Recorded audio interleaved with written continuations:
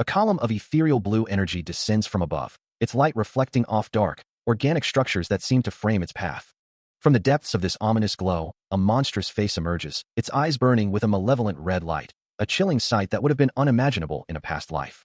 The hooded figure, its red eyes piercing the darkness, continues its descent, surrounded by shimmering blue particles, a silent escaping the air as it plunges further.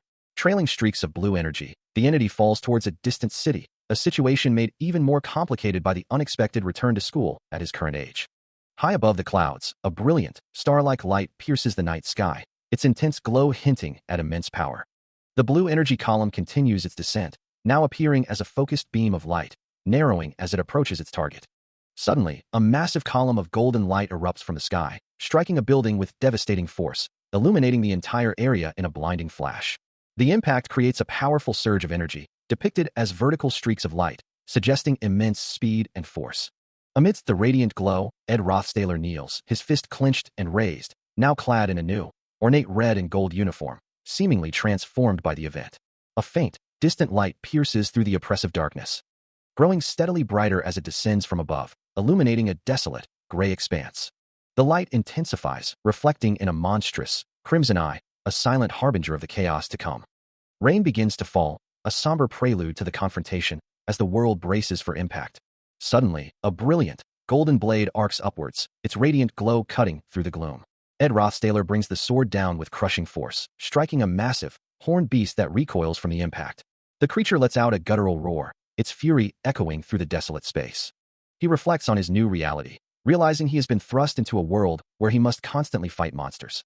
With renewed resolve, Ed slashes again, his blade glowing with fierce orange energy as it tears through the monster's form. Another powerful strike connects, sending shockwaves of orange light through the beast's body. He delivers a final, sweeping blow, the orange energy trailing behind his blade as the monster finally collapses. Standing victorious amidst the fading magical light, Ed holds his glowing sword high, a testament to his newfound strength. Ed Rothstaler lands with a powerful impact, his foot striking the ground with a force that sends ripples through the air. As a monstrous growl echoes, revealing a hulking, horned beast shrouded in shadow. He unleashes a torrent of vibrant purple magical energy, the air crackling with its raw power. Then launches himself into the air, his glowing sword arcing with deadly precision, ready to strike. The radiant blade slices through the darkness, leaving trails of light in its wake. A subtle smirk plays on his lips as he executes a swift, fluid movement, the battle concluding with his decisive action. Later, standing amidst the ruins of a city under a breathtaking sunset, Ed looks back at his companions, Princess Phenia, Lortel, Annis, Zix, Professor Glast, and Clara, all gathered on the rubble-strewn ground. His arm, clad in the familiar red jacket, shows no sign of fatigue, a testament to his newfound strength. A thoughtful expression crosses his face, his amber eyes reflecting the golden light of the setting sun. Princess Phenia, Lortel, and Annis stand together, their gazes directed upwards, perhaps towards the fading light or a distant hope. Nearby, Zix and Ed also look towards the sky, sharing a moment of quiet contemplation. A voice muses on the unexpected bonds forged in this new reality, wondering who would have thought such friendships could blossom among these young ones. Rain lashed down relentlessly, a heavy downpour echoing the ominous atmosphere as distant thunder rumbled. Beneath the deluge, a grand, ornate castle stood, its imposing structure now battered by the storm, hinting at a world in turmoil. Inside, the destruction was palpable, shattered glass and glowing embers painting a scene of recent, violent conflict. Flames consumed a grand banner, its crest burning away as the inferno raged, a symbol of power crumbling to ash. Amidst the inferno, Ed Rothstaler stood protectively over Clara, who sat on the ground, both surrounded by the encroaching flames. A blonde-haired man, his back to them, questioned their resolve, demanding to know why they were going through such trouble to stop him. Turning to face them, his cheek now bleeding, he simply stated, "Told you." A hand emerged from the fiery haze, clutching a dagger, the voice behind it asserting, "You can't go past this." With a decisive motion, Ed Rothstaler drew his sword, the blade sliding from its scabbard with a sharp, metallic whisper. He stood framed in a doorway, bathed in a radiant glow, a narrative voice confirming, "This guy is the protagonist of this story." Now fully armed, he advanced through the swirling flames, his expression resolute as he prepared to face whatever lay ahead. "And I'm." He swings his sword with fierce determination, a memory of a past battle flashing through his mind. But before his blade can connect, an unseen force strikes him, sending him tumbling through the air amidst a shower of glowing particles. A searing explosion of fire erupts around him, the impact blinding and overwhelming. He stands, sword still drawn, his gaze fixed on something just out of sight, a grim resolve etched on his face. The scene darkens, a momentary void before the memory continues. Then, a single word echoes, ignition, as his eyes widen in realization or remembrance. The true source of the devastating magic is revealed, a blonde mage with glowing blue eyes unleashing a torrent of fire. The flames surge, and he reflects, acknowledging his place as a third-rate villain of this story. The magical inferno intensifies, a raw burst of power erupting with a fiery wah. The energy culminates in a blinding, cross-shaped blast, tearing through the air with a sharp AK. Leaving behind a lingering, all-consuming fiery aftermath, the devastating magic dissipates with a final whoo. A searing wave of fire erupts, its intense heat and light consuming everything, eliciting a sharp gasp. Through the swirling embers, Ed Rothstaler's face contorts in a grimace, his eyes burning with an unnatural red glow as he endures the onslaught. Another blinding surge of power follows, a concentrated beam of golden light tearing through the chaos. His amber eye widens in shock, reflecting the devastating flames that engulf his vision. The very structure around him crumbles, a grand staircase now a fiery ruin, consumed by the relentless magic. Falling to one knee amidst the inferno, he struggles to ready a bow, his body battered but his will unbroken. Ultimately, the flames prove too much, leaving him sprawled and defeated on the burning ground. Even as the world burns around him, a sword hilt, ornate and dark, lies ready, perhaps a last resort or a symbol of a forgotten fight. The inferno rages on, a blinding, all-consuming force that threatens to erase everything. But from the ashes, a flicker of defiance ignites as Ed, his face scarred but resolute, grips the sword, a fierce determination burning in his eyes. With a pained grunt, he raises the blade, ready to face the overwhelming power once more. He reflects on his place in this grand narrative, believing he was originally destined to be nothing more than a worthless nobody, barely a footnote in the story. He lunges forward, his sword a brilliant streak of light against the fiery backdrop, a desperate resolve etched onto his face as he fights through the inferno. But the battle takes its toll, a cruel rope or whip tightening around his neck, drawing blood as his eyes flare with an ominous red glow. He reels from the impact, his vision blurring as the world spins around him. Yet, even as he falls, a new threat emerges. A hand, swift and precise, draws back a bowstring with lethal intent, the air crackling with unseen energy. Nearby, Ed lies defeated on the burning ground, while Lortel bravely shields Annis, both girls caught in the escalating chaos. The bowstring is pulled to its absolute limit, a silent promise of impending doom. Lortel and Annis can only watch in wide-eyed terror, their faces reflecting the horror of the moment. Then, a heavy boot descends with brutal force, crushing the ground near the fallen protagonist, a stark reminder of his precarious situation. For even in the face of overwhelming odds, third-rate characters, it seems, always find their own unique, third-rate ways to endure. An arrow finds its mark, piercing his shoulder with brutal force, sending a spray of blood into the air. A sharp, sickening sound echoes through the fiery chaos, as the projectile embeds itself deeper. Defeated and disarmed, Ed Rothstaler kneels, a blade pressed against his throat by the blonde mage, his fate seemingly sealed. The inferno rages around them, a backdrop to his despair. Blood trickles from his lips, a testament to the pain he endures, a soft, pained gasp escaping him. Yet, a defiant thought burns within him. He doesn't need anyone's understanding. In a sudden, brutal reversal, Ed Rothstaler now holds the blonde mage at knife point, their faces inches apart, the tables dramatically turned. He fights back in a way that is impossible for the protagonist, a path forged by desperation. This is the struggle of a third-rate villain, fighting for survival in a world that offers no quarter. The chaotic energy of the battlefield swirls, chains and shadowy figures emerging from the crimson depths. Clara lies on the ground, a formidable chain weapon nearby, as a brilliant blue magical circle begins to form beneath her. Meanwhile, Lortel and Annis turn, their expressions etched with concern, as a massive explosion erupts behind them, engulfing the area in a blinding light. Amidst the chaos, a singular purpose burns, a desperate resolve to fight for the sake of something precious. As a mysterious white-haired mage, her purple eyes glowing with power, unleashes a torrent of lightning, while a formidable dragon-like entity, wreathed in a violet aura, conjures a complex magic circle. The air crackles with unleashed magic, and the world around them erupts in fiery destruction, tearing apart structures and scattering debris. Amidst this cataclysm, a figure lies broken on the ground, a spear-like weapon piercing his back, blood staining the earth around him.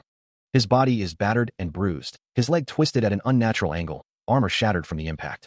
Even as his strength wanes, the thought echoes in his mind. Reaching the end of this story, I must. Meanwhile, another struggles, her blonde hair matted with blood, but her blue eyes glow with an unyielding, fierce resolve.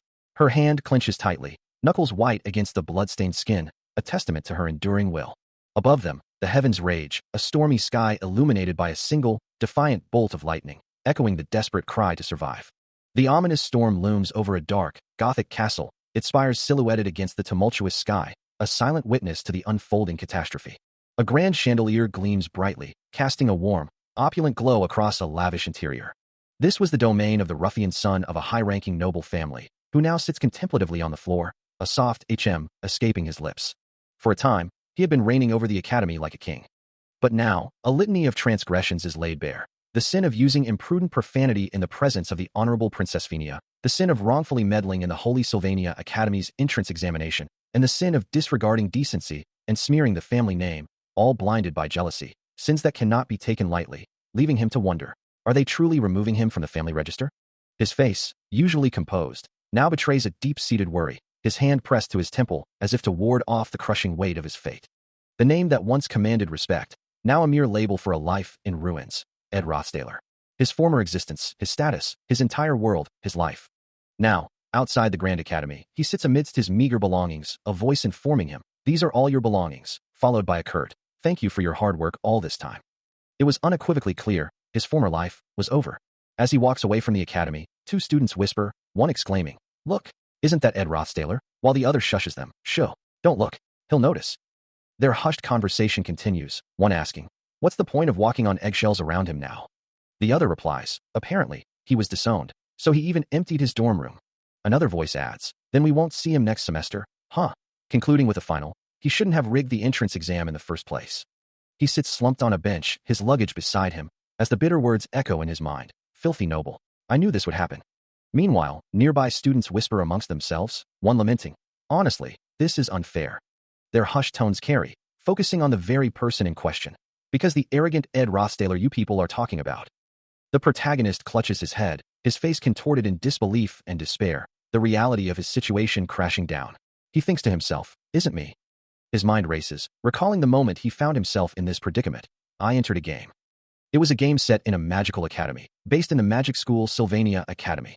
A title he knew well, my favorite game, The Failed Swordsman of the Sylvania. He reflects on the usual tropes of such transmigration stories. Usually, when you enter a game inside Webtoons, you possess either the first son of a Chable, a genius ruffian young clan master. The game's key characters appear before his mind's eye, each a powerful figure. He continues his thought, or a SSS rank hunter character who breaks the rules. But his own reality is far from such heroic fantasies. Of all the possibilities, I'm a third-rate villain who gets kicked out of the dorms at the beginning of the game.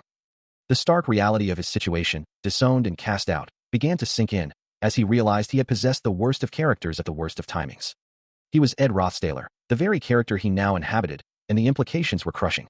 Outraged, he cried out, protesting the unfairness of it all, unable to believe this was truly happening. He insisted he had always lived a frugal and simple life, without any greed, trying to rationalize his predicament. Meanwhile, two students watched him from a distance, one remarking on his audacity to complain after everything he had done.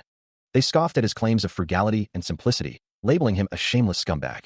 As the day wore on, the academy grounds remained peaceful, oblivious to the turmoil within him. Later, he sat alone on a bench, his luggage beside him, as the gossiping students walked away, leaving him to his thoughts. A sigh of resignation escaped him, as he finally processed the gravity of his new reality. Suddenly, a stat window appeared before him, reflecting his game character's appearance, and he realized the true reason Ed Rothstaler was considered the worst was only just beginning to unfold. He stared in disbelief at the abysmal numbers: stamina 3, intellect 4, talent 7, willpower 7, luck 6, questioning if these stats could possibly be real, especially for someone attending the Faculty of Magic, whose intellect was crawling on the floor, and whose stamina was far too low, even for a noble. It was then he understood, he was originally just a third-rate, trampy villain who appeared in the early scenarios of the game. Even in his own memory, the original Ed Rothstaler was little more than a blur, a fleeting image of a blonde student being held by a dark-haired figure, while another looked on, his fate so insignificant that he couldn't even recall what happened to him later on in the story. But then, a sudden jolt of clarity struck him, and the forgotten details flooded back into his mind. His amber eyes widened, reflecting the stark realization of the original Ed Rothstaler's ultimate demise. He remembered the ending credits of the game, a grim epilogue that relegated the original Ed to a forgotten corner, a mere footnote in the grand narrative. The memory continued, painting a vivid picture of his former self, begging in the streets, reduced to nothing more than a pitiful vagrant. He scoffed at the thought, acknowledging the harsh reality that the original Ed, a ruffian ignorant of the world, was indeed thrown onto the streets, a beggar's ending, yet lucky to even be alive. A deep sigh of relief escaped him, as if shedding the weight of that grim future, the bright, sunlit world around him a stark contrast to the darkness of his memories. As his hand closed the latch on his suitcase, a new wave of questions washed over him. Why had he been chosen for this fate? And how had he come to possess this body? He knew neither the reason nor any way to uncover the truth. His hand clenched into a determined fist, a silent vow forming in his mind. He would not allow that to be his ending. With a resolute stride, Ed Rothstaler walked away, his suitcase in hand, leaving behind the shadows of a predetermined fate. He would make it, no matter the obstacles. Sylvania Academy was more than just a school. It was a sprawling city unto itself, with the entire Arkan Mountains serving as its vast premises.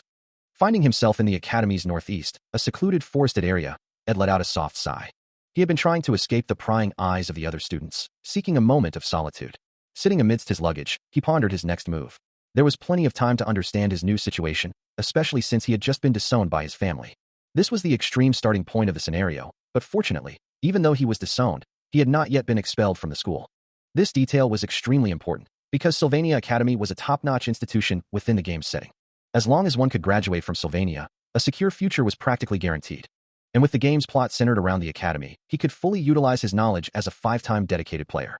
He knows that if he simply graduates without causing trouble, he can secure a far more comfortable and impressive life than the one he left behind in his past world, making his ultimate goal, therefore, clear, graduation. However, a significant obstacle looms: the enormous tuition fees, a thought that makes his eyes glow with intense focus. This semester, above all others, must be successfully completed. If he can just manage to secure a scholarship for the upcoming semester, his financial worries would be greatly eased.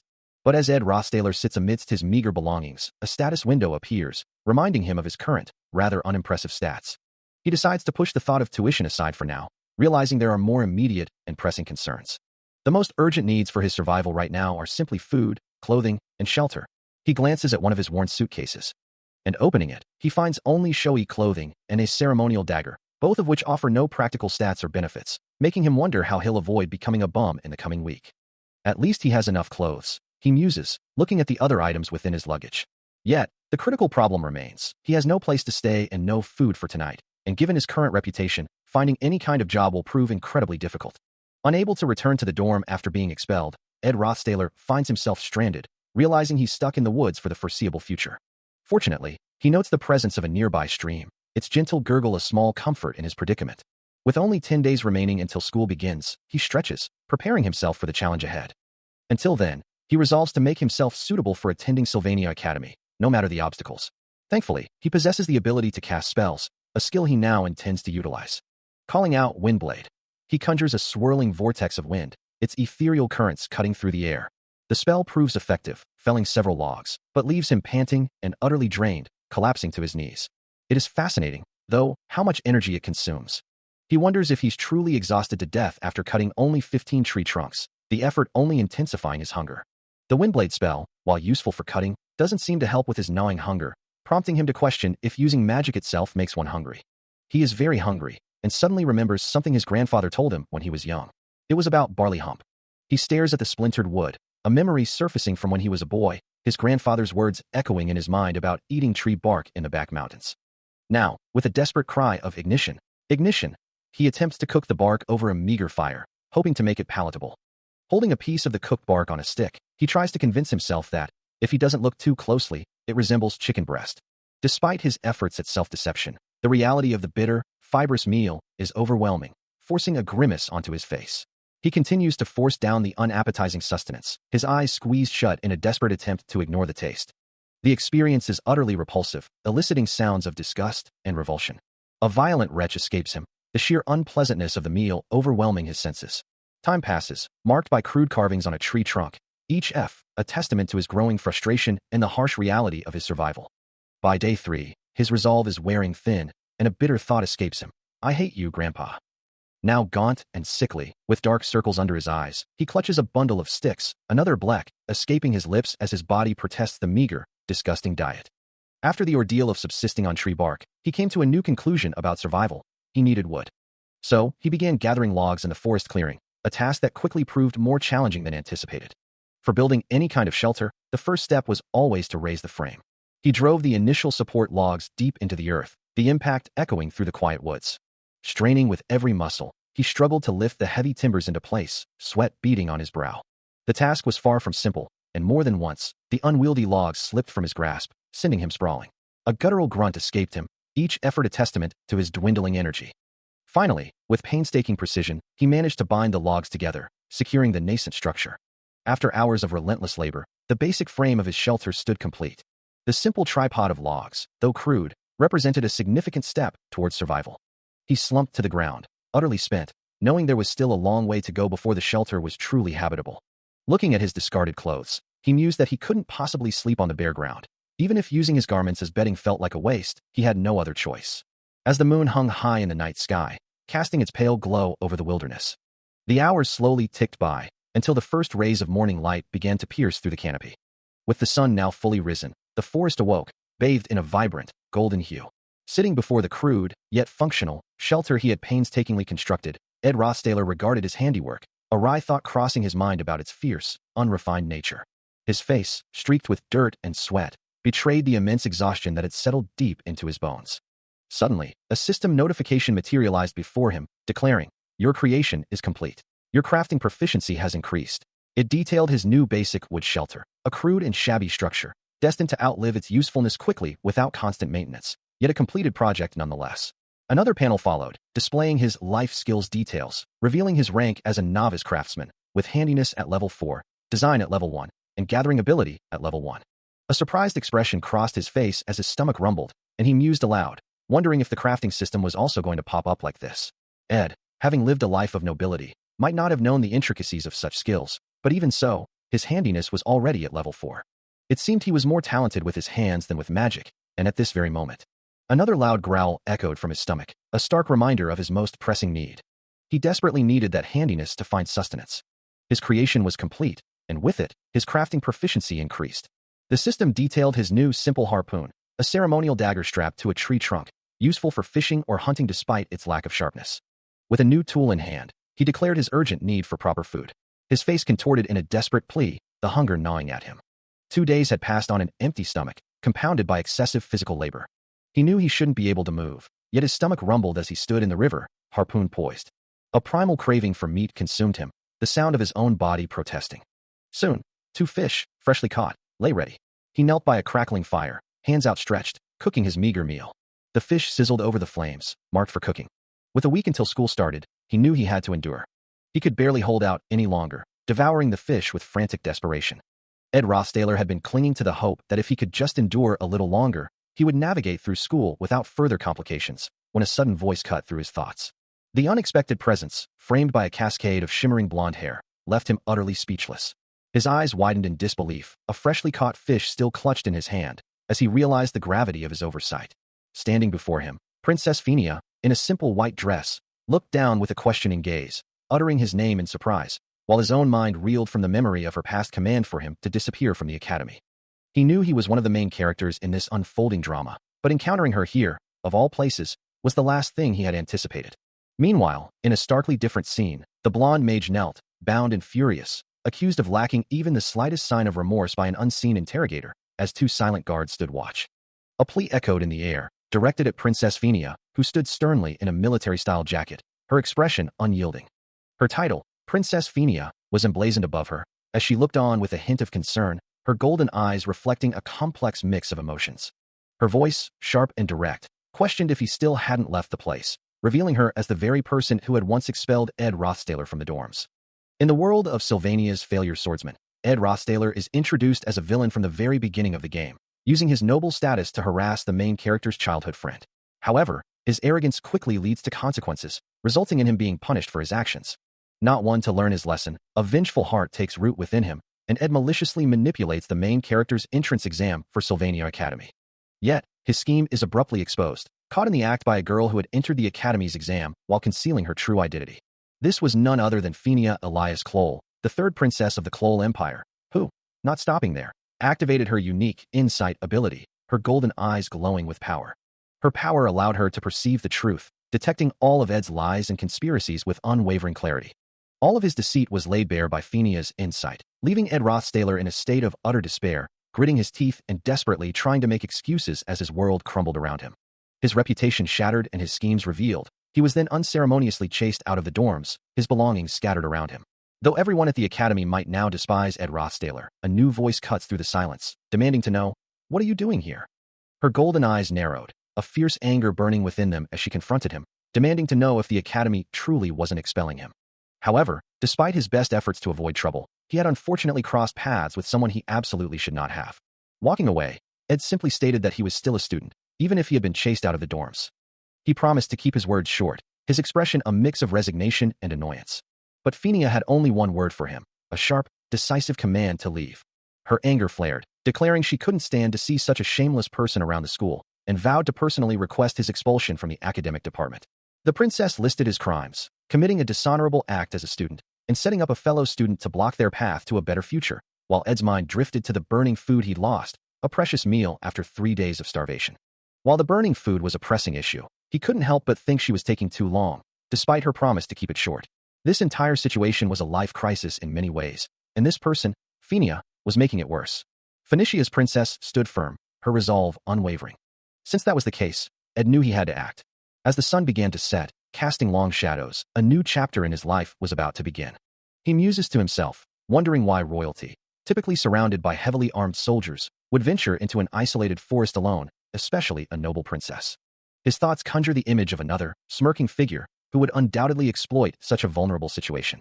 Meanwhile, the princess, sensing a potential threat, raises her hands defensively, a faint blue aura flickering around her as she warns him that if he intends to threaten her, knowing she has no escorts, he will regret it.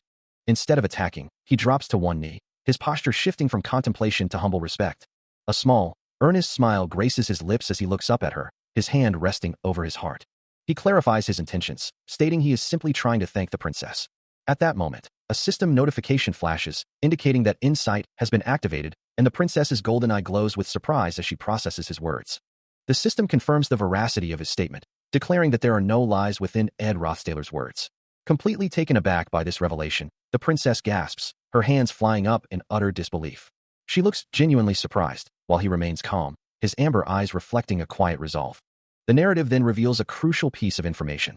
The Rothstaller family, to which Ed belongs, is both famous and influential. The Rothstaller name, once a symbol of power, was also stained by the exploitation of citizens and horrific human experiments in pursuit of eternal life. A legacy that, to him, marked it as a trash family destined for destruction.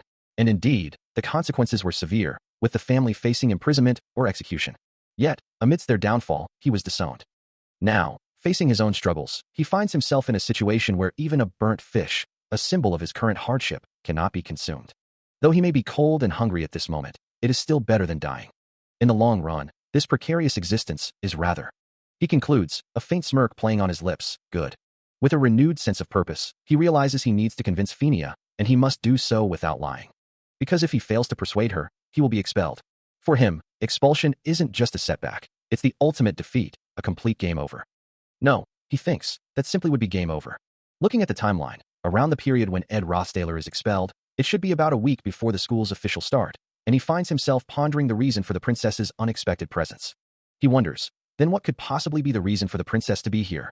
Observing her arrival without an escort and in simple attire, he deduces that she must be undertaking the class placement test, a common practice for new students. This particular assessment, known as Professor Glass's class placement test, is about to begin. The test itself involves finding magic beads hidden throughout the forest, a task overseen by the enigmatic Professor Glass, whose hands glow with arcane energy as he prepares the challenge. Ed knows that Professor Glass's test is notorious for its vicious difficulty, a fact that weighs heavily on his mind. He remarks to the princess that, naturally, if it's the noble Princess Fenia, she would be aiming for the best, Class A, to which she retorts, "Are you trying to flatter me? You haven't changed a bit." Fenia, her eyes wide with frustration, declares that she should request the academy to expel him immediately, but then adds, "But without my help." She then asserts that he will never be able to enter Class A. Ed, undeterred, begins to speak, implying that if his words carry weight, there's a consequence. He finishes his thought, challenging her, "Then you can have me expelled." The tension hangs heavy between them, as the princess stands, contemplating his audacious challenge. A voice guides, instructing one to venture to the lake at the southeast of the forest, where a small, grassy island awaits, and upon it, a giant tree stands tall. That ancient sentinel is known as Marilda's guardian tree, and it is there. The voice concludes, "You will discover the present I had left." Princess Fenia, her expression thoughtful, holds a glowing orb in her palm, having successfully retrieved the hidden item. Reflecting on the past, the Ed Rothstaller from 3 days ago was undeniably a liar and a charlatan. He still vividly remembers that sad state. However, a new resolve hardens his features, his gaze now sharp with determination. The Ed Rothstaller just now is a different man entirely. By the tranquil lake, Near the towering guardian tree, Princess Phineas stands, perhaps contemplating the test's outcome or the changes she's observed. As the Grand Academy building looms in the distance, the class placement test has officially concluded. The ornate golden gates stand as a silent testament to the trials now past, awaiting the return of the students. Standing before the assembled students, Professor Glast issues a clear command. Everyone must present the beads they acquired during the test. This stern figure, known as Glast, the magic professor, oversees the proceedings with an unyielding gaze. He then illustrates the varied results of the test, showing students holding different items, from simple eggs to glowing orbs. With a dismissive tone, he informs the majority that all of them will start from Class F, a clear indication of their underwhelming performance. He clarifies that the true intent of the test wasn't just about finding any bead, explaining that those who found beads lacking in magic power are the only ones to make Class A. Holding up 3 distinct, glowing beads, he announces that only 3 students managed to find this particular type of bead. His gaze falls upon a student, Zix, whose expression remains stoic as he is singled out. Next, he names Lortel, who offers a confident, knowing smile. Finally, with a dramatic gesture, Professor Glass declares the last criterion, identifying the one who found a bead at Marilda's guardian tree that possessed unusually high magic power. His hand points directly, singling out the individual who discovered the hidden bead. The focus shifts to Princess Phineas, who looks up with a hint of surprise, realizing she is the one being addressed. A commanding voice declares that one shall ascend to the very top of the class. Meanwhile, by a tranquil pond, Ed Rothstaler laments his exhaustion, feeling too drained to even wield a spear, as he crafts a crude fishing rod from twigs and thread. A blonde mage observes a 5-star crafting difficulty, muttering in thought, while the true identity of the third princess of the empire is revealed as Phoenicia Elias Kloll. From a young age, Princess Phineas possessed an uncanny ability to see through flattery and sophistry. This innate talent sharpened her insight, leading to the creation of her unique skill. With her insight, no one can ever escape her discerning gaze. Consequently, there was no alternative but to provide her with authentic information. The reason why this prideful Princess Phineas would eventually be known as the Princess of Love. Her white dress billows around her, imbued with a soft, golden glow, a testament to the power she now wields. After facing failure during the class placement test, the protagonist's path, falling to Class F, would then begin to change, but this was only possible because of the influence of Princess Phineas. However, if she, who holds great sway over the early narrative, finds the golden bead and enters Class A, the entire scenario of the original story would collapse. The princess, holding a small, glowing orb in her hand, reflects on this altered scenario. Her silhouette is fractured, symbolizing the breaking of the original narrative, as she finds the golden bead and secures her place in Class A. Indeed, the very foundation of the original story scenario would shatter. It would simply collapse. Meanwhile, the protagonist, looking utterly dejected, contemplates his own predicament. Even if he manages to avoid being expelled, all the information he has about the future would then become useless. He realizes that without that crucial knowledge, he'll be done for, of course. In the original story's timeline, a blonde-haired student stood triumphantly at the top of the class, looking down at a defeated Lortel. This dominant figure was none other than Lucy, her name now revealed. Yet, despite all these shifts and revelations, the narrator ponders if the future, even with Meryl's involvement, might still not change. Lucy, with a determined expression, seems ready to face whatever comes, unaware of the narrative shifts around her. A thoughtful expression crosses the face of the young princess, her golden eyes reflecting a deep contemplation. Her inner voice confirms that insight will always see the truth, and indeed, there truly is a bead, just as Ed Rothstaler had claimed. Though she finds herself gripping the luminous golden bead, a sense of unease washes over her. This isn't a present, she realizes, but something far more complex. The question lingers. Why did Princess Phineas hide her identity in the first place? Standing amidst the tranquil forest, the princess holds the bead, her gaze downcast, a silent testament to her internal struggle. She had been embarrassed by the special treatment she would receive if her identity were exposed, a burden she wished to avoid. Ultimately, she wanted to prove herself, knowing that the bead offered the best results in the test. But Phineas couldn't bring herself to take that bead, leaving it to lie on the forest floor. She understood that finding it would be something she didn't accomplish on her own, and her pride wouldn't allow it. This decision was crucial, as it would shape the title Princess of Love she would receive in the future, a title earned through genuine effort. It was not a skill or a stat that defined her, but her character, leading to exclamations of awesome, Lucy, and wow from those who recognized her true worth. She stood there, her gaze cast downward, burdened by the weight of her royal title. A title that Ed Rothstaler had so casually dismissed, declaring, "I threw bait at the princess. You will never be able to enter Class A." He had even offered a challenge. If my words are a lie, then you can have me expelled. Whether his words held truth or were merely a bluff, it likely didn't matter to her. For a princess, however, she possessed an innate ability to discern the true nature of such pronouncements. The princess could always discern which it was. and she refused to be someone who simply believed that she would fail the test, her fist clenching in fierce resolve. She had confidence in succeeding and rubbing it in his face. However, Ed Rothstaler did not lie. His bait, already cast into the waters, creating ripples. Even if he truly believed she would fail, she vowed, Ed Rothstaler, I will keep my eyes on you. Her golden eyes glowed with fierce determination, a silent promise to meet his challenge head-on. And just like a skilled fisherman, the line was already taut, pulling something from the depths. The bait had been taken, and the catch was secured. Ed Rothstaler, with a wide grin, pulls a fishing rod from the water, droplets arcing around him. A triumphant shout escapes him, as he exclaims, got one. Yet, the scene abruptly shifts, the tranquil fishing replaced by the rustling of leaves and the distant horizon, a stark contrast to his previous joy. The only sounds now are the heavy, ragged breaths of someone pushing their limits, a desperate huff, echoing across the landscape. He races through a bustling town, the narration box reflecting his inner thoughts. I may be living in a place where. Sweat drips from his chin as he gasps for air, the exertion evident in every strained muscle. His eyes, wide with a mixture of fatigue and determination, stare forward, his face glistening with sweat. Despite the obvious strain, a resolute declaration rings out. But I'm back. The world blurs into a wash of soft reds and whites, a fleeting moment of transition. As the colors swirl, the faint outline of a grand building emerges, hinting at his destination. Finally, he stands before a magnificent school, cherry blossom petals drifting around him, other students already gathered. He is now firmly back in the academic world, his journey of return seemingly complete. The school's opening ceremony was about to commence. Within the grand hall, a voice announced the progress students had made before the new semester, urging everyone to enjoy the prepared food, and mentioned the Sylvania Academic Society. He could hear the sweet whispers of welcome from those who had survived, yet nearby, other students murmured with disdain, wondering how he dared to show his face at the ceremony, and if he truly intended to continue attending. Unperturbed by the whispers, he continued to eat his meal with a quiet clatter of cutlery. This feast was a reward for the victor, and he intended to savor every bite. As he ate, a student nearby recognized him, whispering, Isn't that Ed Rothstaler? His sole focus remained on graduation, a stark contrast to his previous self, the second-year student who had performed so poorly during the entrance exam. Yet now, if one looked closely, he felt a bit different. A group of female students whispered among themselves, observing his composed demeanor and noting how mannerly he ate. He harbored no grand ambitions, only the simple desire to graduate.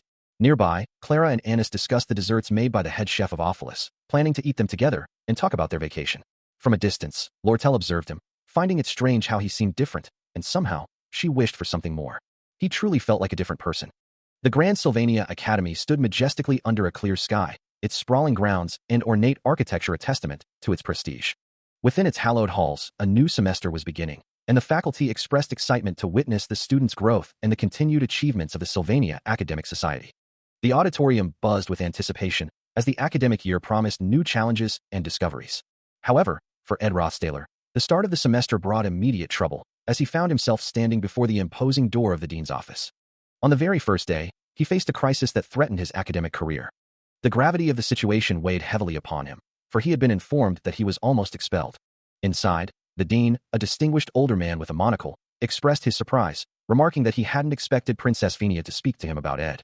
Despite the dean's seemingly pleasant demeanor, Ed couldn't shake a feeling of unease, though the older man's smile suggested Phenia hadn't said anything truly damning. A quiet sigh of relief escaped him, but the experience served as a stark reminder to remain vigilant. With a determined glint in his eyes, Ed resolved to navigate the Academy's challenges carefully, ensuring his actions would not deviate from the predetermined original story. His current combat abilities, however, were a humble foundation for such grand ambitions, ranking him as a novice fighter with a specialty in Bao, though his proficiency remained low. His life skills were honed for survival, a necessity that included rigorous magic training. A white rabbit stood alert in a forest clearing. But then, an arrow pierced its head, bringing it down instantly. As his proficiency grew, he became capable of crafting high-quality arrows, believing he would soon be able to imbue them with spirit or magic formulas. However, he knew that true spirit formulas were beyond his current grasp, a realization that brought a determined glint to his eyes. Meanwhile, deep within the sun-dappled forest, a young woman lay on the ground. As Ed continued his solitary practice, unaware of her presence, she mused quietly about the realm of her talent, revealing herself as Janica Faylover, a second-year student at the top of her class, a genius spirit sorcerer who sat calmly reading. Her eyes, however, glowed with an intense, crimson light, hinting at a power far beyond ordinary. Janica Faylover, the pink-haired spirit sorcerer, confronts Ed Rothstaler, asking if he is the amusing guy Marilda had been talking about. Confirming his identity, she introduces herself as Janica Faylover, a second-year student, just like him. Ed, taken aback by her sudden appearance, wonders how she managed to get so close without him noticing. Janica, noticing his surprise, teases him about being surprised, then remarks on his nosy nature. With a knowing smile, she explains her awareness of him. She clarifies that the forest is the territory of Marilda, a high-ranking spirit, and that she has heard a lot about him from her. The revelation leaves Ed stunned, as he processes the fact that the master of the forest knows about him. Janica continues, suggesting that with Marilda's omnipresent attention, it's obvious she would know about an unwanted visitor like him, leaving him to ponder the implications of being labeled an unwanted visitor. He sheepishly admits to his actions, confessing that he did kill many monsters and cut down numerous trees. Janica dismisses his concerns, assuring him that Marilda isn't bothered by such things. A blush creeps onto Ed's face, as he muses that even the formidable, wild wolf Marilda might possess a tender heart. His discomfort is palpable, as he grapples with this unexpected insight into the forest's master. A blush creeps across Ed's face as Janica Faylover observes him, her expression unreadable. A soft laugh escapes her lips, as she asks if his reaction is unexpected. Then, with a change in her demeanor, she announces there's something else she wants to show him. Her eyes sparkle with delight, as she gestures towards an unseen presence, asking if it isn't just cute and adorable. A soft, ethereal glow emanates from her cupped hands, as if holding a tiny, luminous being. She then offers Ed the chance to touch it, leaving him to wonder if she's referring to a contract or a spirit. He considers the implications, realizing that if he wants to be friends with Janica, he might have to accept her unusual requests. However, his confusion quickly turns to a sigh, as he admits he doesn't understand what she means, unable to see spirits himself. Janica stands before him, her hands still glowing, a serene expression on her face. She simply confirms his suspicion, affirming that it is indeed a spirit. With the revelation made, Janica announces her departure, explaining she came to gather food. Ed watches her go, left alone with his thoughts and the lingering mystery of the unseen spirit. To gain a crucial informational advantage, one must adhere strictly to the original storyline. This includes understanding that Janica Faylover is someone he must never get close to. As Janica walks away, her footsteps fading into the distance, Ed Rothstaler ponders her words, a slight blush on his face as he thinks, I guess even the huge wild wolf has a tender heart, huh? Meanwhile, Janica, extending a hand as if to an unseen companion, remarks, it's just as you said, Marilda. He's a really fascinating guy. Standing beside a majestic, glowing white wolf spirit and a small red bat-like spirit, she muses, no matter how much I think about it, I think he really can't see you. The wolf spirit, its form shimmering with blue light, seems to question her, its silent query hanging in the air, who is he? Janica sighs, frustrated by the interaction. I tried so hard to be kind to him, but he just answers with yep? What's yep supposed to be? She throws her hands up in exasperation, the wolf spirit recoiling slightly from her sudden movement, as she mutters, geez. Lying in bed, Janica Faylover reflects on her recent encounter, a quiet thought passing through her mind that they would surely meet again. Meanwhile, a serene landscape unfolds under a bright sky, a tranquil lake nestled amidst a dense forest, bathed in the morning light. For Ed, the path ahead was clear, as he mused. He could just find out everything from now on, right? The reality of his situation, however, was far from simple, with the distance between his shelter and the student area proving to be anything but close, a fact that made his daily commute a grueling ordeal. A detailed map illustrated the winding, mountainous route from a castle-like structure to the student district, emphasizing the sheer scale of his daily journey. He barely made it in time, leaving at dawn and running at full speed, a relentless pace he maintained day after day. Sweat beaded on his brow as he pushed through the forest, his uniform jacket slung over his shoulder, the effort evident in every strained breath. This arduous commute wasn't just a necessity. It was a deliberate, almost ridiculous, method to increase his stats, a sacrifice he willingly made if he wanted to win the scholarship. His dedication extended to his studies, where he would write on a stone slab using a burned stick and borrow books from the student library, making do with what little he had. On his way home, he would stop by a stream to wash his sweaty clothes for daily wear, wondering if they would be dry by tomorrow morning. Later, by a small fire, he meticulously checked his supplies, ensuring he had enough firewood, drinking water, and jerky for tomorrow's lunch, though a suspicious taste made him question, why is the beef jerky fishy?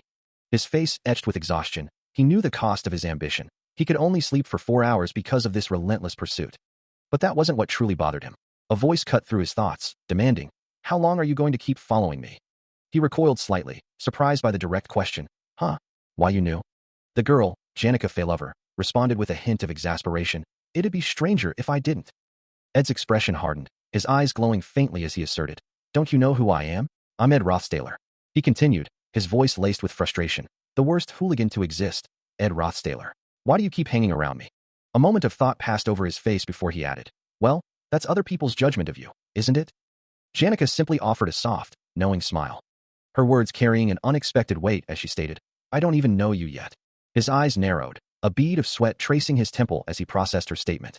Right, Janica Faylover was precisely this kind of character. Appearing naive and unassuming on the surface, but possessing a depth that belied her innocent demeanor. He knew she was truly independent-minded, a fact that both intrigued and frustrated him. However, seeing her now, surrounded by a vibrant, almost menacing pink aura, he couldn't shake the feeling of what was to come. Knowing what fate awaited her, he found himself unable to offer a genuine smile, his facade of indifference cracking. All of this turmoil was because of Janica Faylover, whose presence seemed to twist the very fabric of his reality, binding him with unseen chains of destiny. The chains tightened, the vibrant pink energy swirling around him, a visual representation of the inescapable future. For him, she was not just a student, she was the final challenge. The boss of Act 1. He closed his eyes, the weight of his self-proclaimed villainy pressing down on him, acknowledging, I'm a villain, I'm a villain, I'm a scumbag. He hadn't wanted things to go this far, but circumstances had forced his hand. Turning to her, a desperate plea escaped him. In that case, since destiny brought us together, can you do me a favor? Janica's eyes widened slightly, a surprised smile gracing her lips as she echoed, a favor? He averted his gaze, the sunglasses hiding his true emotions, and admitted to himself, I can see, I'm a mess. His current state was dire, a consequence of his choices. I've been disowned by my family, and I'm in a pinch. A memory of Janica Faylover surfaces, her expression bright and hopeful as she asks for money. Her gaze sharpens, insisting it's merely a loan she intends to repay. With a confident smile, she reminds him of their friendship, asking how much he possesses, a stark reminder that Janica, despite her excellence, relies on a scholarship each year to remain at the top of her class. Her academic achievements are undeniable, but they signify more than just her brilliance. Her impoverished background means that without the scholarship, she cannot continue her education or advance to higher graduation. The daughter of a small ranch, Janica's greatest vulnerability is her constant need for money.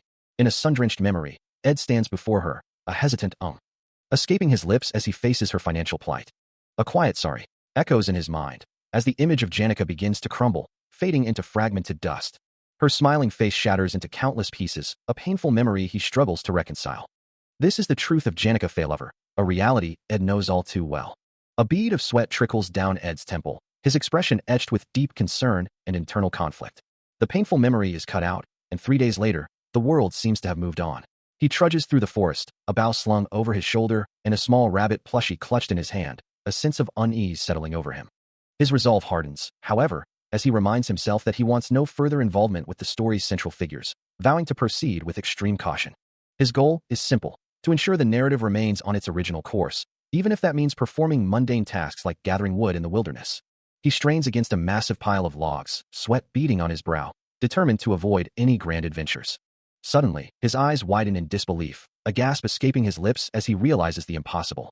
The object of his shock is a character of immense importance, one with an even greater narrative presence than Janica, a figure destined to shape the story. She is a rare genius, the marvel of her classmates and even professors, yet here she is, inexplicably sleeping in this remote mountain valley. Unaware of the protagonist's presence, the young woman slumbers peacefully, her light purple hair fanned out around her as soft snores escape her lips. Her identity is then revealed as Lucy Merrill, a name that carries significant weight within this world. Suddenly, Lucy stirs, stretching her arms above her head with a loud yawn, her peaceful slumber abruptly interrupted. Ed, now sitting beside her, ponders her presence, wondering what a character of her caliber is doing in such a place, while Lucy, still groggy, glares at him. Her annoyance is clear as she complains, his earlier efforts at manual labor having been too loud for her rest. A wave of confusion washes over Ed Rothstaler, his mind reeling from the unexpected encounter with Lucy Merrill, wondering what he had done to provoke her. Meanwhile, Lucy's golden eyes narrow slightly, a hint of irritation playing across her features as she observes him. She points a finger directly at him, her voice sharp as she speaks of a wolf, a presence only she seems to perceive. Ed looks on, startled, as a faint blue glow emanates from his form, Lucy confirming that this unseen entity keeps talking to him. The blue energy intensifies, swirling with ethereal grace. It coalesces into a distinct form, a spectral wolf head emerging from the vibrant magical aura. The manifestation causes Ed to recoil, his expression one of profound shock and growing dread as the glowing particles surround him. The voice, now clearer, echoes in his mind, a desperate plea asking him to someday fulfill a crucial task. Before him, the ethereal wolf stands fully formed, its body a shimmering construct of blue light and swirling magic, its eyes glowing with ancient purpose. Ed kneels, overwhelmed by the presence, as the wolf's final, urgent message rings out. He must save Janica at all costs. A voice echoes, describing a wolf as large as a house. its ethereal form glowing with an intense blue light, a majestic, spectral creature of immense power. As Ed Rothstaler sits, looking up at the glowing entity, the voice continues, revealing that the wolf keeps talking to him. His expression shifts to one of determination as the message clarifies. It's asking him to someday fulfill a crucial task. A single tear forms in his eye as the full weight of the command settles upon him. He must save Janica at all costs. Later, in a makeshift camp, Janica Failover kneels before him, pointing, dismissing his concerns with a simple, "Even if you say that." Amidst the rustling leaves of the surrounding trees, he laments that he can't see anything, perhaps referring to a lack of options or clarity. Ed stands beside the crude shelter, his gaze fixed on something unseen. A look of exasperation crosses his face as he thinks, "I thought I'd finally gotten rid of Janica." Inside the shelter, Janica is seen kneeling, seemingly asleep, prompting Ed's internal query. Another problem, right after the last one? Why is she sleeping here? Leaning over the sleeping Janica, Ed tries to rouse her, reminding her, "I've told you what I needed to," before emphatically urging, "Don't go back to sleep." A sudden realization dawns on him, his eyes widening in disbelief. He considers the implications of someone capable of using space magic.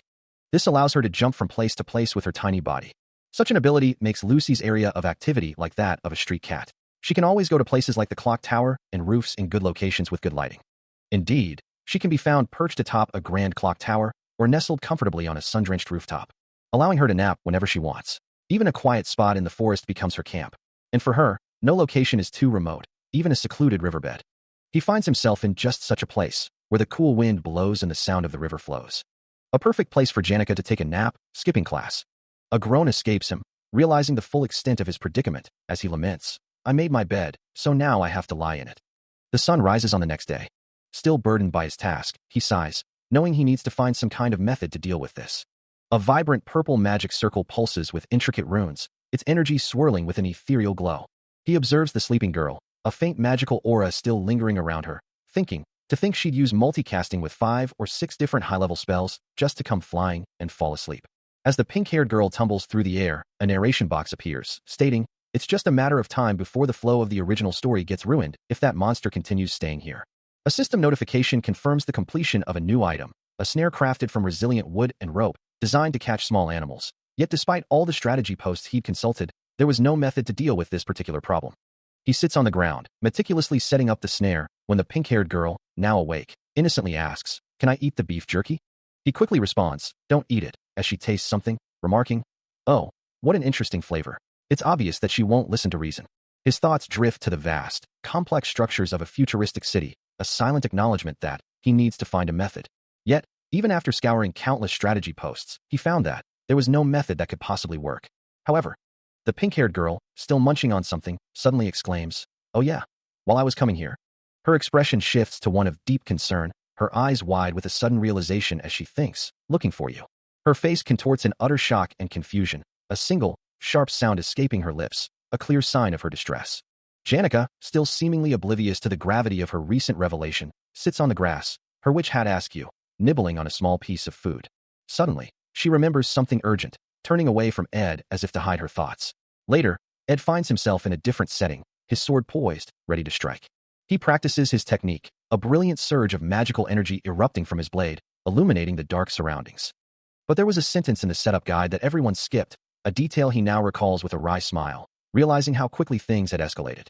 That guide stated that Lucy runs away from the maids who take care of her like a mother, a scenario that plays out every single day, and the thought brings a knowing, slightly exasperated expression to his face. Lucy had only been at the camp for 2 days, yet Ed, carrying an axe and rope, resolves to get to work, walking deeper into the forest. He thinks to himself, this won't lead to anything, right? But it didn't take him long to realize how complacent of a thought that was.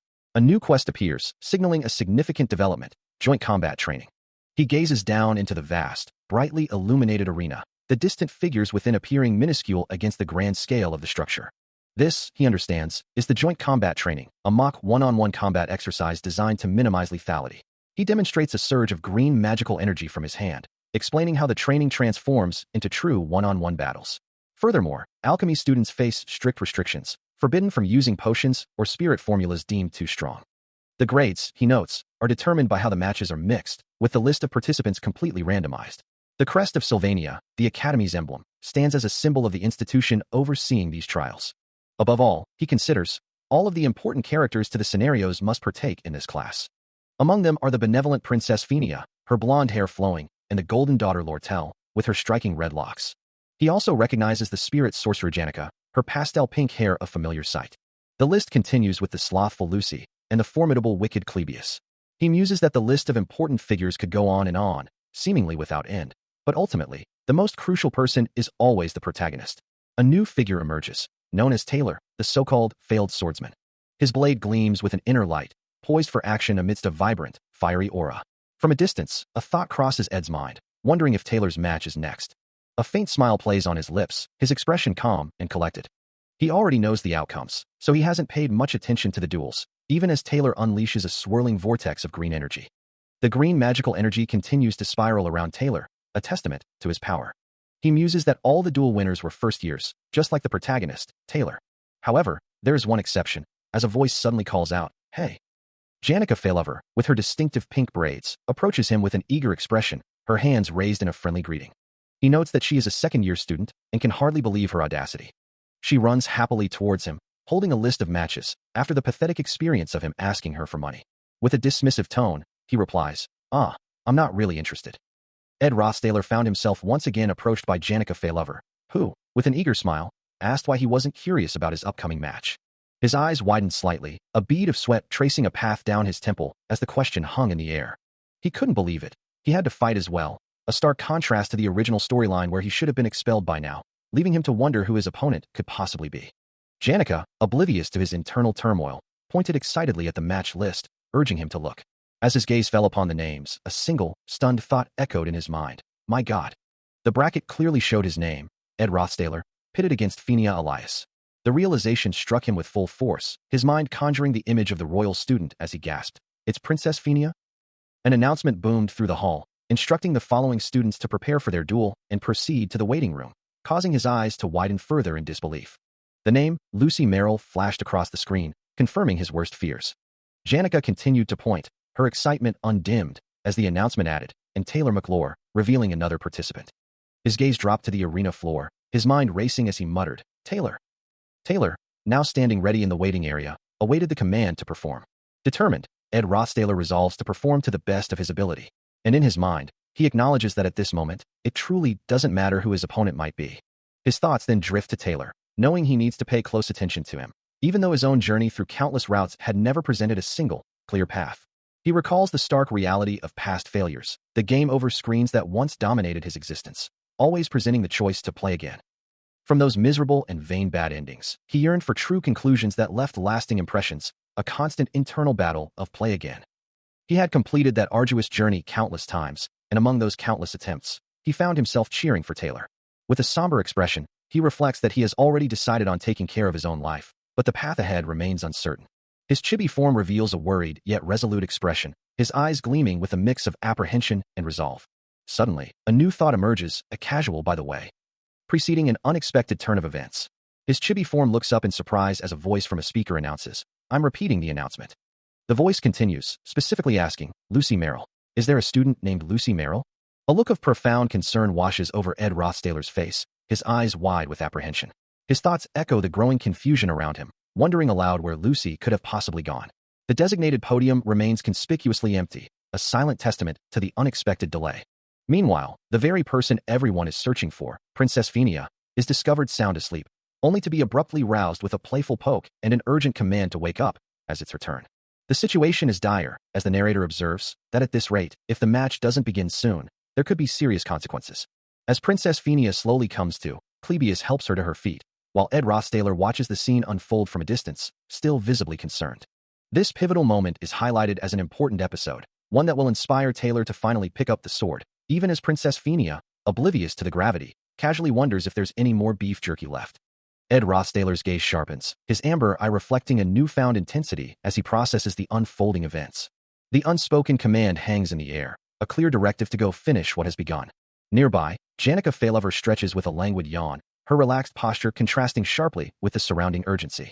Finally, the announcement rings out, declaring the highly anticipated match, first year, top of the class, Lucy Merrill, versus her opponent.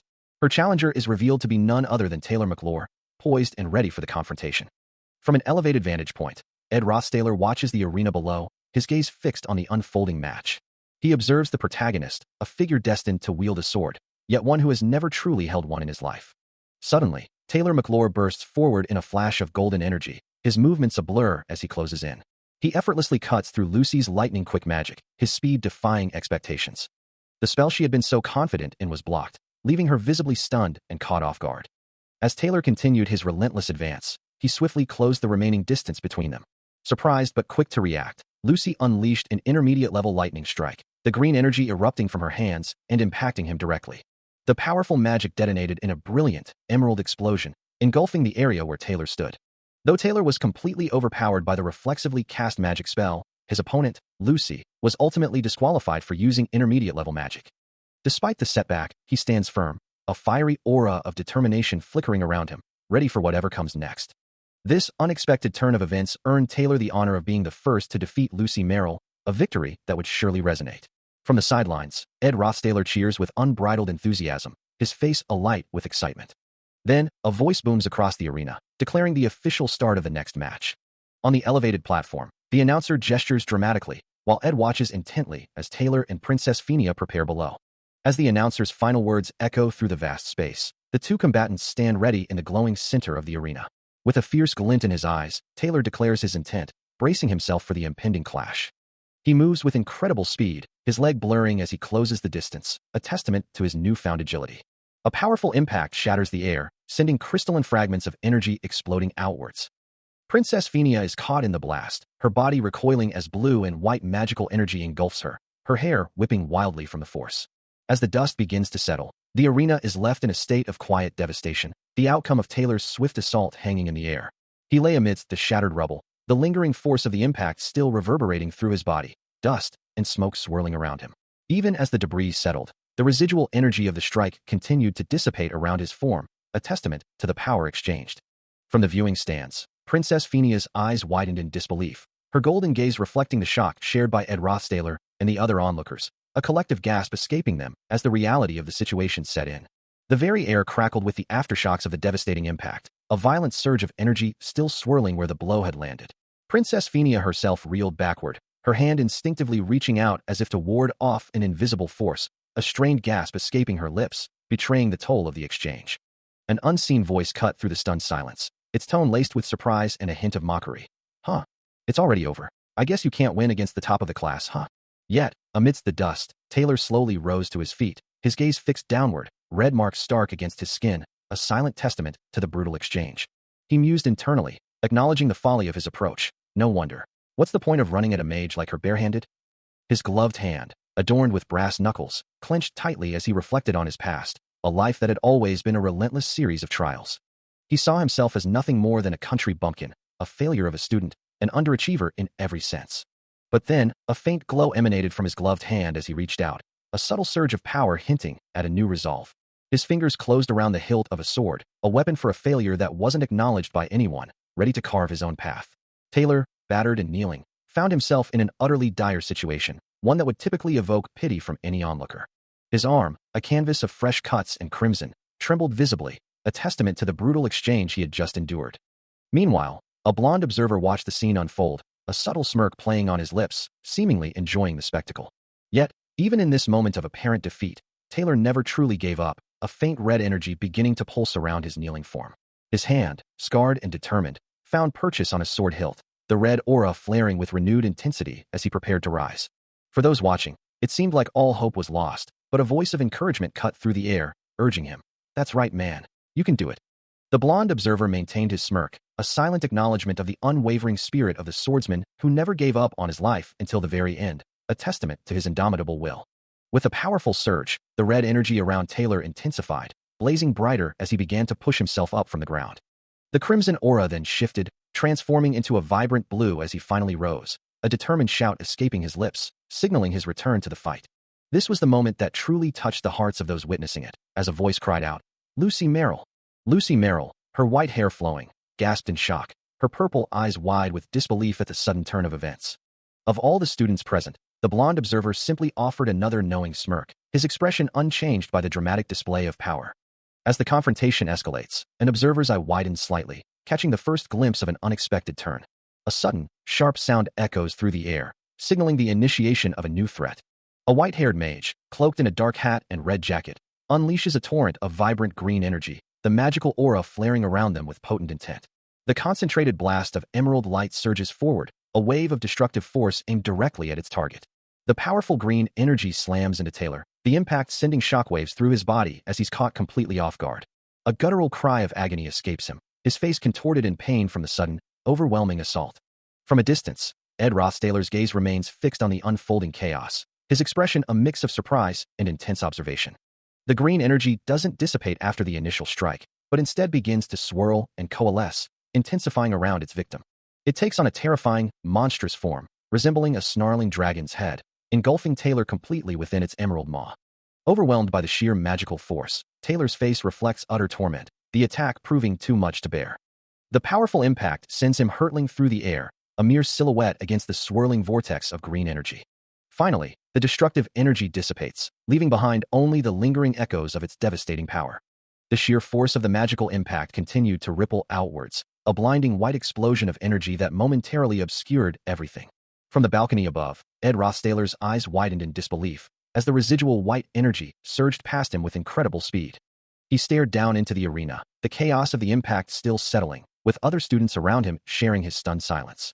The sheer power of the attack had even reached the upper levels, shattering a section of the ornate balcony railing into countless fragments. Below, amidst the dissipating dust, stood the white-haired mage, Lucy Merrill, her form wreathed in vibrant green magical particles, a silent testament to her overwhelming power. Such potent wind magic was rarely seen. The announcement echoed through the grand hall, declaring Lucy Merrill the undisputed victor, as the arena's central platform glowed brightly. Meanwhile, the failed swordsman, Taylor, was sent plummeting downwards, his body a mere blur against the dark backdrop of the arena, utterly overwhelmed by the attack.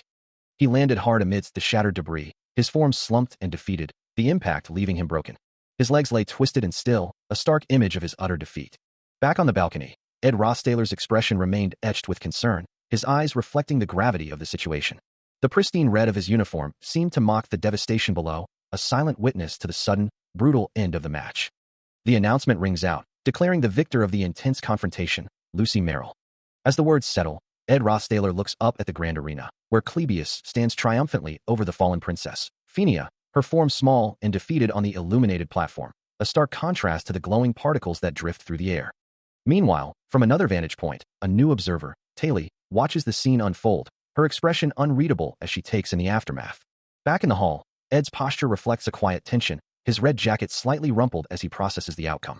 Phenia's eyes, wide with a mix of shock and exhaustion, stare blankly ahead, the blonde strands of her hair framing a face that has just experienced defeat. A closer look at Ed reveals the crisp collar of his white shirt and the knot of his red tie, a small detail amidst the larger drama unfolding. The vast, empty space of the hall stretches out, its ornate architecture fading into the background. Ed stands with his back to the viewer, observing Clebius, who remains further down the hall, the distance between them emphasizing the weight of the recent events. A sense of foreboding settles in, as the thought crosses his mind that this is going to be a big problem. With a determined step, he begins to walk away, the sound of his footsteps echoing softly in the vast space. As he moves, a system notification appears, reminding him of his protection of the wind ability, which automatically shields him from sudden attacks using the power of the wind spirit. An ethereal, lion-like spirit, glowing with a vibrant green aura, manifests as a continuous magic. A power obtained through contracting with the high-class wind spirit, Marilda, who then playfully asks, "Can you give me the jerky now?" Marilda, in her humanoid form, moves with a blur of speed alongside Ed Rothstaler, the two entities originally separate, as the scenario dictates. Indeed, Marilda and Lucy are two distinct beings. Lucy, with a knowing wink, explains that due to her coming to this side, she ended up contracting with Marilda and becoming stronger because of it. Meanwhile, the next combat training session is set to take place between Ed Rothstaler and the respected Princess Phenia Elias Kloll. Princess Phenia moves with decisive speed, her eyes glowing with fierce determination, as a voice recalls Ed Rothstaler's past performance. "Last time you." Her expression is one of shock and perhaps disappointment, as the thought echoes, Taylor had to win. A powerful impact sends Ed Rothstaler flying backward, a bright flash of energy engulfing him, as Princess Phenia stands victorious in the distance. A hand, likely Phenia's, firmly grips the collar of his red jacket, emphasizing his defeat. Taylor watches the scene unfold, her eyes wide with surprise and concern, a silent question hanging in the air. Ed Rothstaler clenches his jaw, his expression filled with regret, as he reflects on the outcome. However, in the end, lost because of me. A voice cuts through the air, calling out to Taylor. While Ed Rothstaler walks away, his back to the world, a heavy silence accompanying his every step, leaving behind the echoes of his recent defeat. He looks down, lost in thought, wondering if his current path holds any true meaning, but acknowledges that even a futile effort is better than simply giving up. From the sidelines, a voice of unwavering support rings out, assuring him that his efforts will undoubtedly bear fruit. Lortel, radiating a gentle aura, steps forward to address the disheartened students, telling them there's no reason to feel ashamed of their performance. Ed, still looking down, can only think of Taylor, knowing that if his friend's spirit is truly shattered, then the academy holds even greater trials ahead. Lortel's voice continues to uplift, urging them to walk with pride, for they did well, and sometimes, the opponent is simply an insurmountable match. Despite the encouragement, Ed's face contorts in distress, as the words echo, telling him not to let this setback weigh him down. His emotions finally erupt, a silent scream escaping his lips. Lortel's voice, however, remains resolute, reminding them that many more challenges await them at the academy. And in that moment of raw emotion, Ed makes a silent vow, resolving that he should be the one to face these hardships, not anyone else. A regal figure, crowned and radiating golden light, declares that Phoenicia was born with a divine blessing. This was Emperor Clole, the first to discover her innate ability, an ability that wasn't a gift from the gods, but a unique power called insight. For Princess Phenia, a royal life was a labyrinth of endless intrigue and conspiracy, and from within that dark abyss, she forged her own means of self-protection. Kneeling amidst glowing particles, she developed this sense herself, a power that allowed her to be confident in her ability to detect lies and conspiracies. Her golden eyes glowed with fierce determination, reflecting the ugly abyss in the eyes of the imperial family who looked up to her. These shadowy figures, with their sinister smiles and glowing red eyes, represented the constant threat she faced. Even when she saw through their deceit, the Princess of Love lived as if she didn't know, maintaining a facade of blissful ignorance. Now, in the present, Ed Rostaler stands with a determined expression, asking his opponent to please go easy on him. Princess Phenia, with a slight frown, echoes his sentiment, requesting the same consideration in return. Whispers spread through the academy, recounting how he had been yelling at Taylor, his persistence a topic of hushed discussion. Some wondered if he truly intended to mock someone who was already struggling, while others found the whole situation disturbing, concluding that he had always been that type of person, merely wanting to appear as the nice guy by cheering on the one he was picking on. Princess Phenia, listening to these accounts, acknowledged the painful truth in their words. Indeed, Ed Rostaler had once used his position to embarrass his juniors, and when his schemes failed, he was caught shamelessly altering test results. He probably thought he could get away with it, but when it didn't work out, he was caught, and he was sure he had been like that in the past. But that younger version of himself, with his smug grin, was a stark reminder. Princess Phenia, holding a glowing orb, had witnessed that past, that desperation, and it was all too real. Her eyes narrowed, a silent question forming in her mind. Was that truly all there was to him? Earlier, that desperation had been palpable, a raw emotion he couldn't hide. Clebius, however, offered a different perspective, urging him not to let something like this get him down. Now, the past was a memory, and the present moment loomed large.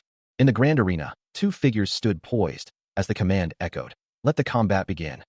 A fellow student looks on, her expression a mix of confusion and concern, as she murmurs, "Ed Rostaler, you confuse me." Meanwhile, Princess Phenia, surrounded by swirling blue magic, declares her intent. "I want to come to a conclusion with this duel." Her powerful ice magic extends forward, forming sharp, crystalline blades that cut through the air. From the depths of a swirling, dark energy, a voice responds, "I'm coming." The arena pulses with raw magical power, as the duel officially begins with a resounding surge of energy. Ed Rostaler stands ready, his gaze fixed on the incoming magical assault. Princess Phenia's magic continues to surge, a brilliant blue light illuminating the battlefield. It is known that the magic Ed Rostaler can wield encompasses both wind and fire. The question hangs in the air, how will he react to this challenge? Princess Phenia's eyes glow with fierce determination, as she shakes off everything else while exchanging powerful moves. This promises to be a dramatic battle as a finale. Ed Rostaler unleashes his power, his resolve hardening, as he aims to rid his heart of that mysterious man. A torrent of brilliant blue ice magic erupts, surging forward with devastating force. As the attack connects, Princess Phenia watches, a flicker of surprise crossing her features. The impact sends him reeling, Ed Rostaler's body violently thrown back by the icy force. He continues to be pushed across the ground, the momentum of the attack carrying him further away. Finally coming to a halt, he lies motionless, seemingly defeated by the princess's magic. A look of genuine shock and concern washes over her face, as Princess Phenia stares at the outcome of her powerful spell. Yet, from the ground, his eyes snap open, glowing with an intense, vibrant blue, a fierce determination burning within them. The observers are stunned, realizing he hadn't even attempted to block the water ball's trajectory, a fact that draws a mocking laugh from an unseen source. From the stands, a student exclaims, wondering what that was, claiming he's even worse than Taylor, while another adds that he was acting cool but got knocked out with just one hit. As Princess Phineas stands over him, an unseen voice praises her, finding her performance truly refreshing. Despite the apparent defeat, he thinks to himself that it was a good fight, and he learned a lot from it. As he rises to his feet, Princess Phineas looks at him with a puzzled expression, her thoughts echoing the question, "Just what are you?" His gaze sharpens, a single thought echoing in his mind about that man. As he considers the situation, realizing that now, after reaching this stage, he hasn't made eye contact with him even once. Sweat beads on his brow, a silent testament to the tension of the moment. The observation solidifying in his mind. Meanwhile, the grand hall echoes with the announcement. Princess Phineas Elias Kloll is declared the victor. Yet, despite the outcome, he had no interest in this duel, his thoughts elsewhere. He questions the very premise, a duel in the first place, wondering if now is really the time for such trivialities. As he walks away, his internal monologue continues, advising himself that when coming into contact with Princess Phineas, it's best to act carefully, not letting it affect the scenario.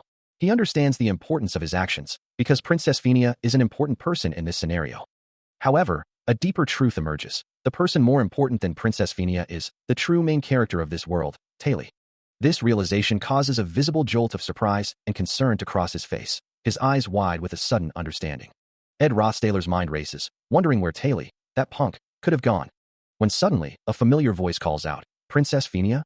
She stands in the doorway, her expression stern as she questions, "What are you doing out here without any escorts?"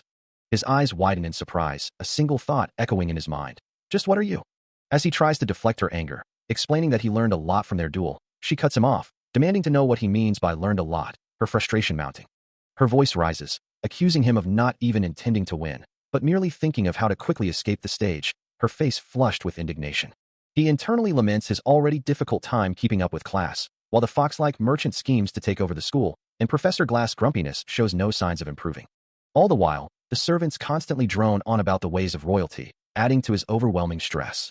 He looks down at the princess, a heavy sigh escaping him as he thinks, "I have enough on my mind as it is." His gaze sharpens, a bead of sweat forming on his temple as he silently questions, "Who are you to complicate my mind even more?" Suddenly, her hand grasps his shoulder, her voice firm as she repeats, "Princess." A calming voice, perhaps a memory of Emperor Kloll, advises her to take a deep breath and please calm down. Still holding her wrist, Ed attempts to soothe the agitated princess, telling her there is no need to get so worked up. His words seem to have little effect. However, as a sharp intake of breath echoes through the grand hall, the ornate windows reflecting the tension in the air, another sharp exhale follows, the princess struggling to compose herself. The silence of the room is broken only by the sound of her labored breathing, the sunlight streaming through the tall windows illuminating dust motes dancing in the heavy atmosphere. He tries again, placing his hands gently on her shoulders, his expression one of concern as she remains unresponsive. Finally, she speaks, her voice barely a whisper, asking what just happened, before quickly retracting, pleading for him to forget about it. Her hands fly to her face, her golden eyes wide with distress, a faint pink aura of agitation radiating from her. With a sudden burst of energy, she shoves him away, demanding to know if she can leave now, her frustration palpable. He acknowledges his own bad habit of overthinking, admitting that while he could simply ask questions, he constantly finds himself trying to guess and predict the thoughts of others. As he recoils from her push, a faint red glow emanates from his mouth, a visual representation of his internal turmoil, while she attributes her outburst to having lived in the palace for too long. Her golden eyes now burn with fierce determination as she declares her need to find Taylor, and states her intention to ask him bluntly.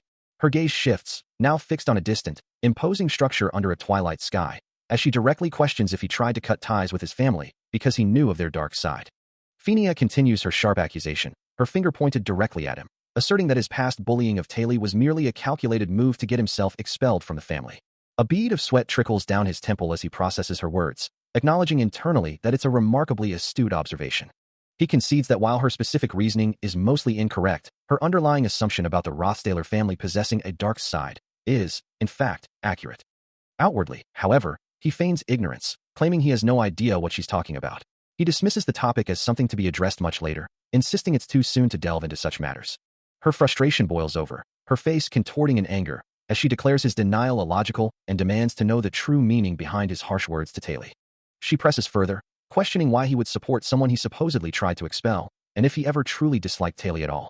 He attempts to deflect once more, dismissing her inquiries as sharp questions and offering a flimsy excuse that he just wanted to make fun of him.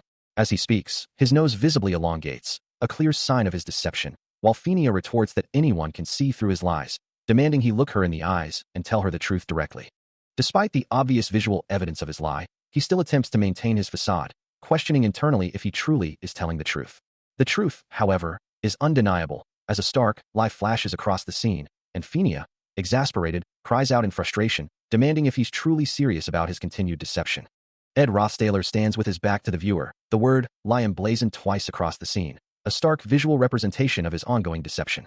He internally rationalizes his actions, believing that Princess Phinia likely lacks concrete evidence, even as a deeper part of him acknowledges the truth of her accusations.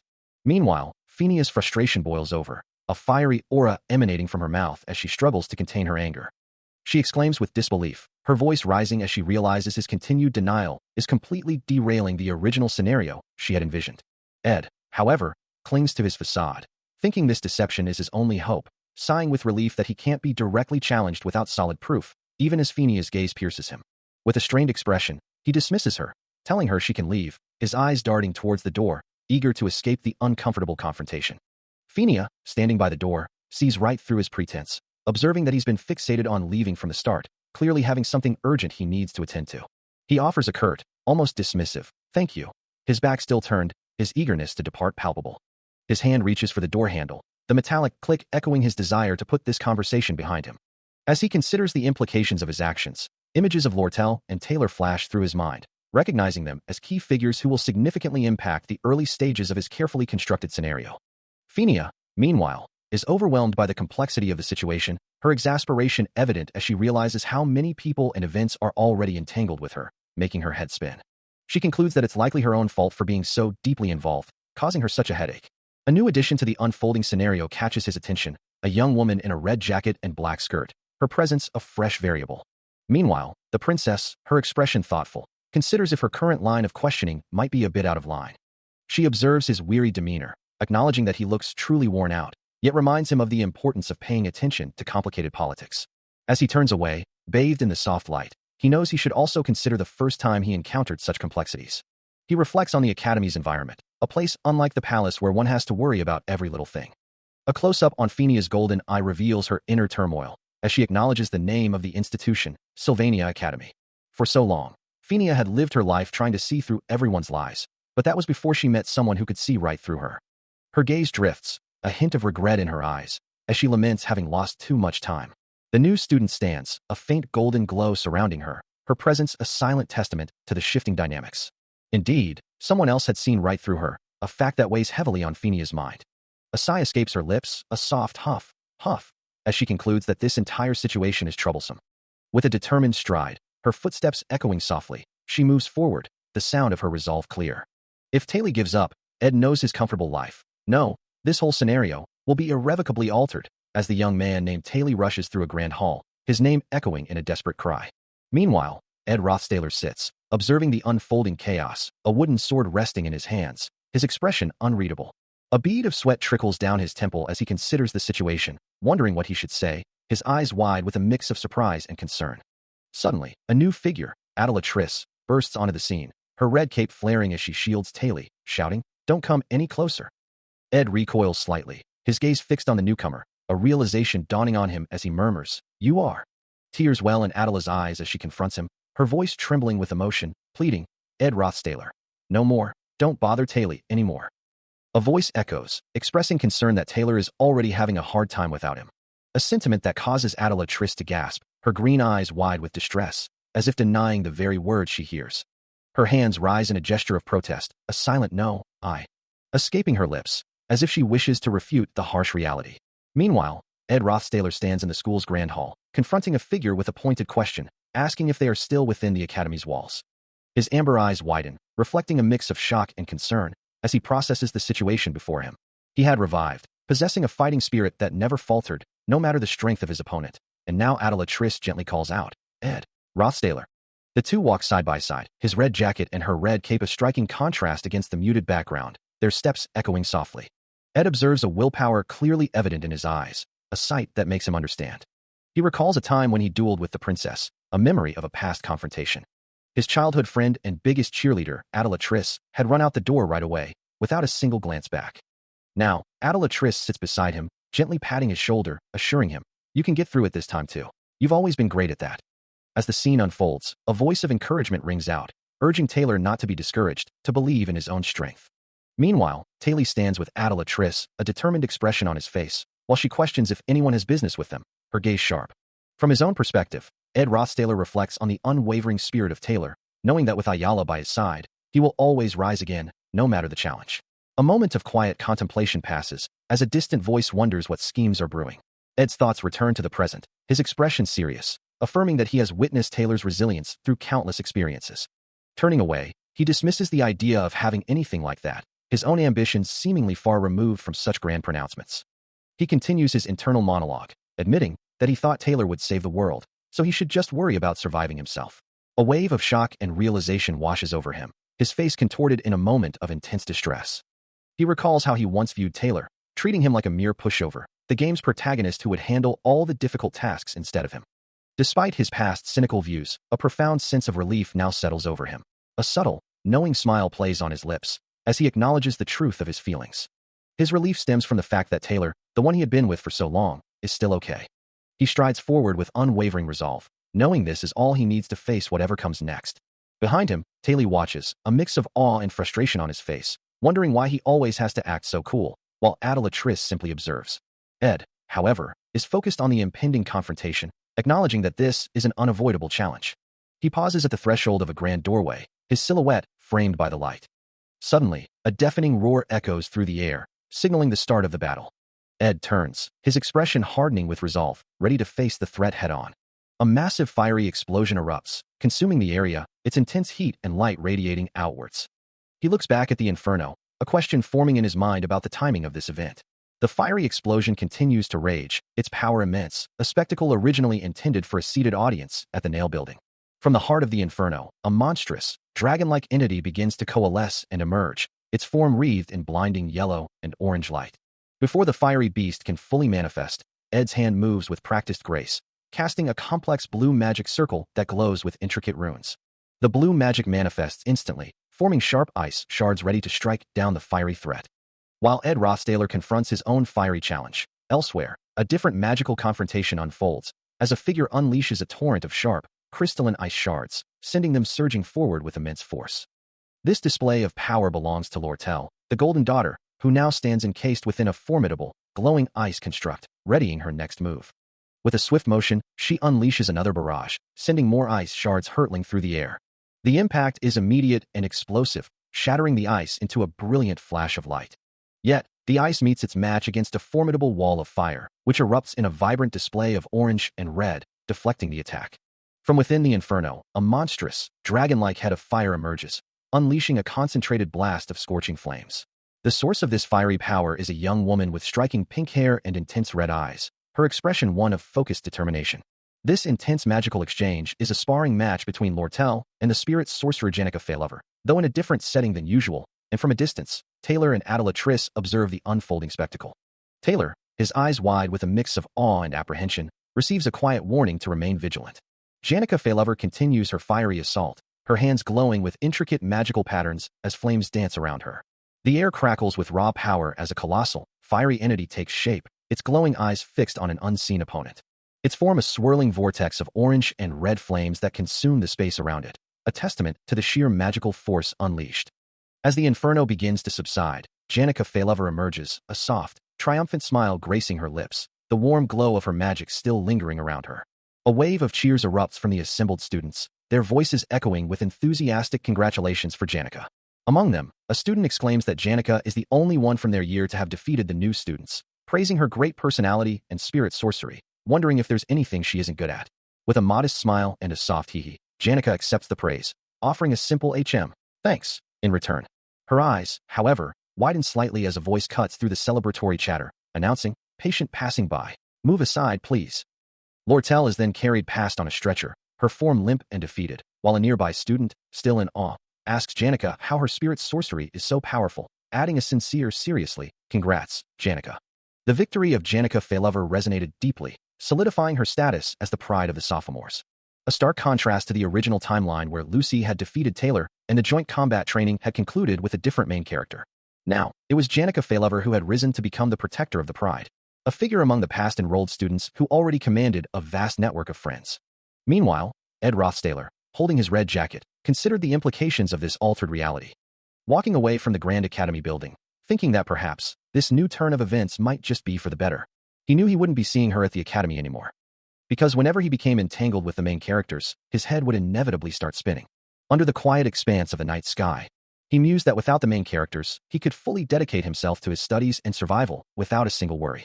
Having already secured a fishing net, he felt a small measure of relief, knowing that at least the food problem was somewhat solved. As he stood shirtless in the cool water, his luck stat now at 6, a quiet testament to his growing self-reliance. As his body continues to adapt and strengthen, he wonders if his stamina stats are steadily increasing, feeling a tangible improvement in his physical condition. Standing in the shallow water, he reminds himself that it's still too early to become complacent or lazy. Suddenly, a voice startles him, causing a young woman to cover her face in embarrassment, uttering a hesitant She confronts him directly, asking if he enjoys being naked, to which Ed, taken aback, demands to know why she suddenly appeared, explaining he had just returned from fishing. As he stands amidst the glowing particles of the mysterious location, she questions what makes this place so special that he keeps returning to it. He internally muses that it feels like a top-secret base, a thrilling thought that makes him feel like an adventurer. Looking at him with a serious expression, Janica admits she wants to talk a little more and needs some advice. Ed's eyes widen in surprise, uttering a disbelieving advice. He looks down at his bare torso, pondering, wondering why, out of all people, she would come to him. Later, sitting by a campfire, Janica explains that he might not have seen it because he left early, but during the joint combat training last month, something significant happened. Her memory flashes back to herself, injured and bandaged, lying on a cot with torn clothes.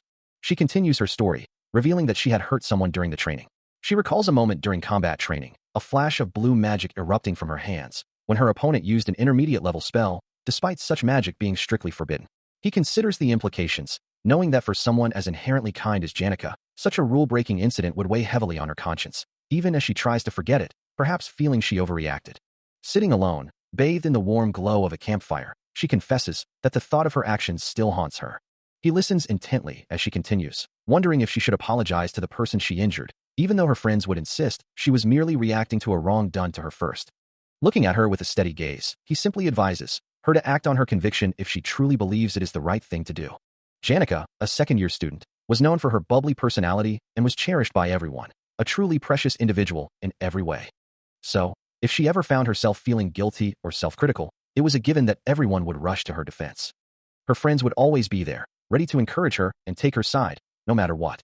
While it's comforting to have such unwavering support, that doesn't erase the wrongs that were done. This, he realizes, is probably why she came to him, expecting his unique perspective. Reaching out to him, a sense of relief washing over her, Janica confirms his thought, acknowledging that he never takes her side unconditionally. Janica, sitting by the crackling campfire, playfully tells him she can't help it if her words offend him, but then quickly clarifies that he's misunderstanding. Her expression softens as she assures him she isn't offended at all, reflecting that he wasn't the kind of person he was last year. Though Janica presented herself as a bubbly, smiling girl, she possessed a keen observational sense, noticing that even during his hardest times, when he needed money, Ed never displayed the desperation typical of someone in his situation. His very demeanor, even then, subtly communicated a warning for her to keep her distance. Yet, these particular facets of Ed's character, she found reassuring, wishing that everyone in the world possessed a similar unwavering nature to him. Her gaze remained fixed, lost in thought. These observations about him lingered with her, providing an unexpected sense of comfort. As the night deepened, fireflies danced among the trees, their soft glows illuminating the darkness. The following day dawned, revealing a grand, ornate building under a clear sky. Footsteps echoed softly on a patterned rug, signaling an arrival. He finds himself in serious trouble, a grim expression settling on his face. This predicament stems from a game, The Failed Swordsman of Sylvania, a masterpiece whose true ending few have ever witnessed. And new players, especially, often stumble into several bad endings early on. For example, if one were to save a girl during an ambush by kobolds in the class placement test, they would then witness the secret of the Golden Daughter, who sends someone to kidnap Taylor, leading to a swift, bad ending 3, where he dies. Another path, in the monster slaying practice episode, involves skipping his childhood friend Ayala and forming a unit with the Golden Daughter, which results in bad ending 7, where Ayala falls off a cliff to her death. This is because Taylor was originally meant to rescue Ayala from that very cliff, and if one protects the Golden Daughter from the fire spirit Tarkon, summoned by Janica, it leads to yet another bad ending 3, where Taylor is burned to death. Looking utterly exasperated by these repeated failures, he hears a voice call out, asking if he can hear her. The voice continues, wondering how long he intends to keep ignoring her. Turning to face Janica, who stands before him, he hears her remark that she didn't think he would grit his teeth and ignore her for so long. A new figure emerges, introduced as the fourth heroine of the failed swordsman of Sylvania, the sole daughter of the formidable business magnate El Ketchum. This is Lortel Ketchum, also known as the Golden Daughter, a name that carries both prestige and the ominous alias of Newbie Crusher. With a confident smile, she addresses him directly, proposing to purchase 2 hours of his time. A voice cuts through the air, offering to purchase 2 hours of Ed's time. And Lortel Ketchum stands before him, a sweet smile gracing her lips. She is known as the Golden Daughter, Lortel Ketchum. While Princess Phinia is often seen as the primary heroine, Lortel is designated as the hidden hero of this story. Unlike Phinia, who was initially embraced, Lortel was treated as a villain from the very beginning. Her true nature only becoming clear in the latter half of the narrative. It was only when players began to understand Lortel's profound loneliness and anguish that they found themselves at a crossroads, forced to choose between Phinia and her. Ed, however, remains wary of her intentions, despite her innocent demeanor, muttering a hesitant, Senior. Knowing he cannot simply accept her words at face value right now, and he begins to walk away. Lortel calls out, pleading for him to at least hear her out, insisting she only wants to help him a little, but Ed internally resolves that if he plays into her plans, he will lose the initiative. He firmly tells her not to say things she doesn't mean, to which she playfully responds, feigning offense at his doubt regarding the respect she holds for him. He walks along the academy grounds, Lortel trailing slightly behind him. Her expression brightens, a wide smile spreading across her face as she declares, seeing you is such an inspiration to me. Even amidst difficult circumstances, she insists, he continues to learn.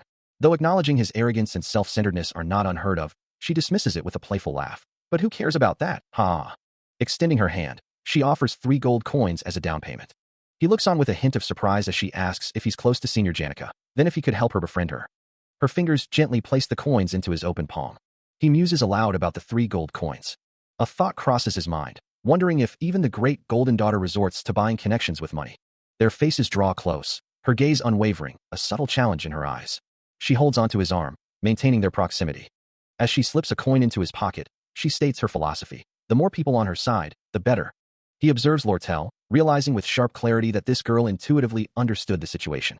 She knew she would be embroiled in a political struggle with Princess Phinia for control of the academy. Lortel, with a knowing smile, understood the stakes. And that meant she had to start gathering allies immediately. With a slight smirk, he conceded, sure, let's at least shake hands on that. His hand extended, a gesture of agreement. Lortel met his gaze, her own hand reaching out, knowing that for people who had been wealthy all their lives, a firm handshake sealed their pact, while a moment of poverty was often enough to crush their spirit. Yet, surprisingly, for those who faced such predicaments, even chump change often became their ultimate downfall. Driven by desperation, they would eventually sell their families, their pride, and even themselves, all for the sake of a single gold coin. Indeed, preying on the desperate was just that easy and simple. He walks away, a lingering thought of regret, or perhaps a missed opportunity echoing in his mind. As he considers how things might have been, a simpler path perhaps, represented by the coins in a bandaged hand. Meanwhile, Lortel observes the situation, a faint smile playing on her lips as she finds the unfolding events quite amusing. Her expression remains composed, a subtle shift in her gaze betraying her inner thoughts. Ed Rothstaler walks away from the grand gates, leaving Lortel standing alone, her presence a silent testament to their new, complex arrangement. His jaw clenches, a physical manifestation of the internal struggle he faces. He reflects on the path not taken, believing that if he had simply acquired what he desired, things might have been simpler, though he acknowledges the shame in such a direct approach. Meanwhile, Taylor, still reeling from Ed's clear rejection, can't even fathom the horrors he might have endured if he had been caught between the Newbie Crusher and Janica. Ed's resolve hardens, knowing he must avoid anything that could increase the chances of altering the original storyline at all costs. As the day draws to a close, the narrative shifts to the events of that night. Under the vast, star-dusted sky, a grand building stands illuminated, its architecture hinting at secrets held within. Inside, Janica Failover appears, her expression one of mild surprise as she utters a familiar name. A perfect businessman understands the pros and cons, profit, and self-interest, never losing any opportunity that comes within their reach. It was with this mindset that Janica found herself surprised, remarking, "Oh, I didn't expect to see you here." Her gaze fell upon Lortel, whose appearance had changed, prompting Janica to observe, "Ah, so it's you, Lortel. You look pretty different with your hair down." On the contrary, this unexpected encounter awakened something within Janica, as her eyes glowed with a subtle, emerald light, a hint of her true intentions simmering beneath the surface. She recalled the past incident, thinking, "You know, there was a big fuss about me using forbidden intermediate magic during the joint combat exercise." Meanwhile, Lortel, with a slight blush, offered her apology. "It's been a while, but I wanted to apologize when I got the chance." I just wanted to see how great the top sophomore student was. Janika's thoughts drifted to the lingering consequences of that event, musing, so the wound hasn't healed yet. Huh. Though I had to pay a big price for it. Lortel, seemingly unaware of Janika's internal machinations, reassured her. I'm sure it'll heal quickly. Don't worry about it too much, Senior Janika. Janika's mind, however, was already plotting, considering how Lortel, similar to main characters in fairy tales, might be easier to manipulate if she used her guilt against her. Suddenly, Janika's expression shifted to one of shock and alarm. As Lortel, with a knowing smile, asked pointedly, "What are you suddenly talking about?" Janika Feylover muses internally about the spirits she commands, acknowledging that while she tries to keep them in check, they struggle to restrain themselves when personal matters arise. Indeed, the spirits are known for their incessant chatter. She stands amidst a vibrant swirl of them, a fiery orange entity, a glowing blue horse, and a verdant blob, all radiating with magical energy.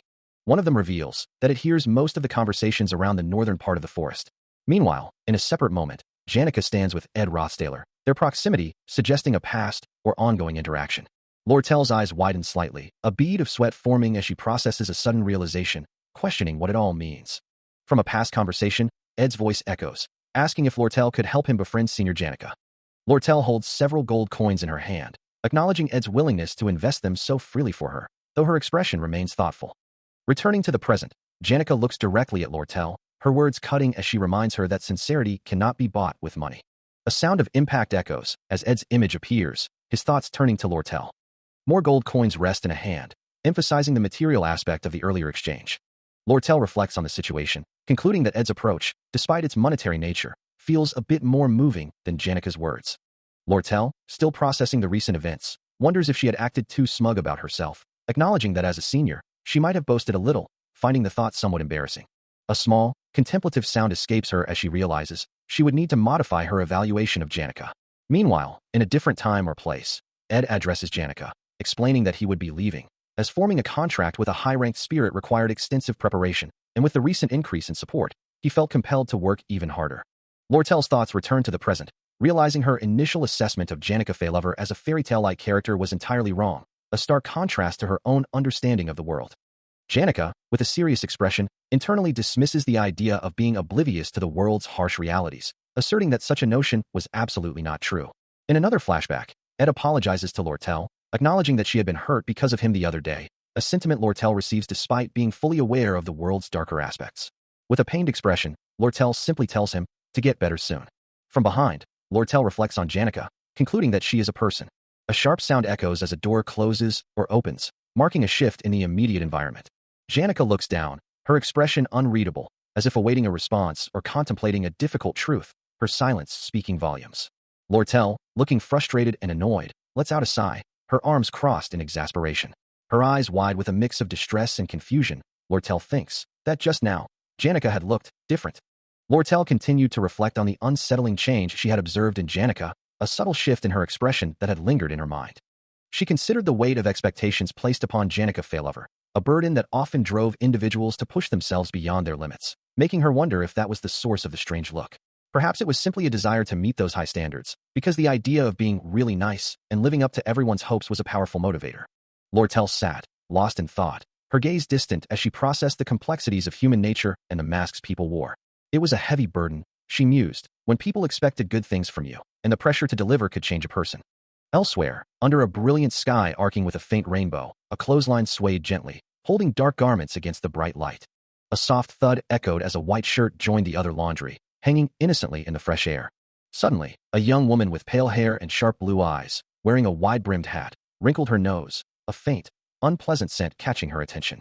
Without warning, a figure was violently thrown through the air, crashing amidst a shower of debris and impact, their body contorted in the sudden, brutal force. The impact sends him flying, a burst of energy and debris erupting around him, as he cries out, realizing the clothes he had just hung are now ruined. Disoriented and on the ground, he looks up, a question forming on his lips, wondering who could possibly be there. Standing calmly above him is a maid, basket in hand, her presence a stark contrast to the chaos he just endured. This is Belle Maya, a maid from a grand, imposing estate that looms in the distance. He recognizes her instantly, realizing she's the very maid who once threw him out, and he can't help but wonder if she's referring to his current, rather unkempt, state. Belle, however, seems unfazed by his appearance, casually mentioning her awareness of his stay here and that Lady Janika often speaks of him. Her gaze sweeps over his surroundings, a hint of judgment in her voice as she remarks on his current living conditions. As he turns away, perhaps in embarrassment, Belle continues to observe him, basket still in hand. He holds up a piece of clothing, a look of utter confusion on his face, as Belle's voice suggests this good change has been beneficial for him, leaving him to wonder what she could possibly mean. Belle's words, however, fall on deaf ears, as his gaze is drawn elsewhere, a deeper concern etched into his eyes. Meanwhile, Belle stands before the towering, Gothic mansion, a silent command to perform all household chores hanging in the air, hinting at the true nature of her duties. She stands with an air of authority, surrounded by shadowy figures of other maids, their eyes glowing with an eerie red light, revealing a hidden, supernatural aspect to their service. Belle Maya's meticulousness extended to perfection, even encompassing the feeding of the students. He mused, wondering what treasures must be inside that basket she carried. It contained the finest ingredients, gathered from the forest by this elite maid, a collection he recognized as truly high-grade. He considered the implications, thinking, let's see. This is the event where Belle Maya could truly impact the main plot. His thoughts were interrupted as she spoke, telling him that he didn't need to be so respectful. She continued, reminding him that he could talk down to her just as he had while residing in Ophelis. He quickly dismissed the idea, responding with a firm, no thanks. He thought to himself, how could I talk down to a maid who's always working so hard? His attention then shifted, a playful smile gracing his lips as he asked about that basket. Belle Maya then declared, then I guess there shouldn't be a problem with us, extras, becoming friends. He had heard her explanation of various edible berries, mushrooms, and herbs. The basket, now filled with the bounty of the forest, sat ready for its purpose. A system message confirmed, your creation is complete. Your crafting proficiency has increased. The newly finished product was a fish farming net installation. You've tied the net properly, secured it to a branch, and set it up so that it won't collapse in the flowing stream. Your catch might be able to survive for a few days. The crafting difficulty was rated at 2 stars. Having successfully installed his fish farming net, and with meat drying on racks, his immediate dietary needs were now well in hand. He mused. He had plenty of meat and fish, and his dietary needs were almost completely solved, as a golden goblet sat over a small, contained fire. The flames danced brightly, providing warmth and the means for his culinary endeavors. Unbeknownst to him, his repeated actions had also honed his magical abilities, with both fire magic ignition and wind magic wine blade, now reaching level 10. He sat by his camp, a faint smile gracing his lips as he surveyed his surroundings. A pot simmered over the crackling fire, its contents slowly transforming into something useful. He reflected that he still only possessed 2 basic spells, but he had used them so many times that he had reached his aimed proficiency of level 10 without even realizing it. Now having successfully crafted herbal tea from the herbs Belle Maya had told him smelled good, a product of moderate crafting difficulty. The tea brewed, its steam rising as he understood that using such items while chopping firewood or cooking would further increase his skills. A proof of his progress, he took a sip from the golden goblet, feeling satisfied that his work was done. He watched the sun begin to set, the day's tasks completed, and yet the sun hadn't fully dipped below the horizon. If he were honest, he had to admit he was having a bit of fun with this new life. A genuine smile spread across his face as he savored the moment and the herbal tea. As Ed Rothstaler looked up into the twilight sky, a sudden, inexplicable phenomenon caught his attention. What had been a peaceful existence was about to be shattered by a brilliant, star-like light descending from above. Without warning, a colossal explosion erupted, engulfing the very ground where his camp stood. The force of the blast tore through the air, sending shockwaves rippling outwards and scattering debris in every direction. Caught in the devastating impact, he was violently thrown from his feet, tumbling helplessly through the chaotic air. As the initial shock subsided, thick clouds of smoke and dust billowed upwards, completely obscuring the scene. Struggling to regain his footing, Ed could only stare in wide-eyed horror at the devastation, his precious camp reduced to rubble. The smoke began to clear, revealing a landscape scarred by the immense power unleashed, with splintered wood and broken earth marking the site of his former shelter. Still reeling from the shock, he let out a ragged breath, the acrid smell of smoke filling his lungs. The last vestiges of the dust settled, exposing the full, desolate extent of the destruction. He grimaced, realizing just how close he had come to losing his life in the sudden, violent blast. Amidst the smoldering ruins of his camp, a figure emerged from the settling dust, a young girl with light blue hair, kneeling, her body softly glowing with an ethereal blue light. Amidst the lingering dust and debris from the devastating explosion, a single name escapes him, filled with disbelief and recognition. Lucy? A deep crater marred the earth, still smoking from a recent, powerful impact. Within its depths, a figure with long white hair sat huddled, looking utterly disoriented, her simple, light-colored clothes contrasting with the raw, disturbed earth around her. As Ed Rothstaler approached, he heard her murmur that whatever just happened had nearly killed her. His eyes widened in disbelief, wondering how anyone could possibly come close to harming the world's most powerful mage, especially when she was the one who had just created such a massive impact. He called out her name, Maya, His expression filled with concern as she looked up at him, still trembling slightly, the sound of grinding earth echoing the tension in the air. Ed couldn't help but wonder if she was truly a good person, despite her immense power, recalling a recent incident where he had ditched class, only to find her in a surprisingly moody state, her eyes glowing with an ominous red light. Her fist had been clenched tighter than usual, and the suddenness of her anger had forced him to teleport away instantly, leaving him to question the chaotic life she led. Standing beside the crater, Maya thought to herself that she had expected the impact to be far more painful. Ed's face contorted in frustration, his teeth gritted, as he processed the maid's bizarre explanation. He finally blurted out, asking if she had any jerky, a question that made Maya recoil, exclaiming that he had ruined everything with his trivial inquiry. Suddenly, she cried out in pain, clutching her head, which surprised Ed, who realized with a jolt that she wasn't using any protective spells. She lay defeated, her magic completely depleted, leaving her vulnerable on the desolate ground, a stark contrast to her usual formidable presence. Her eyes, wide with a mix of exhaustion and surprise, seemed to ask, how could this have happened? Meanwhile, a sinister grin spread across Ed Rothstaler's face, his eyes glowing with an ominous red light as he declared, "Then this." He gestured emphatically, his voice firm as he continued, "is for my house that you just destroyed, as busy as it is." A gasp escaped him, his thoughts turning to the oh-so-motherly Miss Belle Maya, as the sun began to set over a distant mountain range, casting long shadows across the land. Later, the Grand Academy building stood silhouetted against the twilight sky, its dome catching the last vestiges of light. Inside, Ed Rothstaler was determined to rebuild, declaring, "Let's build a house out of real wood, with my life." He found himself in the library, surrounded by towering bookshelves, realizing that it was a huge plus for him to gain all the knowledge he wanted during his visits. He meticulously gathered information on materials for planning and other necessities, musing that all that was left was the method of smoothing the wood and finishing the roof. As I caught the clock, he noted, "It's closing time." A familiar voice broke his concentration as Lortel approached, remarking, "You're studying really hard." He looked up, surprised, apologizing. "Has it already been that long? I'm sorry about that." As he continued his diligent research, a young woman with pink hair observed him, remarking that seeing someone study so earnestly boosts her own motivation. This was Elka Island, a first-year student from the Faculty of Magic. Approaching him with a bright smile, she introduced herself, saying, "My name is Elka Island," and for a moment, it seemed as if she was about to ask something more. He could tell she was using her eyes to plead with him, silently asking him to reveal his own name. He looked away, a familiar weariness settling over him, knowing what was coming next. Then, with a gasp of recognition, she exclaimed, "Ed Rothstaler." It was a familiar reaction, and he mused that his notoriety, as always, just didn't seem to fade. There was no surprise there, he thought. Even though he had been living diligently, it seemed nothing could change his reputation. Her expression shifted, and she declared, "You're extremely different from what the rumors say, you know?" She continued, observing the stack of books around his feet, remarking that even at that moment, he had already read through over 6 technical texts. The rumors, she recalled, painted him as arrogant, acting as if he knew everything when he actually knew nothing. Elka smiled brightly, concluding her observation with a simple, "After all." He walks away from the library, leaving behind the first-year student who had just praised his sincerity, her voice echoing, "I know someone who is just as sincere as you, senior."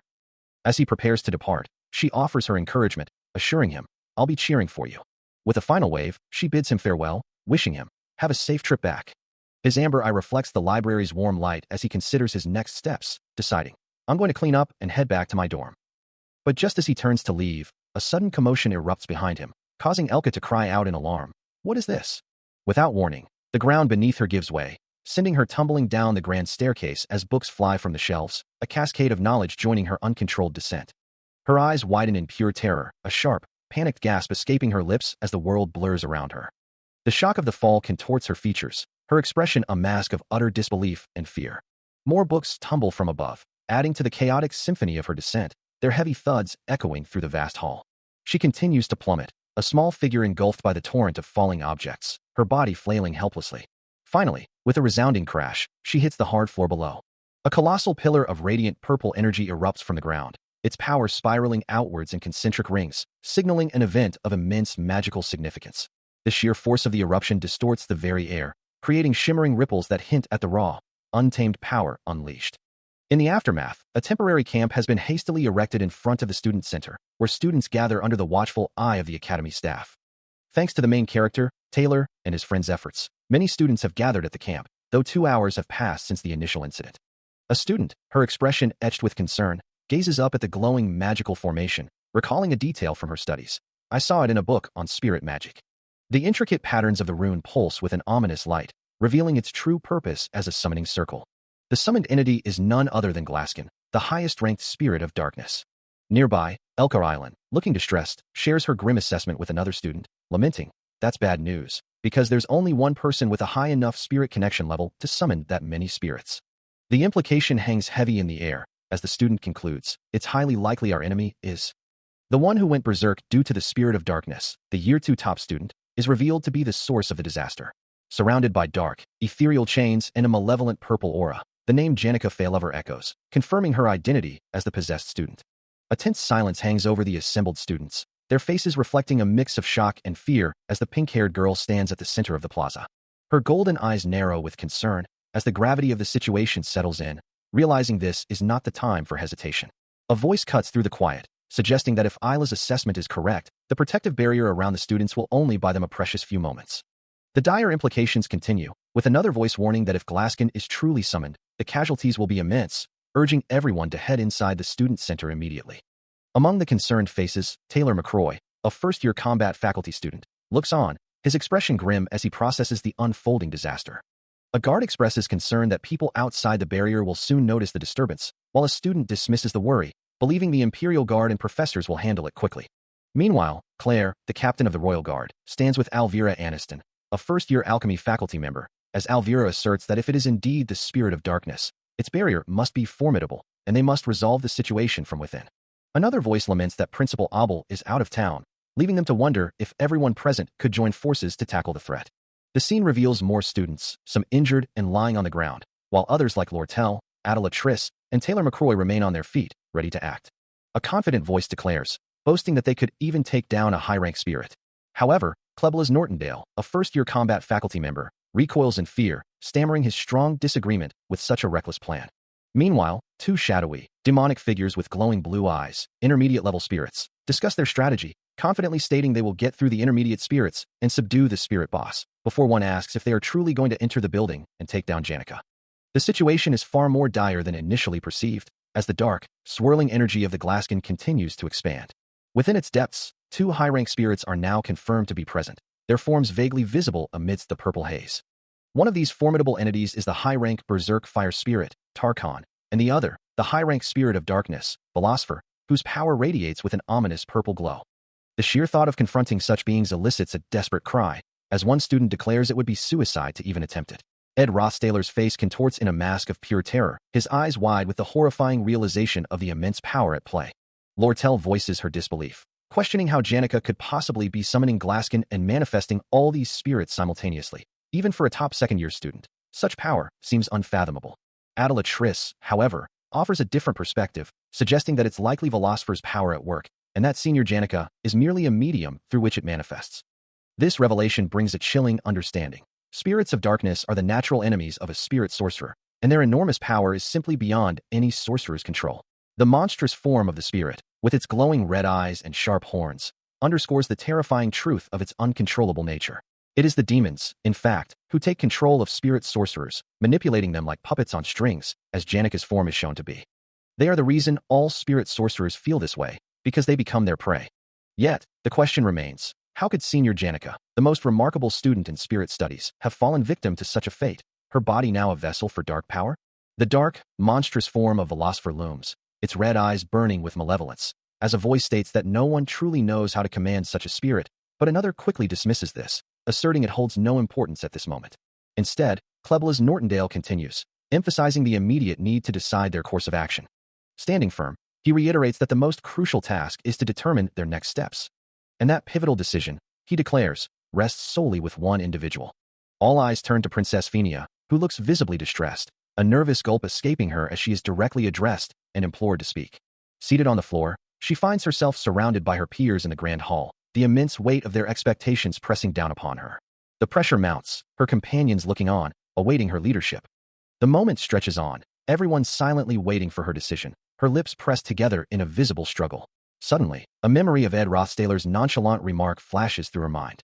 She recalls him saying that whatever burden he carries, it couldn't possibly be heavier than what she, the princess, endures. His words echo a simple question: why not have some peace of mind? The thought lingers, a silent contemplation of how truly great it would be to experience such tranquility. Princess Phenia considers the gravity of the situation, a silent thought passing through her mind that if only the solution were simple, as the decision to enter the dangerous area is made, with entry scheduled for an hour later. Meanwhile, Klebla's Nortondale addresses a group of students, including Ed Rothstaler, Lortel, Adela Triss, and Janica Faylover, stating that only those who have proven their ability will be permitted to proceed. He emphasizes the need for thorough preparation and mental fortitude, urging them to toughen their minds for the challenges ahead. The weight of the situation visibly affects Princess Phenia, her expression a mix of apprehension and deep concern. Despite her visible distress, she stands firm, crossing her arms with a resolute gaze, declaring her intention to take full responsibility. As the assessment of resident employees continues, Ed Rothstaler reports to the princess, informing her of the progress. Phenia listens intently, her expression thoughtful, as he details the situation in the teaching area. Ed then reveals the dire news that the Audrey Hall and Potion Archives are currently in the midst of a strike. Kneeling, he expresses his doubt that any of them would be willing to join their cause. Phenia listens, her hand pressed to her forehead in concern, as Ed continues, noting that there are no other students available aside from those already accounted for. Suddenly, a realization dawns on him, and he exclaims that there is one. He quickly clarifies, explaining that in the student library, there is a friend of his, an apprentice librarian, and a sophomore student, who might still be inside. As the urgency of the situation mounted, Princess Phenia pressed him for details, demanding to know the name of the apprentice trapped within the library. Without hesitation, he revealed the name, Elka Island. The name struck him with a jolt, his grip tightening on her shoulders as he repeated it in disbelief, while Elka, looking downcast, confirmed they were together in the apprentice librarian class, learning to manage grimoires. A wave of desperate determination washed over him, realizing he had to rescue her immediately. The princess watched him, a silent understanding passing between them as the gravity of the situation settled, knowing that Elka was utterly defenseless. He tried to maintain focus, reminding himself that subduing Janica was the immediate priority, but then recalled Elka's mention of a sophomore student also trapped in the library. His gaze sharpened, a new resolve hardening his features as he declared, they should trust in that student for now. A bead of sweat trickled down his temple, his internal struggle evident. The princess, still focused on the immediate threat, reiterated her question, asking if he was certain about another student being there, to which Elka could only stammer a choked response. His patience snapped, his voice rising in a furious demand, wanting to know what she was hiding. Overwhelmed by his intensity, Elka could only whisper a single name, his own. As his eyes glowed with an ominous red light, the truth was revealed. It was Ed Rothstaler. A dark, shadowy figure clenches its fists, its eyes burning with an intense, otherworldly glow, a clear manifestation of the power stirring within. Meanwhile, a student with purple hair confesses her guilt, admitting she left the apprentice librarian, Elka, alone in the library because the other student had been sitting there late into the night. Tears streaming down her face, she cries out that she was annoyed and left Elka, questioning if everyone else knew what kind of person the other student was. As the purple-haired student's words echo, Ed Rothstaler stands, his eyes now glowing with an ominous purple light, a low groan escaping him as he looks down at the other students, Taylor and another, who appear concerned. He dismisses the rumors, muttering that Elka wouldn't care about such things. Then, a voice calls out his full name, Ed Rothstaler, followed by a shocked realization that that shameless guy and the apprentice are stuck in the library all alone, prompting him to curse under his breath. Princess Phenia, standing with Lortel and Klebla's Nortondale, looks on with a worried expression, her hands raised in a gesture of concern. Her concern escalates, as she urgently exclaims, wait a minute. She looks down at Ed, her expression a mix of fear and desperation. Her eyes well up with tears, reflecting her deep distress over the unfolding situation. From the library building, a powerful, pink-hued magical beam erupts into the sky, as a voice questions, "You have some faith in him?" Princess Phenia and Taylor look up at the sky, their faces etched with shock and concern as the magical energy pulses above them. Amidst the chaos, a few students and guards remain, their faces etched with concern as they witness the unfolding disaster. Princess Phenia reaches out, her expression a mix of shock and despair, while Lortel stands beside her, equally distraught, both overwhelmed by the sudden, devastating turn of events. Meanwhile, Ed Rothstaler stands resolute, a silent determination hardening his resolve, his thoughts a whirlwind of unspoken intent. As his hidden power surges, his eyes ignite with a fierce, crimson glow, a clear sign of the immense magical energy now coursing through him. From the sky, a figure plummets, wreathed in a vibrant purple aura, drawing Princess Phenia's gaze upward, her eyes widening at the sight of the descending power. The impact sends a shockwave rippling across the ground as the figure lands with devastating force, Lortel recoiling from the sheer power of the descent. Before him stand two hulking, blue-skinned monsters, one of them letting out a guttural roar, their glowing eyes fixed on the new arrival. The monster's muscular form tenses, ready to strike, its raw power palpable in the air. A fierce resolve burns within Ed, a silent vow that if any harm comes to Elka, He will unleash his full fury, the sound of a powerful impact echoing his determination. Red energy crackles around his attack, striking one of the monstrous figures, the force of it distorting the air around them. Ed lands in a burst of brilliant, explosive energy, sending the blue-skinned creatures reeling, his power radiating outward in a blinding flash. His voice rings out with unwavering resolve, promising a brutal end to his foes. Ed Rothstaler unleashes his power, his face contorted in a furious shout as crimson energy crackles around him, a vibrant red aura flaring from his form. Amidst the chaos, a voice cries out his name, Ed Rothstaler. A gloved hand reaches down, assessing the ground, noting the size of the tracks left by an adult male creature, and concluding that it had been there only moments ago. As a sharp, emerald green eye, filled with predatory focus, scans the dense foliage.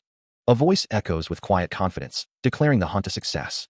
Through the tall grass, a shadowy figure closes in on a large, deer-like creature, its form barely visible against the dappled light. This desolate scene unfolds in the vast grasslands to the north of the Empire. A land of untamed savagery where the voice of an empire holds no sway, a world where survival is the only law, and the deer-like creature suddenly flinches, its eyes wide with terror. Jix, the hunter, launches himself into the air, his form a blur against the bright sky as he descends upon his prey. His hand clamps down with brutal efficiency, ensuring that the creature's life is forfeit, a stark reminder that in this land, one must always check their own neck to ensure it's still attached. A crimson spray erupts, marking the swift end of the hunt. The term rags to riches barely describes the miraculous existence of Jix, the spear of grass, a descendant of the nomadic people who roamed this very land. By the time he came of age, he had already been separated from his family, having no idea about the circumstances of his abandonment. He didn't know if he would ever be able to return to his herd, his existence defined by the brutal struggle for survival. He learned how to behead a deer before he learned how to read, and how to procure goods before he understood how to buy them. He mastered the art of procuring supplies from corpses on the roadside, a grim testament to his early life. Needless to say, that was the guy from the northern grasslands, a descendant of those barbarians, with rumors even suggesting they consumed human flesh. The townspeople recoiled from him, their fear palpable as he moved through their streets. His was the life of a beast, a solitary existence forged in the wilderness. Now, a young woman looks up at him, her expression curious, asking, "What's your name?" He simply stares back, his gaze unreadable beneath the wolfskin hood. The girl, Elka Island, smiles brightly, then softly speaks his name, Jix. She continues, her voice thoughtful, "You know, Jix." Her smile widens as she concludes, "You're like a wolf walking on two legs." A sharp gasp escapes Elka, her eyes widening as a profound realization dawns upon Jix. Her voice, a soft "oh-oh," echoes the understanding that his entire life had been spent endlessly roaming the vast northern prairies, a brutal existence of survival. Scavenging for carcasses on the side of the road, a lonely wolf pup abandoned by his pack.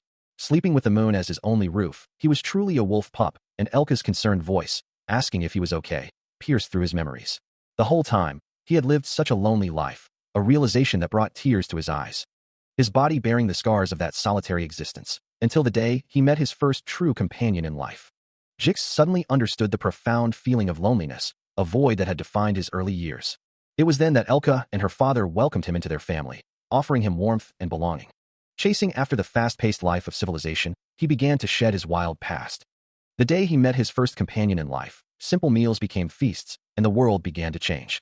The savage life, once his only reality, became a distant memory at some point, replaced by the vibrant glow of companionship and a new path. With Elka carefully trimming his hair, Jix symbolically shed the last vestiges of his past, embracing his new identity. The wolf pup, now a man, stands in a simple room, his transformation complete. Yet, the echoes of his wild past still linger, a constant reminder of the untamed spirit within him. He remembers the primal urge to protect, a fierce instinct that would drive him to any lengths, even against the hulking, blue-skinned beasts that once threatened his newfound peace. A surge of raw power, dark and volatile, begins to coalesce around him. The memory flashes a smaller, darker figure, likely himself, being overwhelmed by a monstrous blue foe, struck by a powerful red energy attack. The force sends him crashing to the ground, amidst a violent burst of pink and purple energy. But then, a counterattack, a desperate, powerful surge of his own, erupts from him, a blinding wave of pink and purple magic. His face contorts with a primal fury, eyes burning with fierce resolve. The words echo from deep within his soul, a testament to his unwavering loyalty. The memory fades, leaving only the jagged edges of a past he can never truly escape. Whispers spread like wildfire, detailing the misdeeds of the Rothstaler guy, tales of how he cheated on tests, and even insulted the princess herself. And in a particularly chilling account, he was said to have harassed one of his juniors, a young girl left trembling in his menacing shadow. The memory of such actions lingers, even as a different voice cuts through the present, asking, "Oh, who are you?" Meanwhile, a figure plummets through a fractured, crystalline corridor, the impact of their fall shattering the very structure around them. His breath catches, his red eyes narrowing with fierce determination as he prepares for a confrontation. He finds the injured man, his white hair stark against his bloodied shirt, and immediately recognizes him, exclaiming, "Ed Rothstaler." The injured man looks down at his bloodied arm, his expression unreadable, as if lost in thought.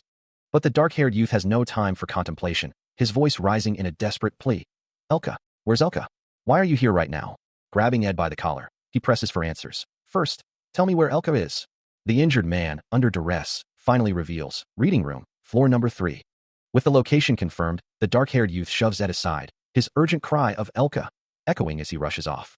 A red aura flares around him as he bursts into the room, his voice filled with concern. "Are you okay, Elka?" The reading room, however, appears empty, its shelves and desk undisturbed. Lying still on the cold floor of the reading room, Elka Island remained unconscious, her red jacket draped over her. Approaching her cautiously, Ed Rothstaler knelt down, his gaze fixed on her still form. A wave of relief washed over him as he saw her, a quiet, "Thank God," escaping his lips. He gently placed a hand on her head, a concerned seriously, hinting at the gravity of the situation. His expression softened with profound gratitude, repeating, "Thank God," as he took in her unharmed state. As his initial relief subsided, a thoughtful expression crossed his face. Come to think of it, he mused, surveying the room. He noticed the towering bookcases surrounding them, remarking to himself that these are all bookcases that'd be hard for a fully grown man to lift. The realization dawned on him that, yet they're placed around Elka as if they're trying to protect her, and even the blackout curtains to block the berserk spirit's vision were part of a deliberate defense. His hand brushed against the surface, revealing a hastily scrawled message meant for Elka. The note began with a clear instruction: "When you wake up, don't panic and stay here." It continued, reassuring her that everything will probably be solved before dawn, so stay calm, block the entrance, and don't provoke the spirits. A stark warning that underscored the danger she was in. A stern warning echoes, urging caution above all else, to think of one's safety and avoid rash actions. Within the dimly lit room, two figures lie still amidst scattered books and dark bloodstains, the scene a testament to a recent struggle. And the realization dawns that someone had indeed protected Elka. A closer look reveals fresh blood soaking into a familiar red jacket, and a voice within confirms this isn't Elka's blood. The trail of crimson leads away from the unconscious girl towards a brightly lit doorway. Despite being wounded himself, the protector had seemingly disregarded his own injuries. As if mirroring a sorrowful statue, a young man sits slumped on the floor, his face marred by fresh cuts and bruises. He had gone to such lengths to shield Elka, and this evidence, the blood, the wounds, could only belong to one person: Ed Rothstaler. His eyes, wide with a mix of pain and bewilderment, question why he would have done such a thing. The raw confusion etched across his bruised face speaks volumes of his internal struggle. 3 hours earlier, a sense of frustration lingered, as if a crucial moment had just slipped away. Books and debris floated chaotically through the air, a testament to the violent disturbance that had just occurred. The library, once orderly, was now a scene of disarray. Amidst the chaos, a figure let out a strained gasp, the sound echoing through the damaged hall. Ed Rothstaler, his face streaked with blood, carefully carried the unconscious Elka Island, thankful for the strength training he did regularly. He moved with urgency, realizing the unfolding events were progressing faster than he had anticipated, and judging by the summoning rune, the Glaskin showdown was about to begin. Now in the present, he stood by a window, observing a glowing purple rune in the distance, a thoughtful hum escaping him. He knew he shouldn't even be looking at a place so central to the storyline's key characters, but the situation demanded his attention. His gaze hardened, a fresh cut visible on his cheek. Even if Taylor would likely handle it, he couldn't afford to sit idly by, because he simply couldn't allow the future to change. Soon, berserk low-rank spirits would swarm the area, and he braced himself against a doorframe, preparing for their arrival. He decided he should block the entrance to prevent the spirits from entering, and use this chance, however slight, to perfect his shelter. Ed Rothstaler, having just secured his beef jerky, was ready to settle in for a night of intense research, when a sudden realization struck him. He recalled the unique nature of Janica Failover's powers, which stemmed from her exceptional command of spirit understanding and spirit connection, abilities that allowed her to interact intimately with the ethereal beings around her. These crucial stats, he knew, grew exponentially through direct contact with spirits, a path Janica had clearly embraced as she sat casually atop a majestic spirit lion. For her, encountering spirits was simply a domain of her inherent talent, a natural gift that opened doors to unseen realms. But for him, someone who couldn't even perceive spirits in the first place, raising his own spirit stats seemed an impossible feat. Yet, the growling horde of monstrous, purple-hued spirits closing in on him suggested otherwise, their forms materializing with menacing intent. They roared, their glowing yellow eyes fixed on their target, a wave of ethereal aggression. He wondered if Janica was now actively shooting materialized spirits, a thought that brought a strange sense of excitement to this unexpected event as a glowing green orb formed in his hand. With a determined grin, he declared that this unexpected challenge was nothing short of a feast. A blinding flash of green energy erupted from his attack, tearing through the advancing horde with incredible force. The air shimmered with residual magic, a testament to the sheer speed and power of his assault. The speed of his movements was truly insane, reflecting his honed abilities: fire magic ignition at level 12 and spirit magic, both connection and understanding, at level 7. He had pushed himself to the absolute limit, his ignition magic now at level 12 and his spirit magic at level 7. Just one more level, he thought, and a spirit contract might finally be within reach. Barely conscious, he muttered. Setting him down, the other student demanded to know. The injured student mused. He then replied, with a slight smirk. His senior scoffed at the flimsy excuse. With a knowing gaze, he stated. He concluded. The injured student's amber eyes reflected a mix of exhaustion and determination, as his senior once again lifted him to carry him. He then addressed him directly. The senior student, looking down at him with a serious expression, vowed that. As his thoughts drifted, Ed Rothstaler found himself musing on the relationships around him, observing that Elka was undoubtedly Jix's lover. He then recalled Janica Failover, a character he'd almost forgotten, who was barely important enough to make an appearance in the setting. But then, his attention shifted to a more significant figure, Taylor's friend, the one who had trusted him from the very beginning to the end of the storyline. And so, the implications of this realization began to sink in. A voice cut through his thoughts, accusing him, asking if he had left the student center and rushed here, given the situation. The voice continued, instructing him that if he had already confirmed Elka's safety, he should go and do what he was supposed to do. Turning away, the speaker firmly told him to return to the student center. The stern voice echoed, declaring that he didn't belong there, and urged him to go and help Taylor, assuring him that if he followed Taylor's instructions, things would work out. As they walked, Janica's companion questioned if they meant Taylor McClure, to which Janica confirmed, referring to him as the guy who was always barely avoiding failures. Janica's companion, holding her gently, expressed confusion, wondering why she thought so highly of Taylor when she had never even talked to him. It wasn't about regarding him highly, but rather an issue of compatibility, especially since the shell of the high-rank fire spirit, Tarkhan, could only be harmed by Taylor's unique element/skill. In Act 1, Scene 9, Taylor learns one of his key moves, Element/, and to win this episode, that skill is absolutely necessary. Still reeling from the impact, Ed Rothstaler hears a voice above him, contemplating how Taylor could win if he were to use a specific skill, and he offers a grateful, if somewhat dazed, thank you for the advice. As he lies there, Janica Failover kneels beside him, urging him to move quickly, reminding him there's no time to waste, while Princess Phenia stands over them, declaring she'll be resting for a bit. Leaving the injured Princess Phenia behind, Ed walks away, reflecting on how he'd given her crucial advice, expecting the story to unfold exactly as it should, yet a nagging doubt makes him mutter, geez. A sudden realization dawns on him, his expression shifting to one of profound surprise as he questions, wait a minute. Turning back to face the two women, he hears Princess Phenia ask, Taylor? Do you mean Taylor McClure? Before Janica Failover adds, you have never even talked to him.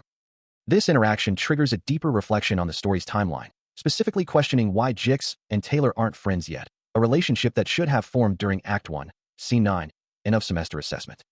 In the original narrative, Taylor would suffer a one-sided defeat in a duel, but through that struggle, he would learn Element/, a skill he would then use to cut through Jix's magic, forging their bond. This pivotal moment would lead to Jix acknowledging Taylor, and eventually, the two would become friends. But the narrator reveals that the final chapter of the first act actually happened a month earlier than in the original story.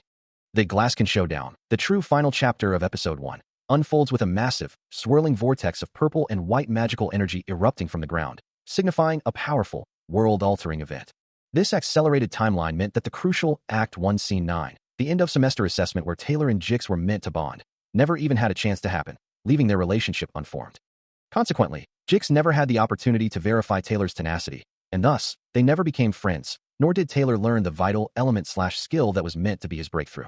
Despite these altered circumstances, a formidable group of heroes, including Jix, Princess Phenia, Lortel, Taylor, Adela Triss, Janica Failover, Kleblas Nortondale, and Taylor, stands united, ready to face whatever challenges lie ahead. The sheer power of the creature, Tarkhan, was overwhelming, a force so immense that nothing could deal any damage to it. Its glowing purple eyes and sharp fangs were a testament to its might, a terrifying reality that he just didn't seem to realize. The memory of its overwhelming presence, surrounded by swirling dark energy, still lingered, a stark reminder of how quickly the whole plot was already falling apart. The colossal creature, radiating purple light, dominated his thoughts, as the very foundations of the story he knew began to crumble. He felt the weight of the altered timeline, a blurry, chaotic vision of events unfolding differently, and the realization that the entire narrative was now diverging from its intended path. Like shattering glass, the established order broke into countless fragments, leaving behind a fractured reality.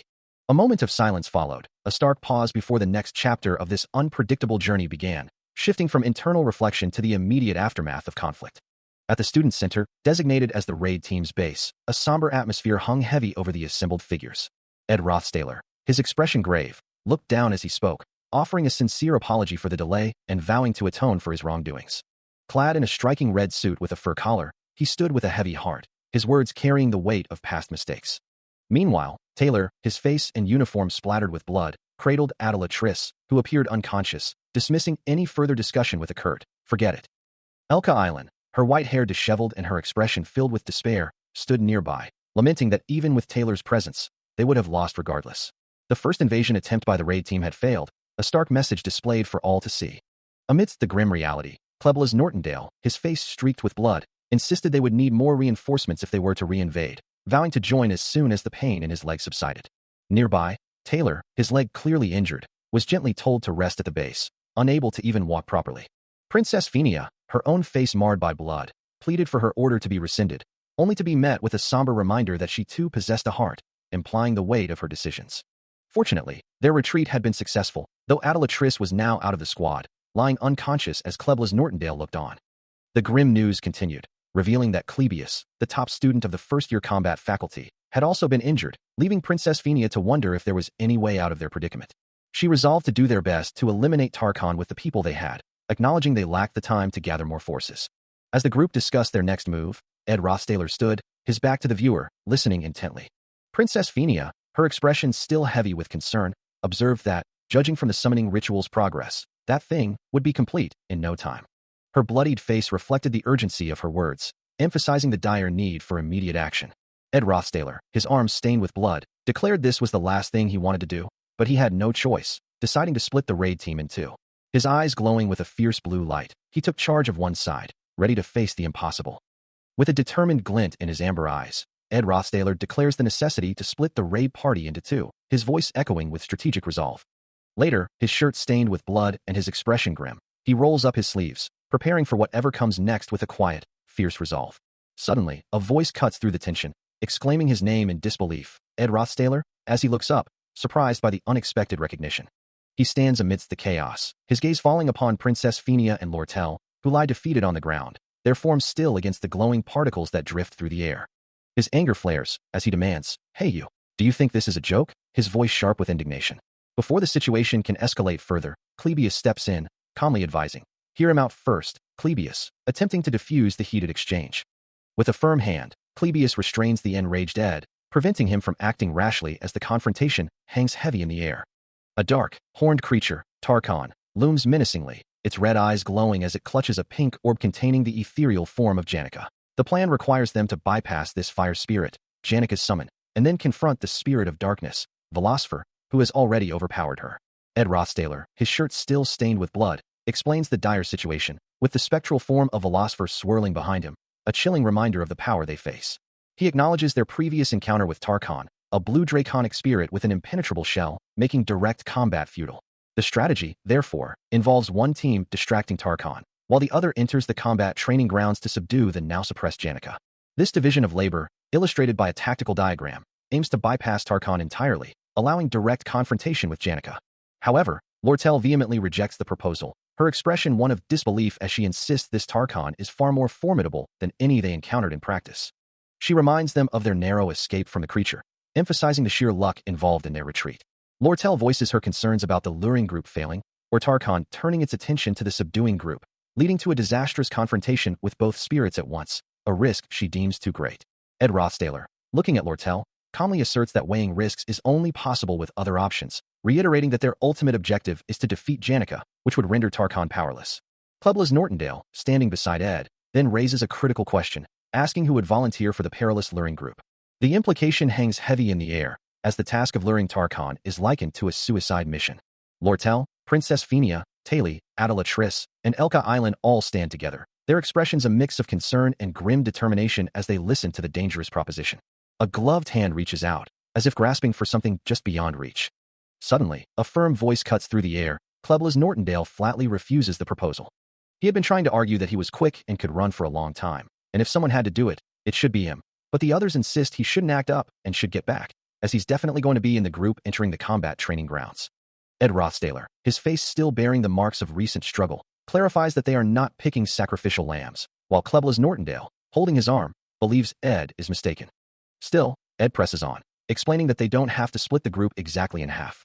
He suggests that Clubless and Lortel are enough, and with himself included, the three of them could lure Tarkhan. Clubless, however, is horrified by the idea, exclaiming that he doesn't want to die and must respectfully decline. Ed tries to reassure them that there's a way to bind Tarkhan's feet, but Lortel, aghast, cries out that she'd rather die than fight Tarkhan with Ed Rothstaler, while Clubless echoes her sentiment with a panicked gasp. With the argument escalating, Ed realizes they are running out of time. He maintains his stance, stating that he sees nothing wrong with his proposed strategy. Princess Fenia, covering her face in exasperation, sighs, admitting she still doesn't understand his intentions.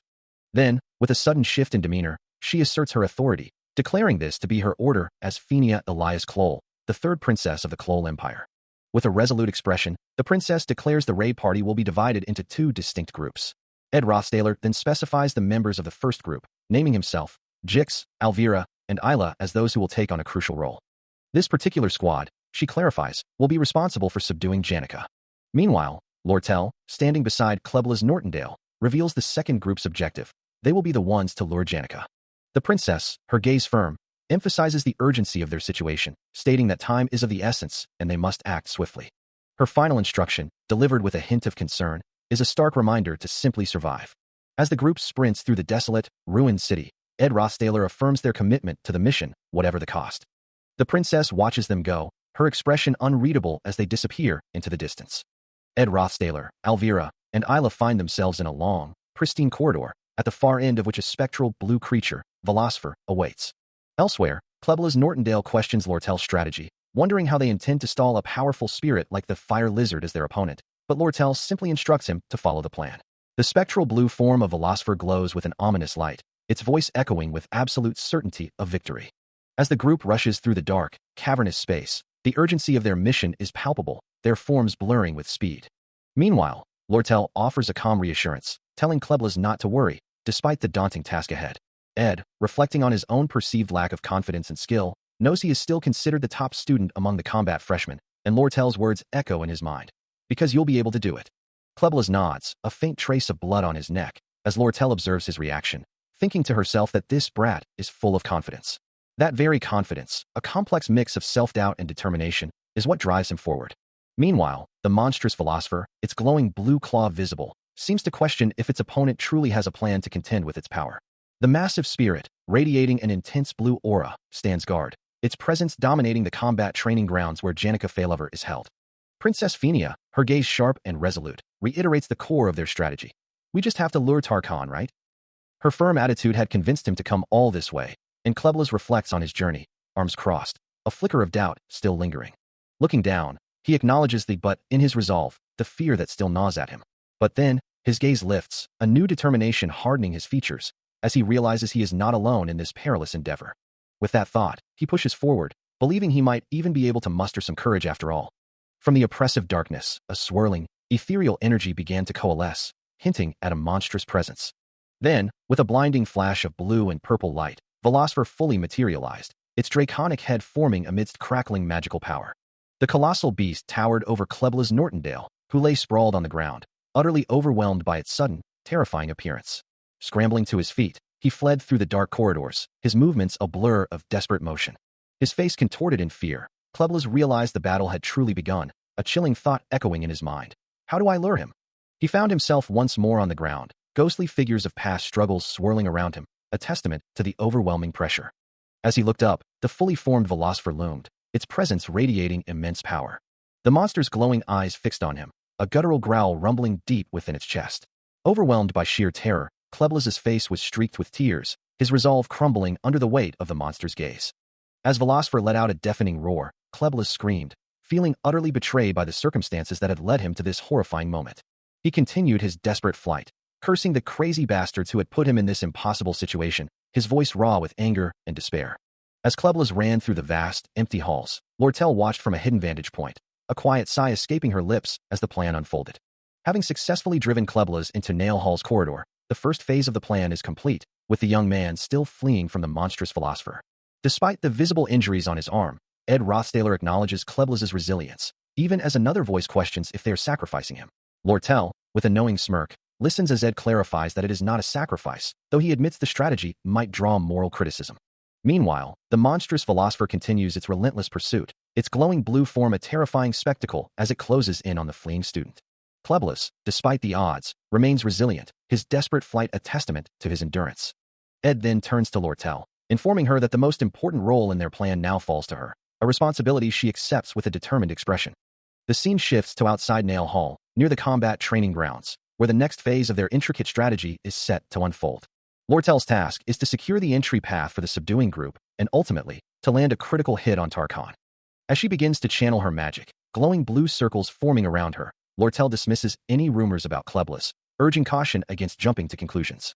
With a confident expression, Lortel extends her hand, her magical aura intensifying as the intricate patterns of her spell work illuminate the area. Ed, observing her preparations, acknowledges that everyone will likely hesitate and doubt themselves in such a critical situation, but his gaze holds a quiet confidence in her abilities. He concludes with a simple, reassuring statement, affirming her competence for the task ahead. A blinding surge of blue energy erupts, tearing through the air with incredible force.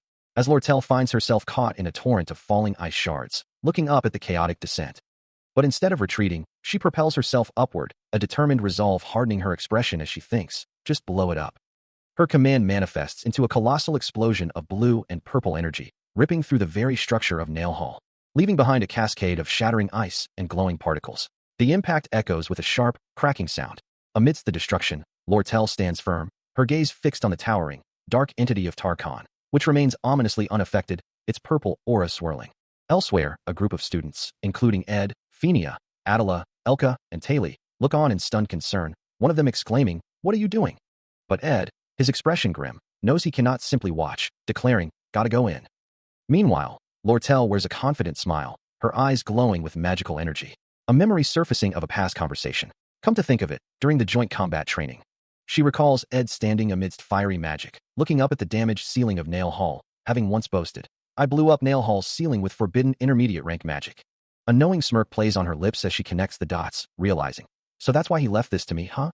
Lortel observes the shadowy figures, a wry thought crossing her mind about Ed Rothstaler, considering him an amusing guy as she confirms the entry path is now fully prepared. Her gaze sharpens, the final piece of the puzzle now falling into place. Suddenly, a monstrous roar echoes through the hall, Tarkhan's voice booming with fury, threatening Lortel and Ed with death, refusing to let their actions slide. The massive spirit lunges, its blue energy trailing as Ed Rothstaler narrowly dodges the attack, a blur of motion against the chaotic backdrop. Meanwhile, Lortel, her hands glowing with a soft, light blue aura, acknowledges that she and Klebius will still need to contend with Tarkhan, as it will inevitably try to escape. The monstrous Tarkhan, now wreathed in vibrant purple energy, seems to confirm her thoughts, realizing that within the student plaza, there is truly no escape for it. As a terrified student pleads for salvation, Ed Rothstaler turns to them, his expression grim, asking if they truly wish for the monster's demise. His gaze unwavering, he asserts that the creature cannot simply flee. Ed continues, explaining that the only viable option is to apprehend it, as its protective shell renders conventional attacks useless. Tarkhan, now engulfed in a raging inferno, seems to recall a past encounter, remembering how it had once lost to him during practice, and how no raid party member could even scratch it. Ed's hand clutches a small pouch, as he confirms their plan to use its contents to deal with Tarkhan's shell, urging everyone to gather their mana, a strategy Lortel had clearly anticipated. With a burst of speed, Ed Rothstaler sprints across the ornate balcony, the small pouch slipping from his grasp as he moves. As the plan unfolded, Ed Rothstaler moved with purpose, the air around him already crackling with the nascent energy of Lortel's spell. Ice shards rapidly forming and expanding from her position, creating a crystalline prison that began to engulf the space. The frigid magic surged, building into a towering wall of ice, its glow illuminating the dark surroundings. Standing firm, the two watched as the ice solidified, their combined efforts now fully unleashed. Caught within the rapidly forming structure, Tarkhan roared in defiance, purple energy flaring from its body as it struggled against the icy bonds. The ice spell intensified, a blinding flash of overwhelming firepower, erupting, sending crystalline fragments scattering upwards. The sheer force of the impact or a swift tactical move sent Ed sliding backward, his momentum carrying him across the slick surface. His feet scraped, a soft hiss accompanying his controlled retreat as he maintained his balance. A look of concern etched across his face. Ed let out a series of ragged breaths, the intensity of the situation weighing heavily upon him. Meanwhile, Lortel remained focused, a soft, humming sound emanating from her, her concentration unwavering as she sustained the powerful magic. Ed looked up, his gaze fixed on the aftermath of the spell, assessing the situation with a tense expression. The battle unfolded within the complex of the academy, a map detailing the various halls, Nail, Neris, Glocht, and Kate, along with the central student plaza, providing a clear layout of the affected area. As the system outlined the complex conditions for success in the raid party draft, including specific characters like Phenia, Jix, Lortel, and Clebius, and detailing the various spirits that would appear, Ed Rothstaler found himself amidst the chaos, the ground shaking violently around him, a stark contrast to the detailed game mechanics he was processing. He looked down at the unconscious figure he carried, a question forming in his mind. How could anyone possibly be napping through such an ordeal, let alone call this a nap? The girl, Lucy, had lost her usual shelter, forcing her to seek refuge on the rooftop, her preferred napping spot, where she now sat, looking utterly forlorn. Meanwhile, Janica, another key character mentioned in the game's conditions, was in a far worse state, her legs visibly injured, a testament to the harsh realities of the unfolding scenario. It was Belmaya, the senior maid, who was particularly annoyed by Lucy's antics, especially after the girl had used up all her magic and fallen asleep to escape her. Unaware of the maid's fury, Lucy remained in a deep slumber, dreaming peacefully of stars and crescent moons. Though her overpowered nature often led to her exclusion from scenarios, a familiar scent began to stir Lucy from her sleep, her eyes fluttering open as she mumbled about smelling beef jerky.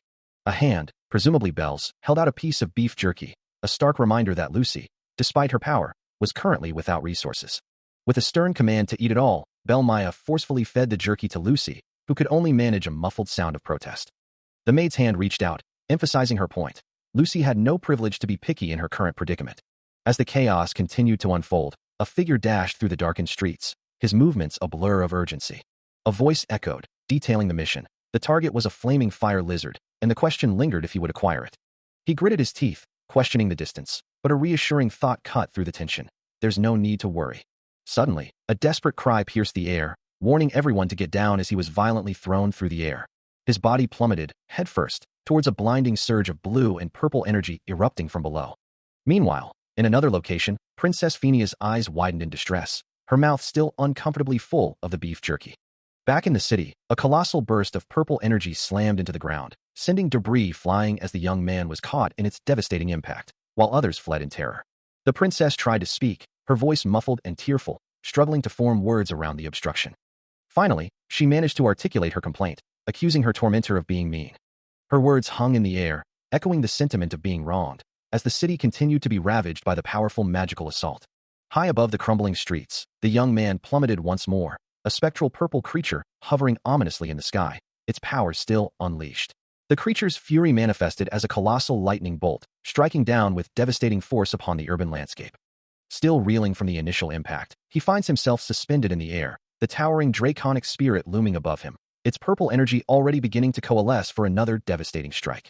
This was no ordinary attack. It was a display of high-rank electrokinesis, a divine punishment unleashed upon the city. A blinding column of pure purple energy erupted from the creature, tearing through the very fabric of the sky. The light intensified, expanding rapidly, engulfing everything in its path with overwhelming force. It coalesced into a singular, brilliant pillar, a beacon of destruction radiating immense power. From its core, jagged bolts of purple lightning erupted, striking down with devastating precision. The sheer force of the blast sent him hurtling through the air once more, a mere plaything in the face of such overwhelming magic. But then, a desperate cry echoed, as Princess Phenia unleashed her own high-rank magic, a contained burst of purple lightning forming around her, ready to strike back. Despite the chaos, he clung to a broken railing, his amber eyes burning with grim determination, refusing to yield to the destruction around him. For him, this was, in some ways, the most important moment of all, as he knew Tarkhan was a high-rank fire spirit with a tough shell, making it impossible to apprehend him even if they all rushed him together. The massive spirit roared, its body now showing visible cracks, purple energy seeping from the fissures as it struggled against the unexpected assault. But after getting hit by Lucy's high-rank magic, even that tough shell was shattering, and now, even their collective attacks could finally deal damage to him. As he plummets through the air, Ed Rothstaler considers the battle's aftermath, knowing that naturally, a significant amount of experience would be left behind. Having come all this way, he resolves to take what is rightfully his, a fierce determination burning within him. And with a surge of power, he clenches his fist, a purple glow emanating from his hand as he prepares to strike back. His eyes blaze with a vibrant pink and purple light, and a powerful aura flares around him, his body twisting into a dynamic stance, ready to deliver a devastating blow. His resolve solidifying, he declares, "The last hit is mine." A voice echoes with profound affection, declaring pride for a beloved daughter, Janica. In a tender memory, a woman with soft pink hair embraces a young child, her expression filled with warmth and adoration. Another voice, this time belonging to Adelatrice, proclaims her pride in being Janica's friend, though her shadowed eyes hint at a deeper, more unsettling emotion beneath the smile. A male figure in a suit praises Janica as the hope of the sophomores, acknowledging her unique skill during a joint combat exercise, while a purple-haired woman in glasses confidently asserts her trust in Janica to handle any situation. The purple-haired woman's subtle smile suggests a deep personal connection, as she reflects on how Janica prevented her second year from being truly terrible. Amidst swirling purple energy and shattered fragments, the young Janica stands alone, her form surrounded by an ominous aura. A bloodied foot steps onto the broken ground, as a voice acknowledges their fortune in having Janica present, the scene hinting at a violent turn of events. A deafening KRAK reverberates through the air, as brilliant blue and white energy explodes outwards, signaling a powerful magical discharge. In a desolate, ruined landscape, Ed Rothstaler, Lortel, and Elka Island stand with other students, one of them observing the grim gathering and wondering if everyone has arrived. Ed Rothstaler takes the lead, his amber eyes fixed on an unseen threat as he grips his sword, with Adelatrice and Elka Island poised behind him, ready for confrontation. From the darkness, Janica emerges, her pink hair framing a sinister smile, her eyes now glowing a malevolent red, and spectral chains binding her as she utters a chilling welcome. From the depths of the corrupted space, a colossal, dark form began to coalesce, its immense, muscular back and shoulders emerging with an ominous presence.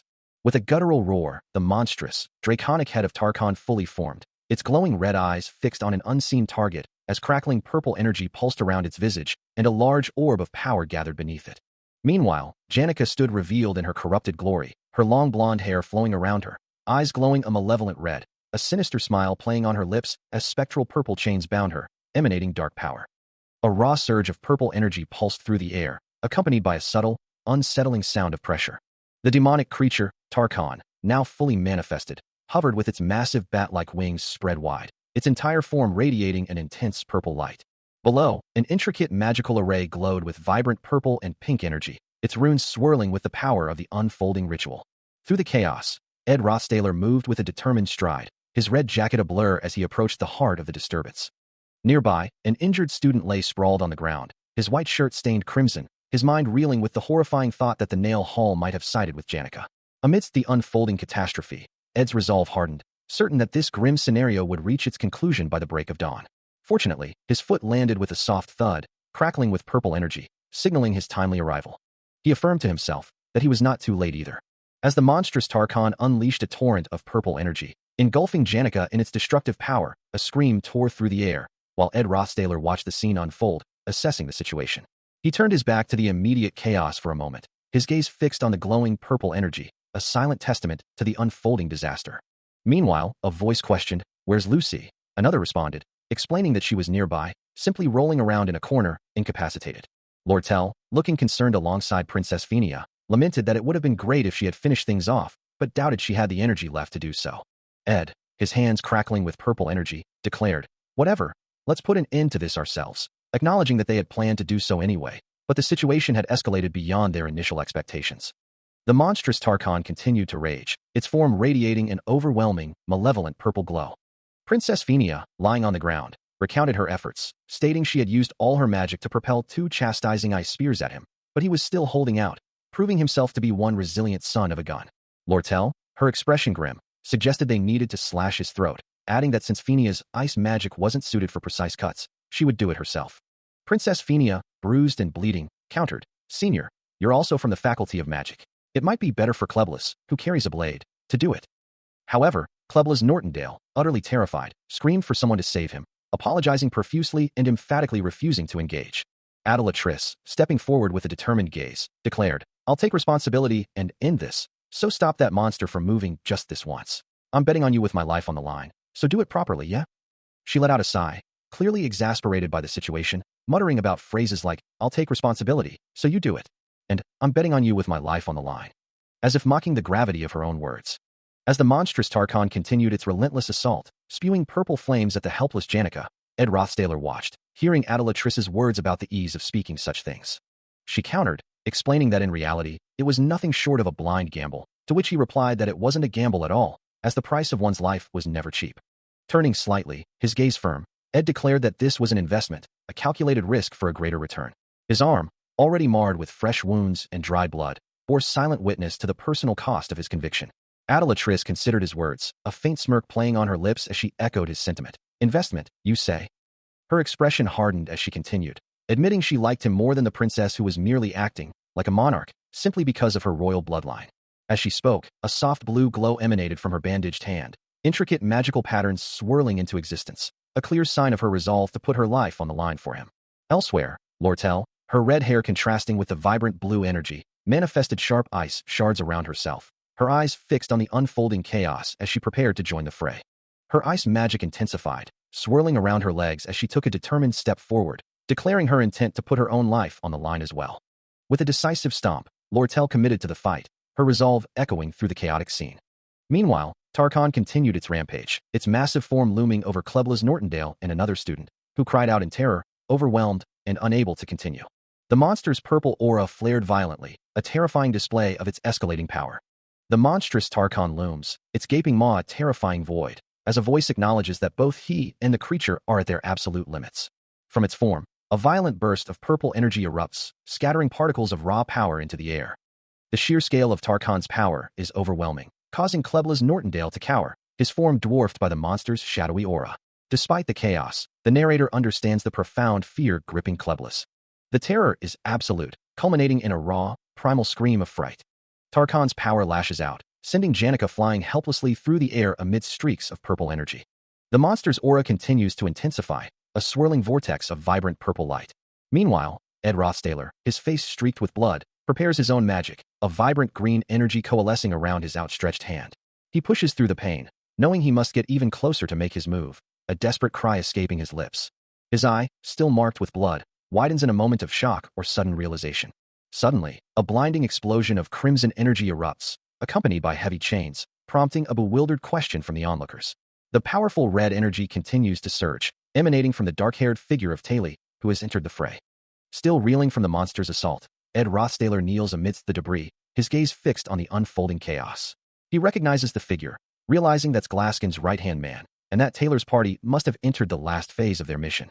From his bloodied face, he thinks things are going as expected, but the timing couldn't be worse. A scene like this, he knows, would draw unwanted attention from anyone nearby. Meanwhile, Tarkhan unleashes another devastating torrent of purple energy, its maw glowing with destructive power. Ed watches the monstrous attack, the purple light illuminating his injured form. But then, a sudden shift. A brilliant wave of blue energy erupts, crashing directly into Tarkhan's purple assault, creating a dazzling explosion of light and force. Ed looks on, the blue light now reflecting in his eyes, a new player having entered the fray. But even in the midst of such a major upheaval, Taylor stands ready. Her red eyes burn with fierce determination, her voice echoing with a resolute now. Surrounded by swirling blue energy and delicate, snowflake-like particles, she prepares for the next move, her bandaged legs a testament to her resolve. Tarkhan continued its relentless assault, purple lightning crackling and surging with destructive force. But a sharp, glowing blade of energy descended from above, cutting through the chaos, a clear sign of a counterattack in motion. As Ed Rothstaler channeled his own vibrant green energy, he declared, "The same goes for me as well." His green aura intensified, surging towards the monstrous spirit, ready to meet its destructive power head-on. With fierce concentration, he gathered the swirling green energy into his hands, a powerful spell taking shape. He knew this spell intimately, having cast it countless times, because I've cast this spell hundreds and thousands of times. The green energy coalesced into a razor-sharp blade, ready to strike with devastating force. With a final surge of power, he unleashed his signature attack, the Wind Blade, tearing through the air. The Wind Blade struck Tarkhan with explosive impact, green energy clashing violently against the monster's purple essence, shattering its form. The monstrous spirit recoiled, its body beginning to fragment and distort, unable to withstand the overwhelming force. Tarkhan's form dissolved into countless shimmering purple cubes and particles, its defeat imminent. The air shimmered as the last vestiges of the spirit faded, confirming the successful elimination of the threat. "You have taken down the high-rank fire spirit, Tarkhan." As the dust settled from his recent victory, a series of system messages flashed before him, indicating that his spirit connection proficiency had increased. and his understanding of spirits had also grown significantly, with another notification confirming a further increase in his spirit connection proficiency. Then, a crucial update appeared, announcing that a spirit contract slot had been unlocked. This new ability meant he could now make a contract with a spirit. Sitting amidst the lingering magical residue, the young man, his shirt stained with blood from the recent battle, turned his head, a thoughtful expression on his face as he processed the implications of these new powers. A faint smile touched his lips as he murmured, "Ah, that tailor." But the moment of reflection was cut short as, in the distance, a colossal, menacing structure of dark, jagged forms began to coalesce, glowing with an ominous red and purple energy, suspended by ethereal chains. From the Gothic Academy below, a brilliant white beam of light shot upwards, piercing the darkening purple sky as if attempting to ward off the encroaching darkness. The monstrous entity above continued to churn, its dark tendrils writhing, and its core pulsating with an even more intense, malevolent red energy. Looking up from below, the sheer scale of the entity was terrifying, its glowing maw radiating an infernal red light that bathed the entire sky. Suddenly, sharp, crisscrossing lines of crimson energy erupted from its form, indicating a powerful, destructive force being unleashed. These glowing red lines extended ominously towards the academy, suggesting the building was now directly under the influence or attack of this new, formidable threat. A deafening roar of energy rips through the air as a massive, concussive burst of red and pink magic erupts with devastating force. Fiery debris and glowing particles are violently scattered by the sheer power, the chaotic energy spreading rapidly across the landscape. Caught directly in the blast, Ed Rothstaler is violently thrown downwards, his body engulfed in the crimson magical aura. Even as he falls, his hand remains clenched around the hilt of his sword, a testament to his unwavering resolve amidst the swirling purple energy. Finally landing, he lies defeated on the ground, his light blue hair glowing faintly, a silent acknowledgement that he, indeed, is the protagonist, destined to face such trials. Elsewhere, a jagged, lightning-like crack of intense pink and purple energy, accompanied by a sharp, tearing sound, splits the dark space. The vibrant pink and purple energy expands further, crackling and sparkling with countless particles, filling the entire sky. Finally, a blinding flash of pure white and pink light engulfs the area, its intensity momentarily overwhelming all other senses.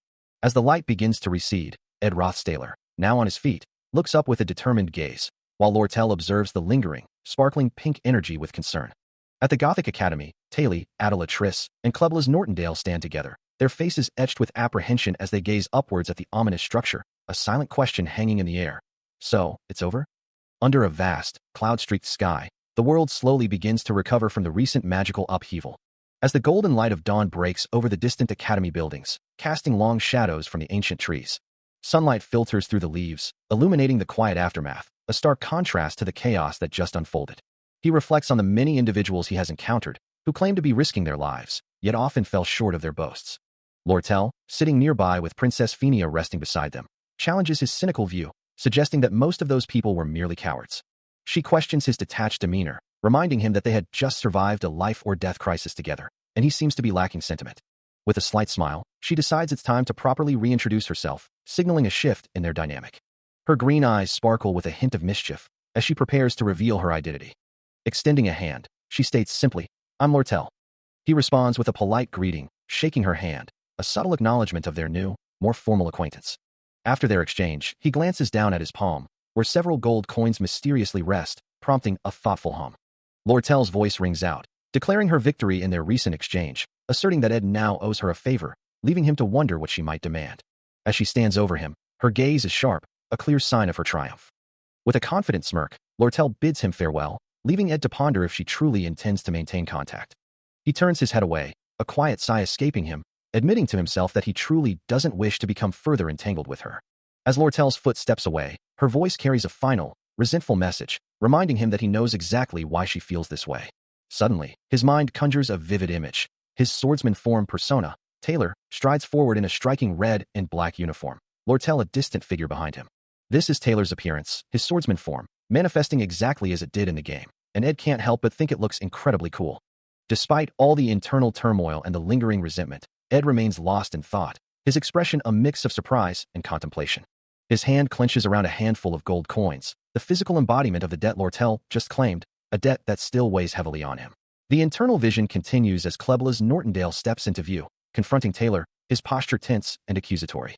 Clubla's shouts, his face contorted in anger, telling Taylor he doesn't need to show respect to someone like him. His furious outburst continues, warning that Taylor is unpredictable and prone to betrayal, even claiming that he himself almost died because of him. As the internal vision of his swordsman form persona, Taylor, continues, a stern voice cuts through the darkness, telling Kleblas to quiet down. While another, more exasperated, adds that he has a lot to say before bluntly telling him to shut up. The scene shifts to a bright, golden light, where a voice acknowledges Ed Rothsayler's significant contributions, promising a recommendation to the student council and more. Meanwhile, a small figure sobs in the background, as Princess Phenia looks on with a surprised expression. The internal monologue continues, crediting Lucy as the primary force in defeating Tarkhan, and Taylor for slaying Velosfer and Glaskin, urging a focus on these main characters to avoid altering the original storyline. Another voice, belonging to Elka Island, playfully suggests that someone is tossing away credit, acknowledging that Lucy and Taylor indeed did a great job. She presses further, asking if they are embarrassed to talk about such things. The scene shifts back to Kleblas, who angrily demands that Alvira show respect to the senior, while Lortel questions why Alvira keeps siding with him, and Alvira herself cries out for respect. Ed, with a bloodied face, reflects on the main characters and his desire not to interfere with their original storyline, but admits that seeing them all together now evokes a different feeling. He can't help but feel a warm and fuzzy sensation, having watched them play their part in this world. A panoramic view shows the group of students, Ed, Phenia, Lortel, Elka, Adela, and Kleblas, standing amidst the ruins of a city, their forms silhouetted against a vibrant, glowing sky. Another student, Taylor, joins the group in the desolate landscape, as Ed concludes his thoughts on them solving their own problems time and time again. He considers Taylor, who grows stronger with each trial, his journey marked by constant challenges, and the steadfast Isla, who grew stronger alongside him, their bond forged through shared struggles. He also remembers Phenia, who embraces her destiny with unwavering resolve. Her path in the midst of civilization, her golden eyes reflecting a quiet determination, and slowly becomes an adult, while Jix finds his own life buried in gold coins.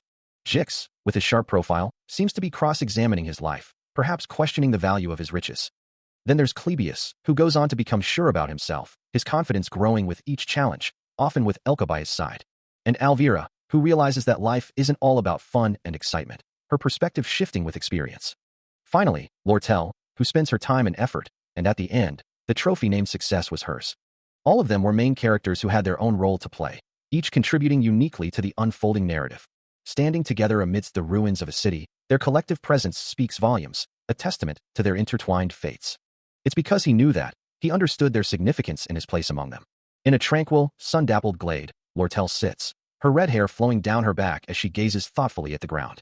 Meanwhile, a different memory surfaces, a quiet admission from Ed Rothsayler, that he had once turned away from something significant, his hand now clutching a rough, gray stone. A heavy thud echoes through the air as he stands before the crumbling facade of a once grand building. He surveys the devastation, his gaze falling upon the scattered rubble and debris that now fill the space. Sunlight streams through the broken ceiling, illuminating the dust motes dancing in the air above the ruined interior. An impact mark scars the floor, a massive crater drawing his attention, and he realizes he had to come here, because no matter how he thought about it, something felt profoundly off. A sudden realization hits him, a silent exclamation of understanding. His arm, marred with fresh scratches, tightens around the small object in his hand, as he acknowledges that his previous assessment of the situation was flawed. His eyes, now glowing with an intense blue light, narrow with resolve, as he declares his true purpose, to illuminate the path to success for the protagonists. A knowing smirk plays on his lips, hinting at the intricate plans he has set in motion.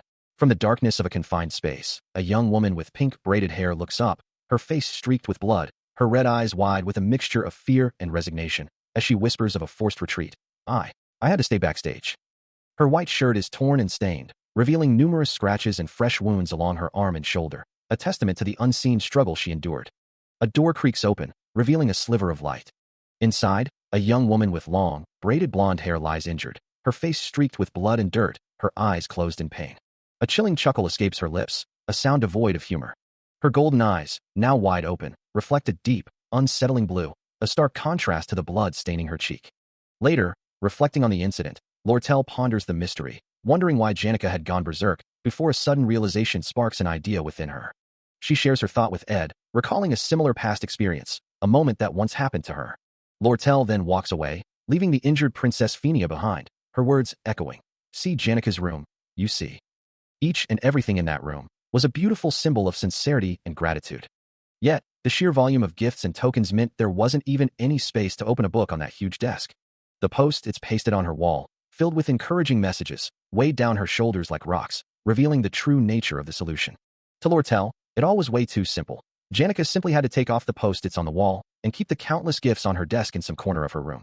While Lortel pondered the princess's situation, the true source of Janica's misery stemmed from her profound inability to embody the idealized main character of a fairy tale. She was consumed by the relentless expectation that she had to honor every ounce of goodwill and sincerity bestowed upon her by the world, performing this duty with utmost diligence. This burden of expectation, however, was a heavy one, and there was no need to elaborate on the sheer recklessness of such an endeavor. It was this very darkness within her, this internal struggle, that Velosfer cunningly exploited, making Janica's eventual berserk state an entirely predictable outcome. The demonic entity, Velosfer, thrived on such despair, and Janica's descent into berserk fury was, in hindsight, inevitable. However, a crucial question remained. Why did this catastrophic event unfold a full month earlier than it was originally destined to? The answer lay in a joint combat training exercise, where the hero of that particular scenario was none other than Taylor. Yet, in a stunning turn of events, Lucy effortlessly sent him flying with a single blow, and consequently, all the students present instantly became fervent fans of Janica. The reason Taylor was so easily defeated in that single attack was due to a contract between Marilda and Lucy, a pact that Lucy was able to forge because she frequently visited a specific forest in the north. This particular forest held a special significance, as it contained the perfect, secluded spot for napping. It was in this tranquil clearing that the very person who constructed that ideal napping place was revealed. The aftermath of that unexpected defeat left him visibly battered, his face bearing the marks of the encounter. As the chaos of the first act began, Lucy found a secluded spot, musing on its comfort and wondering how she was so easily discovered. A small, wry laugh escaped her as she considered that everyone else had likely forgotten about her amidst the unfolding pandemonium, a thought that stung a little. After orchestrating such a magnificent spectacle for all to witness, she now felt relegated to the sidelines, wondering if her part was truly over. She had imagined them searching for her, asking, "Where's Janica?" but then conceded that it was hard to argue with the person who deliberately hid so no one would find her, letting out another soft chuckle. She hadn't expected to be found so quickly, wishing she could have remained hidden just a little longer. Her expression softened, a hint of vulnerability crossing her features. The weight of her thoughts pressed down, threatening to bring her to tears. Meanwhile, a different scene unfolded as Ed Rothstaler, his face now marked with fresh scars, listened intently to an unseen message. The message was clear, a plea to ensure Janica's safety one day. A spectral wolf, glowing with ethereal blue energy, materialized, its form embodying the very essence of that urgent plea. Ed looked at the spirit, feeling as though it implored him to prevent Janica from ever falling into such a dire situation. Yet, a chilling realization settled over him, for he was the only one who truly knew the future. He must have believed that while everyone else burdened Janica with their expectations and pressure, the one who kept his distance, pushing her away, would in fact be the person Janica could truly rely on, yet in the end, Janica failed. She had attempted to form a contract with a high-rank spirit, but her haste during the summoning ritual proved disastrous, making her fall prey to a spirit of darkness, which then destroyed the entire faculty building. She had studied and trained in magic late into every night, always smiling for her family, friends, and teachers who genuinely cheered her on. But while she seemed to live up to everyone's expectations, she must have endured truly difficult times in private. Paradoxically, since that destructive process itself was so beautiful, it only highlighted the profound pain she carried beneath her forced smile. Her strained, red eyes betrayed the immense burden she bore. He knew he had to tell her, "You've worked hard," Ed Rothstaler thought, looking down at her with a gentle, understanding gaze. As the spotlight shines brightly, a parade of proud main characters takes center stage, their forms illuminated by the adoring gaze of the crowd. They stand tall, radiating confidence and power, each one a beacon of heroism and success. And with every triumphant gesture, the resounding applause of praise rolls in, a symphony of adoration for their achievements. On the other hand, far from the dazzling lights, the area behind the stage remains dark and quiet, a stark contrast to the spectacle unfolding before it. The first act's villain quietly exits the stage, retreating into the shadows, just as the main characters confidently stride forward into their narrative. He watches the scene unfold, a familiar weight settling in his chest, his expression etched with a quiet understanding. He has witnessed the completion of this first act countless times, the grand spectacle of magic and destiny playing out before him. Yet, a sudden realization dawns upon him, his eyes widening with a profound, almost painful clarity. Oh, a new understanding washes over him, but it is only now, in this moment, that he truly perceives what was always there. He couldn't see them before, these ethereal beings that dance around him, their forms now vibrant and clear to his awakened senses. Surrounded by a myriad of glowing spirits, from a majestic deer to playful foxes and soaring birds, he stands beside Janica, who remains lost in her own somber world, unaware of the magical presence now visible to him. The spirits shimmer with an otherworldly glow, their forms a testament to the hidden magic that permeates their world. He observes Janica, her head bowed in despair, a small, luminous white spirit curled protectively beside her, feeling as though he has finally seen the full extent of her suffering. His newfound abilities manifest as a system notification, confirming his spirit connection has reached level 10, alongside spirit understanding, also at level 10. As if drawn by his enhanced perception, a low-rank fire spirit named Elgo, a small green bird-like entity, and a low-rank wind spirit, Driss, a red deer-like creature, both express interest in him, their forms shimmering with ethereal light. The system then highlights a more significant presence, identifying it as a high-rank wind spirit. This powerful entity manifests as a majestic white wolf, its fur glowing with icy blue energy, its piercing electric blue eyes fixed intently. A notification confirms the spirit's identity, revealing that Marilda is showing extreme interest in him. The scene shifts to a grand academy building under a bright sky, as the narrative recounts the aftermath of Janika's disciplinary committee trial. 10 days have passed since the proceedings, and Janika has acknowledged all her mistakes. Standing at a podium, her expression somber, she testified that she would willingly accept her punishment. However, during the first trial, all of Janika's professors and friends had expressed their utmost support, their faces etched with concern. Yet, a critical detail emerged during the second trial. Phineas stated that Janika would not be tried for the attempted murder of Railton. During the trial concerning the murder of royalty, Princess Phineas stepped forward, her voice clear and firm, as she testified that Janika, having been completely overpowered by Velocipher, had not acted intentionally. Following this, Lortel also came forward, prepared to address the significant loss incurred by the incident. Through her efforts, the Elite Merchant Association completely compensated the funds required for restoration, remarkably asking for nothing in return. However, they did include a conditional clause in the contract, stipulating a reduction of custom fees by half on the school supplies they distribute. Despite these interventions, the initial outcome of all this was still a severe judgment. It included the removal of any benefits typically given to top students, along with the taking back of all prizes and decorations of glory. Furthermore, there was a disqualification from entering the Ophelis Hall starting next semester.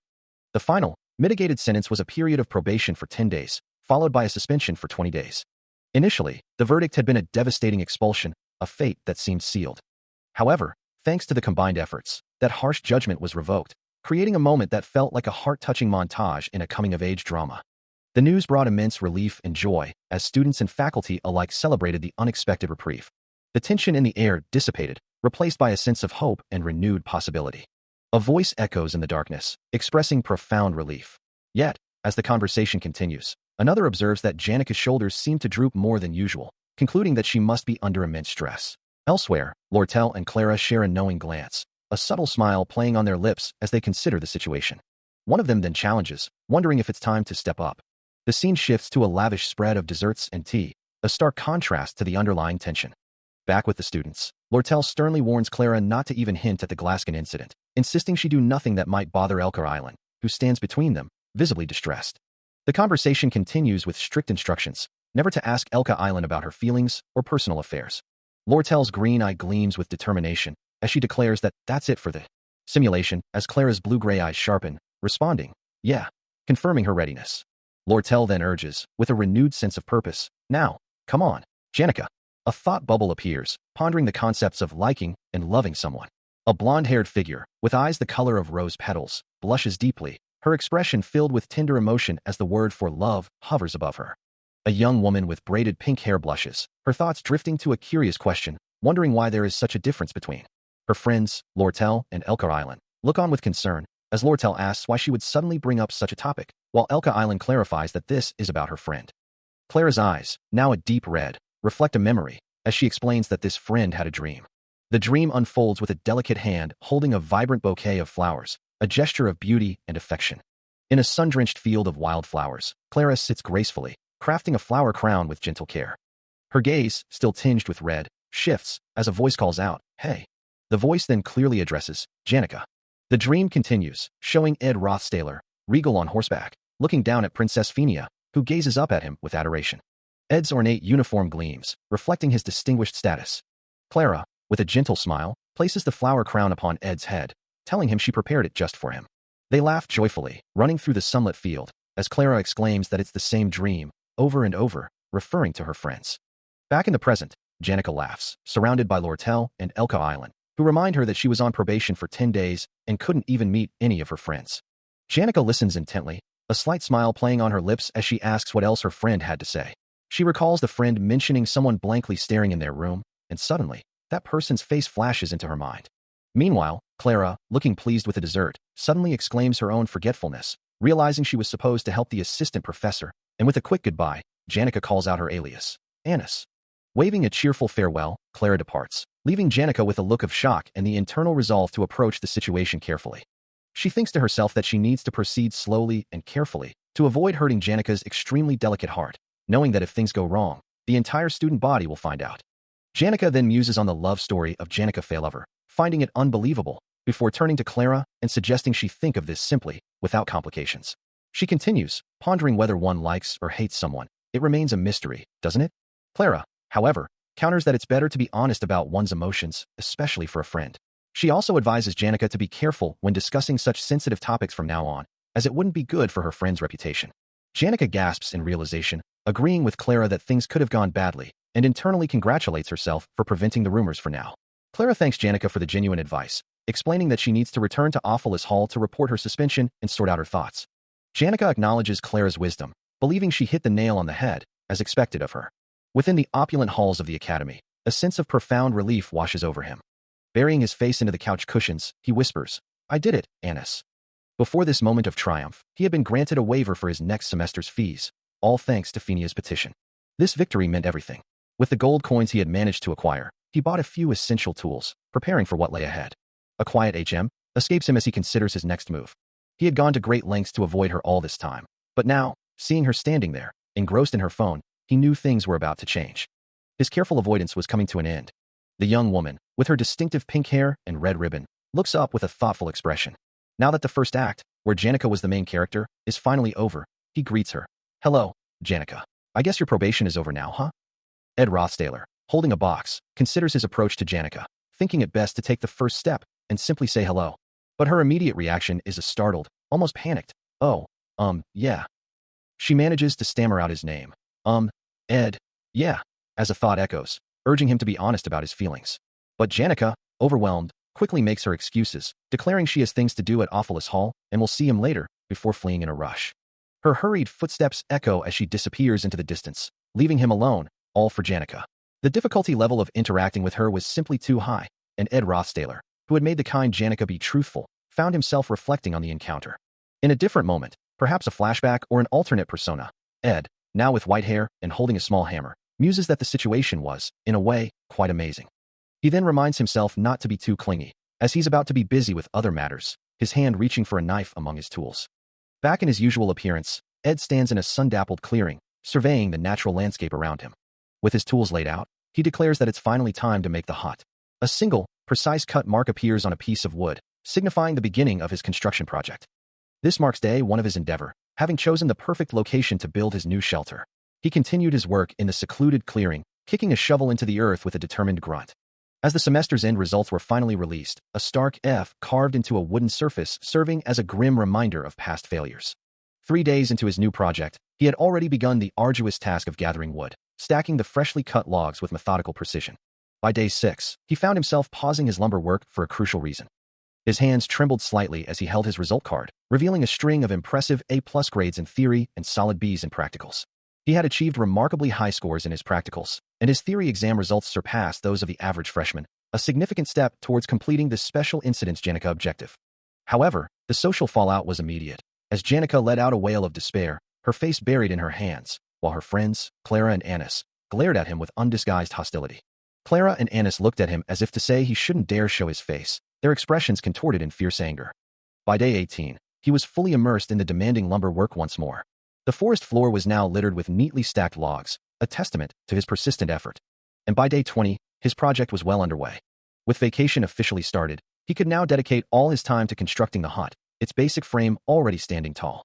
During a special incident, Ed went to check the trap he had set earlier, only to find Lucy, the princess, sleeping peacefully within it. Reflecting on the situation, he mused that he should probably stop using beef jerky as bait, as the days of his vacation continued. Later, senior maid Belmaya approached him, offering some herbs and mushrooms. She then inquired about the ongoing situation with Janica. When Ed suggested that Janica might now harbor resentment towards him, Belmaya tilted her head in a gesture of mild surprise, uttering a soft, questioning sound. By day 30, his construction efforts met with disaster, as the outer lumber walls of his hut collapsed, with only a single central pillar remaining upright. He stood amidst the wreckage, hammer in hand, surveying the fallen timbers. It was then he realized that simply joining the pieces wasn't enough for stability, a frustrating setback that left him feeling utterly defeated. Later, while at the bakery, Ed unexpectedly encountered Janika's group, a moment that sent a wave of alarm through them. The instant their eyes met, Janika immediately turned and fled, leaving her companions to wonder if this was truly happening. By day 37, with his construction still stalled, Jix arrived to offer his assistance. As they worked together, Jix remarked that Taylor seemed like a good guy, to which Ed responded with a questioning "does he?" acknowledging that events were unfolding precisely as the original storyline dictated.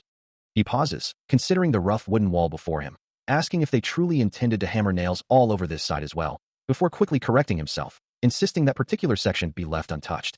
That area, he explains, is reserved for the chimney, as tally marks begin to appear, meticulously carved into the wood, counting the days. More and more marks accumulate, each stroke a testament to the relentless passage of time and his unwavering dedication. Finally, after what feels like an eternity, day 45 arrives, marked by a knife plunged into the earth beside his boot. Stepping onto the newly laid wooden floor, he surveys his handiwork. Exhausted, he collapses onto the floor, the simple wooden structure now a complete, albeit crude, shelter.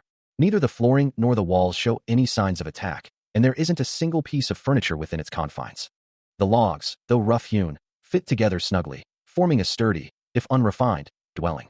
It was just a hut made of crude logs of wood, but it now boasted outer walls and a ceiling, a true testament to his perseverance. As night falls, the completed hut stands amidst the trees, a faint, ethereal green glow emanating from unseen sources around it, hinting at a subtle magic now intertwined with its very existence. Inside, he looks up, a thoughtful expression on his face, perhaps contemplating the purpose of his creation or the strange energies now surrounding it. His hand rests gently on his neck, his gaze distant, lost in the quiet contemplation of his solitary project. A system message confirms the completion of the structure, built by stacking logs trimmed to a standard size, then placed on pillars and crossbeams, forming walls and a ceiling, though nothing yet furnishes the interior. The crafting difficulty is rated 3 out of 5 stars, indicating a moderate challenge, and with its successful construction, his proficiency in creation has significantly increased, as the last rays of a vibrant sunset paint the sky in hues of orange and red above the surrounding trees. Sitting on the porch of the newly finished wooden hut, Ed Rothstaler takes a moment to absorb the quiet satisfaction of his labor, the simple structure now a tangible testament to his efforts. A profound sense of belonging washes over him, a realization that echoes in his mind. He finally has a place to call his own. From within the hut, Ed gazes out at the tranquil surroundings, unaware that from behind a nearby tree, Elka Island watches him with an unreadable expression. As dusk settles, the air around the hut begins to shimmer, and glowing particles, like tiny emerald fireflies, drift gently among the leaves, hinting at an unseen magic. Her gaze remains fixed on the hut, her expression a mixture of curiosity and something more profound, as the soft light of the setting sun illuminates her features. Having completed the walls, flooring, and fireplace of his makeshift shelter, Ed Rothstaler muses that a fence would be a good addition, considering the need for more storage. A storage area for firewood and other supplies would be incredibly useful, he thinks, as a sudden impact rocks the structure. The force of the collision sends a shock wave through the air, causing a figure with long, light hair to recoil violently. Sitting up, Ed finds Janika lying unconscious on the floor beside him, a concerned expression crossing his face as he realizes this is no ordinary tower for napping. As she slowly regains consciousness, Janika's eyes flutter open, and she greets him with a surprised, "Hello, Ed." He responds in kind, his voice filled with a mix of surprise and relief. "Oh, hey Janika." Now standing, she smiles brightly, her presence a stark contrast to the rustic surroundings. With a curious grin, Janika asks him how he ended up so far out here. Meanwhile, in a different location, Belle Maya recounts her recent discovery, explaining that while she was in the forest last time, she stumbled upon something truly shocking. Her hands delicately styling Elka Island's hair, Belle continues, describing how she visited young Master Ed's campsite and found the sight there truly shocking. Elka, her hair now neatly styled, asks if she means the hut, to which Belle, surprised, inquires how she knew. A maid, standing beside a seated figure, exclaims in surprise, having just seen something remarkable, explaining that she merely passed by it.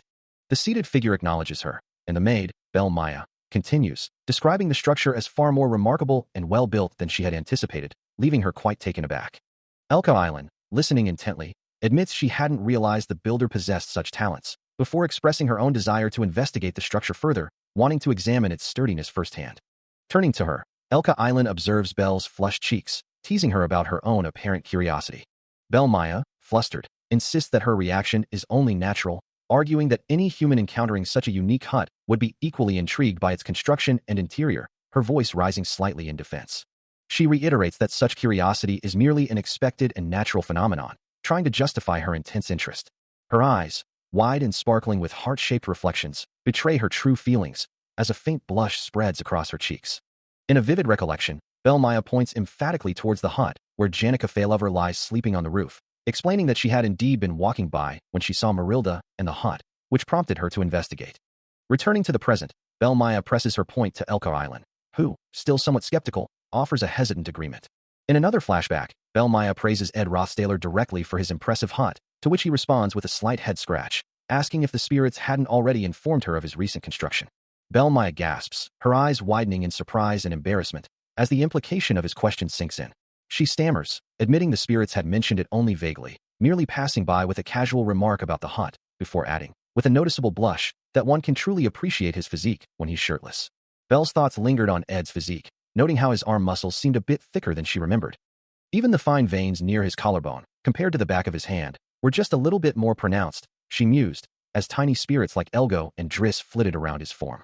Adopting a more formal, almost investigative demeanor for her daily report, Belle hummed thoughtfully, a small pipe held between her lips. She admitted that she didn't converse much with the spirits, and therefore didn't truly understand the intricacies of his daily life. This realization, combined with her earlier observations, sent a flush across her cheeks, culminating in an embarrassed laugh and a slight nosebleed. Meanwhile, Ed, seemingly oblivious to her internal turmoil, simply stated that his dwelling was nothing more than a log hut. He gestured towards the rustic structure, standing confidently before it as the sun began to set. Belle's eyes widened in surprise, a deep blush returning to her face as she processed his words. A soft, delighted smile spread across her features, her cheeks still flushed with admiration. With an outburst of enthusiasm, she exclaimed her affirmation. Looking up at the impressive log hut silhouetted against the vibrant sunset, Belle gasped, questioning if he had truly constructed it all by himself. Her voice filled with awe, she could only manage a stunned exclamation. The crackling of a roaring fire filled the night, its flames dancing against the darkness. Logs burned brightly, casting a warm glow, as the rhythmic sound of the fire continued. A pair of hands cradled a warm mug, the individual reflecting that they owed others a significant debt this time. Princess Phenia, sitting by the fire, thought of the kindness she had received, especially from Princess Lortel, who had done so much for her. Her gaze fell to her legs, the warmth of the fire a stark contrast to her internal worry, as she considered how some friends had even offered to lend her money for tuition, wondering how she could ever repay them. A troubled expression crossed her face, the weight of her obligations pressing down. Ed Rothstaler, sitting beside her, offered a casual, yet profound, piece of advice, suggesting that if she couldn't pay them back, she simply shouldn't, questioning the generalization that one always had to repay what was owed. Princess Phenia gasped, a look of utter surprise on her face, admitting she had never considered such a perspective, realizing that was precisely the kind of person Janica was. Janica, a student with pink braided pigtails, stood amidst a room overflowing with gifts, a testament to the sincerity and support she had received. The incident that had occurred was largely due to the immense weight of all that sincerity, which had pressed down on her, despite the many who supported her with tuition fees, or rather, invested in her future. She had resolved to move from the Ophelis Hall, with its state-of-the-art facilities, to the outdated Dex Hall. This decision was made simply because she wanted to owe less to others, even if only a little bit, knowing that while Ophelis Hall offered a private room for every student, Dex Hall would be different. Janica now resides in Dex Hall, a dormitory where 8 or more students share a single room.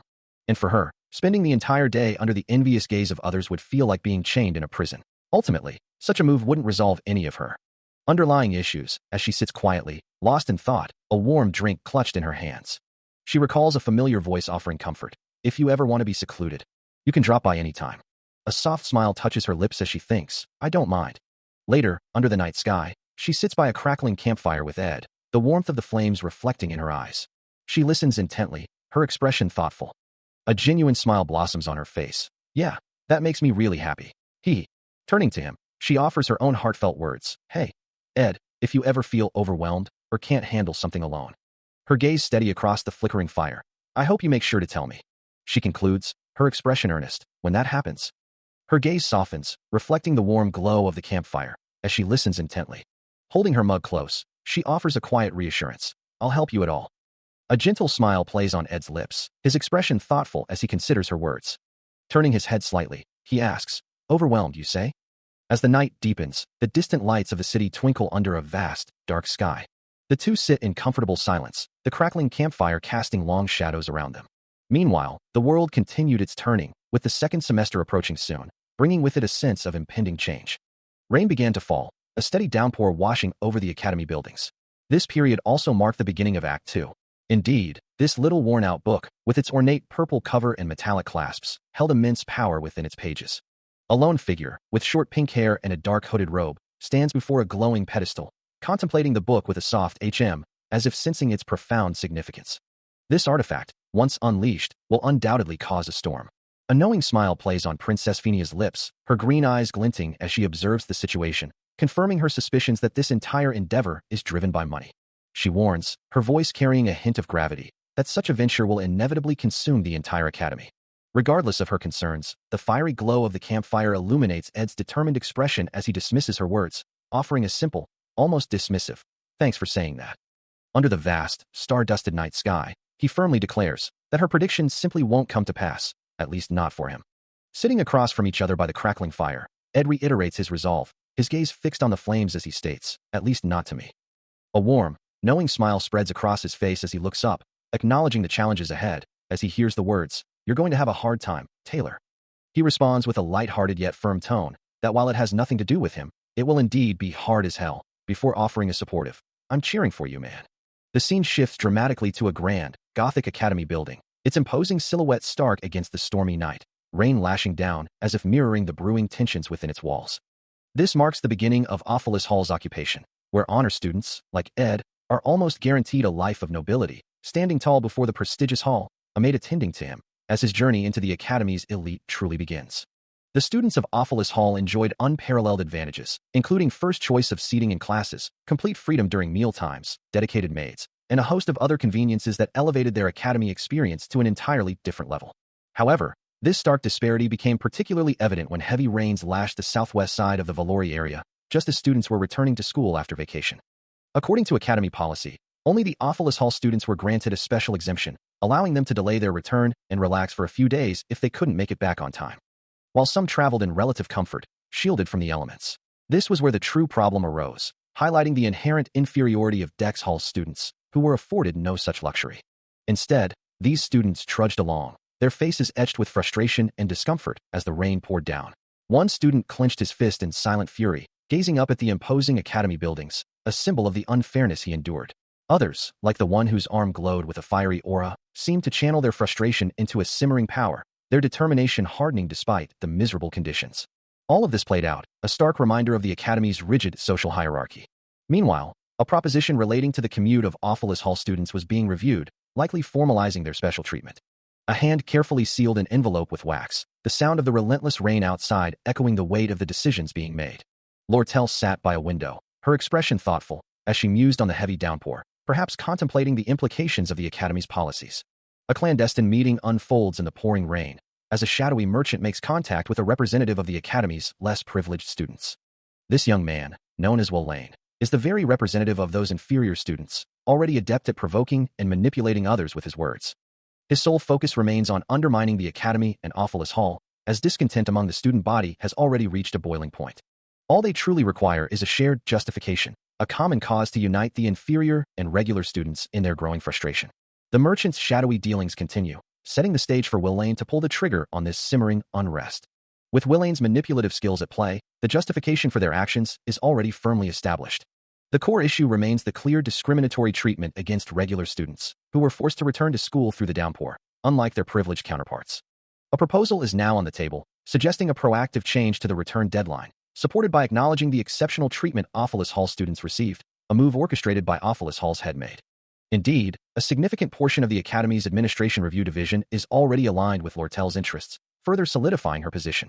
They will fervently support Lortel's proposal, and at this juncture, it hardly matters whether the Academy actually accepts it or not. The students' anger continues to simmer, their frustration palpable as they await a decision that will undoubtedly affect their standing. For the inferior students, merely discussing this as a solution will be enough to infuriate them, amplifying the entire situation. Flames erupt within Ophilus Hall, consuming its opulent interior, as a voice suggests that destroying part of the prestigious building would be strategically beneficial. After all, Ophilus Hall is renowned for its priceless art and furnishings, all donated by the wealthiest and most influential families. The inferno rages, tearing through the meticulously crafted walls, carpets, and hardwood furniture, with the unspoken understanding that the greater the damage to these assets, the better the outcome for certain parties. Meanwhile, in a hushed chamber, three men in formal attire discuss the unfolding chaos, reiterating the sentiment that destroying a portion of Awfulus Hall would be a strategic advantage. One of them clenches his fist, emphasizing that the more the students run wild, the more severe the financial blow to the academy, already reeling from the Glasgow incident. As negotiations for the sage's sealed grimoire continue, a mysterious hooded figure holds the glowing tome, its power granting the elite merchant association a distinct advantage in these turbulent times. In times of desperation, people are willing to offer even their own hearts, a somber thought echoing as the rain falls steadily outside, prompting a quiet wonder about when it will finally cease. Looking out at the downpour, Lortel observes the gloomy sky, a stark reminder that there isn't a single ray of light in this oppressive atmosphere. The sky above the towering buildings feels just like the one she once saw in the slums, a heavy, gray expanse mirroring the despair of those wearing shabby rags. Her gaze remains fixed upwards, lost in the relentless downpour and the oppressive urban landscape. The academy, this unbelievably romantic land of learning, felt to her as if it had far too many lights, each one exposing the darkness she carried within. Staring at her own reflection, she saw the image of herself living in utter darkness. The papers scattered across her desk, filled with traces of conspiracy, were proof of the life she had chosen. These were not just documents, but traces of a person who had lived a life, never showing the slightest hint of their true self. While desperately struggling to survive, this was what she had turned into, yet that didn't change the essence of her filthy self, leading her to frantically look for her own kind. Even in Sylvania, a place full of bright and radiating people, there must be someone among them who would acknowledge the disgusting life of a gutter rat covered in filth. She continued her endless lookout for her kind, never stopping despite being behind the stage at all times. This was her endless lookout for her kind, a search that never stopped, even as she remained behind the stage at all times. Because one's true self never changes, Lortel always took the same stance to make it through the miserable reality.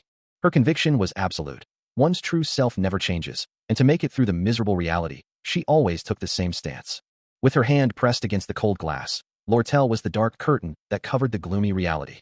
And for this, the audience called her the one who understood the true nature of the world.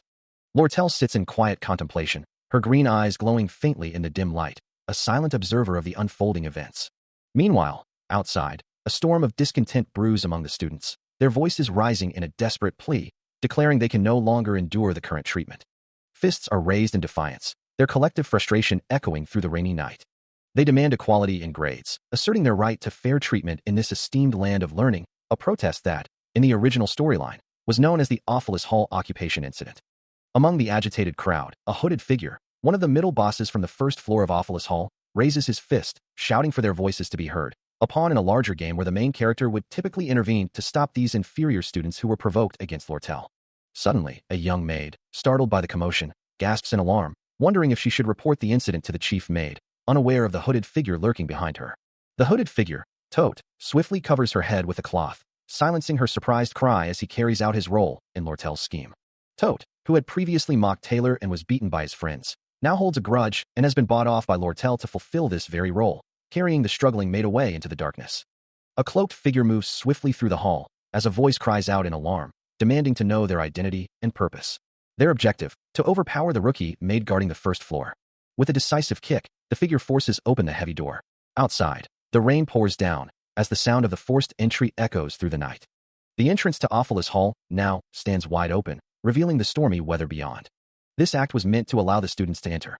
Inside, several students react with shock and confusion, wondering aloud what is happening. The cloaked figure stands over the kneeling Belle Maya, who has been subdued, as a voice demands better treatment. More students pour into the hall, their collective voices rising in a unified demand to be heard. Once the students breach the first floor, Tote, the middle boss of Act 2 Phase 1, takes on a crucial role, directing them to seize the maintenance office on the fourth floor to make their announcement.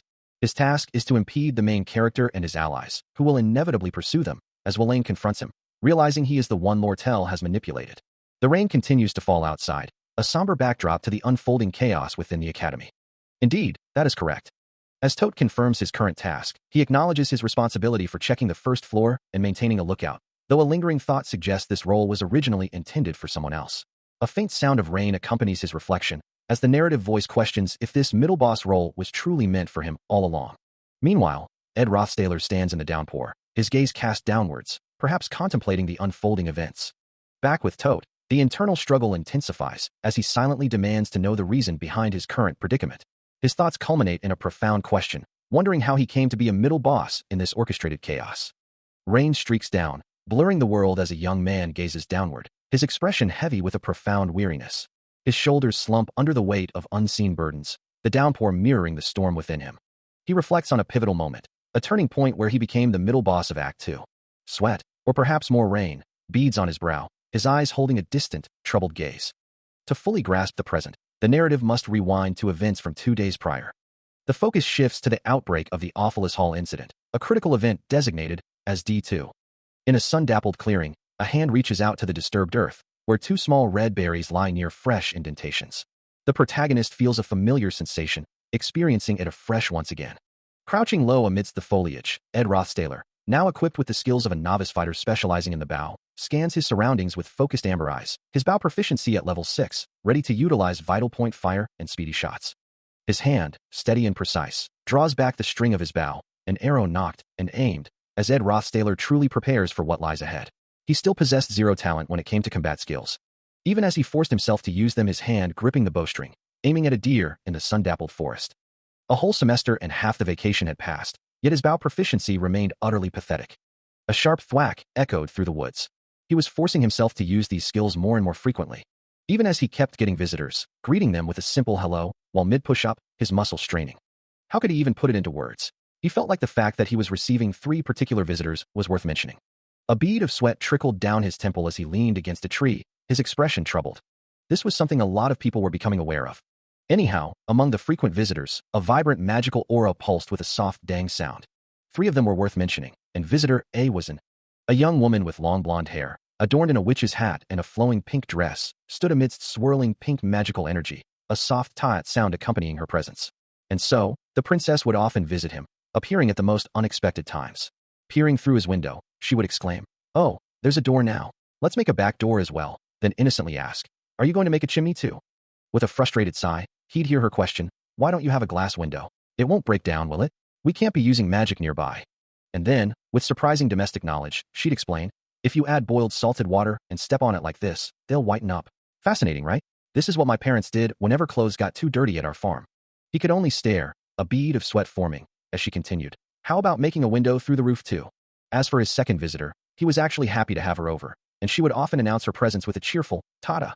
The young woman with long pink hair and bright red eyes would offer him a basket of eggs, explaining, "Belle said you'd like it if I gave you these."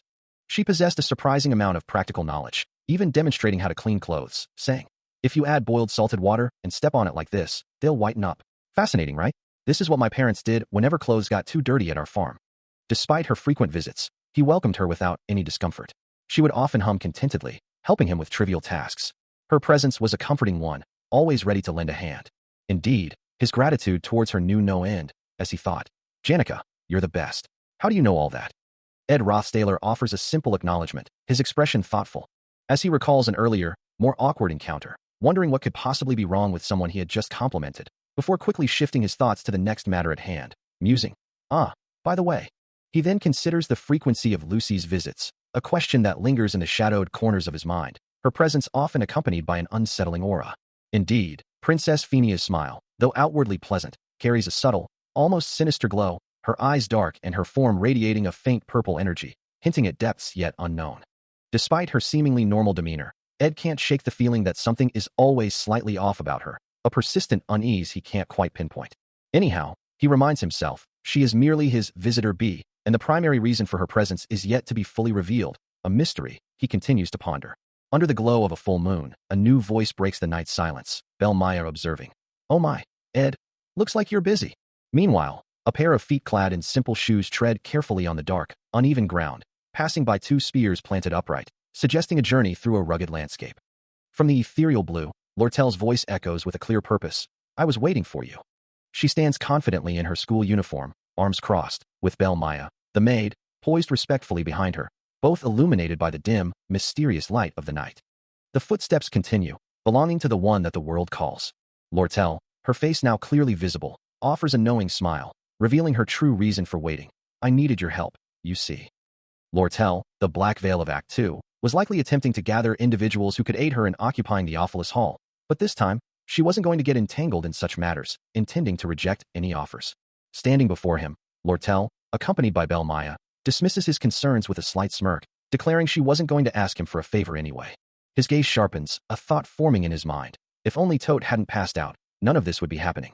Lortel, her expression a mix of confusion and frustration, demands to know why things aren't going according to the scenario, wondering why he fainted. He looks away, a memory surfacing as he recalls the incident. Tote had originally picked a fight with him, but something else transpired. In a vivid recollection, a student mocks Tote, who lies defeated on the ground, exclaiming that it was a joke for him to take down Glaskin, especially after the entire student body witnessed him being knocked out by Lucy in one blow, when he was only supposed to be beaten enough by Taylor. Tote, his face contorted in a scream of rage and humiliation, recalls the words that followed, his voice cracking with fury. He screams, his anger boiling over, declaring that his opponent is worse than the insect Ed Rothstaler. A powerful punch lands squarely on Tote's face, the impact distorting his features as he lets out a guttural cry of pain and frustration. The humiliating blow lands with brutal force, sending the student reeling, as the princess delivers a swift, decisive kick that leaves him utterly defenseless. His face contorts in a mask of pain and disbelief, the impact of the attack clearly visible as his body absorbs the full force. Barely conscious, he is propped up by two other students, his eyes burning with a humiliated rage, as one of them remarks, "I don't know if it was because of Taylor or you, but Aldi said it was her first time seeing Jix so angry." The memory fades, replaced by a cynical thought, a voice musing, I just can't trust emotional people. I don't have anything too hard for you to do." In the present, Lortel, accompanied by her maid, Belle Maya, leans in conspiratorially, instructing him, "Take this key from Alice, enter the Awfulest Hall." Continuing her explanation, "And when the inferior students flock there, you just need to open the door."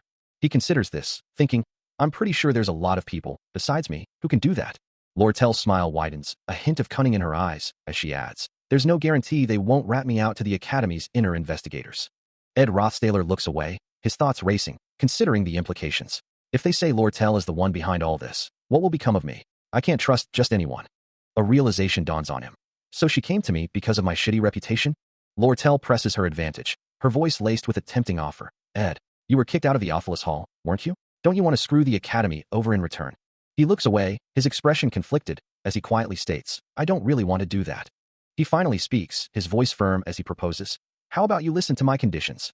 His gaze fixed on her, he awaits her response, a flicker of surprise in his eyes. Lortel, with a knowing smirk, offers her counter-proposal, 20 gold coins. With a decisive deal, he accepts, sealing their agreement with a handshake, his inner resolve hardening as he thinks, "I'm just going to set everything back where it belongs." The narrative shifts to the outbreak of the Awfulest Hall incident, a pivotal event whose occupation began even before the conflict over Sage's sealed grimoire. Rain lashes down on the Academy buildings, a somber backdrop to the unfolding chaos. Later, by a crackling campfire, Ed Rothstaler sits in quiet contemplation, the weight of Lortel's ploy to drive the Academy's finances into complete madness heavy on his mind, a scheme that feels like a liking episode in its intricate manipulation. As the storyline unfolds, Lortel successfully executes her intricate conspiracy, forming Merchantry, a highly profitable group within the Academy, which stands in stark opposition to Princess Phenia's established student association. This strategic move creates a formidable structure that directly rivals the princess's influence, leaving the idealist to ponder how to survive the impending power struggle. The stage is set for a direct confrontation, a clash between two powerful factions within the Academy. Ultimately, the crucial factor will be which side Ed Rothstaler chooses, as his decision will inevitably determine the victor, and he simply needs to remain a spectator for now. He intends to observe from the sidelines, waiting to join the group that appears destined for victory. Meanwhile, Lortel, caught off guard by the sudden downpour, realizes she needs to return to the dorms, having mistakenly believed the rain would cease. With a sigh of resignation, she hurries away through the persistent rain. Elsewhere, by a crackling campfire, Belle Maya praises Ed Rothstaler, remarking on his remarkable ability to come and go as he pleases, as if on a casual camping trip. She gently reminds him of the necessity to remain even on rainy days, to which he simply replies that things improve with time. Later, Ed Rothstaler reflects on his current situation, realizing it's time to move out of Awfulest Hall. He acknowledges the vacation is almost over, and he'll need to discard many small items, as Dex Hall proved to be much smaller than he had anticipated. He listens intently as she confirms her readiness, mentioning her ample supply of comforts like pillows, cushions, clocks, and lanterns. She continues, assuring him of her abundant daily necessities and other supplies. He then explains that he can't bring any furniture, as all of it belongs to Awfulest Hall. With a warm smile, she expresses her delight, prompting him to declare his intention to move his belongings once the semester begins. Belle then inquires about Lucy, asking if her behavior is frequent, to which he simply replies, "Sometimes." Meanwhile, a figure stands alone on a rooftop, cloaked and wearing a witch's hat, as rain pours down around her. He gazes up at the rooftop, watching her silhouette against the stormy sky. For years, she had deliberately averted her gaze from the fate that had been promised to her. The rain continues to fall around her, a constant companion to her solitary vigil. He advises against paying too much attention to her, admitting that he himself usually ignores her. Belle, now in a simplified form, seems to understand, noting his apparent indifference towards Lucy. Ed Rossdaler turns to Janica, catching her attention with a casual remark. As he realizes she is still within Awfulus Hall, a place that, once occupied, will activate its large-scale protection runes. These runes are designed to lock all students inside their rooms, creating an impenetrable barrier. Though Janica herself would likely have no trouble escaping such a predicament, the thought still weighs on him. He approaches her with a request, asking if she would grant him a favor. Later, sitting together in the rain by a small fire, he specifies his request, asking her to meet him tomorrow around 9 in the evening. The location he suggests is the Rose Garden, situated directly in front of Awfulus Hall. As he sits alone, contemplating his decision, the rain continues to fall around him. Janica, surprised by the specific location, questions his choice, but he promises to explain his reasons the following day. Her eyes widen in shock, her hand flying to her mouth in disbelief. He admits to himself that he can't articulate his concerns to her right now, feeling it's best to simply get her out of the hall in case of unforeseen events. He considers a place not too far away where she can avoid the rain, and with a hesitant, quiet agreement, Janica accepts his unusual request. He watches Janica walk away, her words echoing as she bids him farewell, a faint magical glow surrounding her as she departs. A soft sigh escapes him, his expression a mix of relief and lingering concern. He knows that around the start of the semester, the incessant rain will finally cease. Then, he can once again enjoy the bright, sunny sky, a welcome change after such a long time. After the rain, even these woods will give off the typical scent of autumn, a familiar comfort. Standing alone in the downpour, he gazes out at the rain-swept landscape. The long vacation, a period of relative calm, is also drawing to a close, just as the outbreak of the Awfulus Hall incident looms.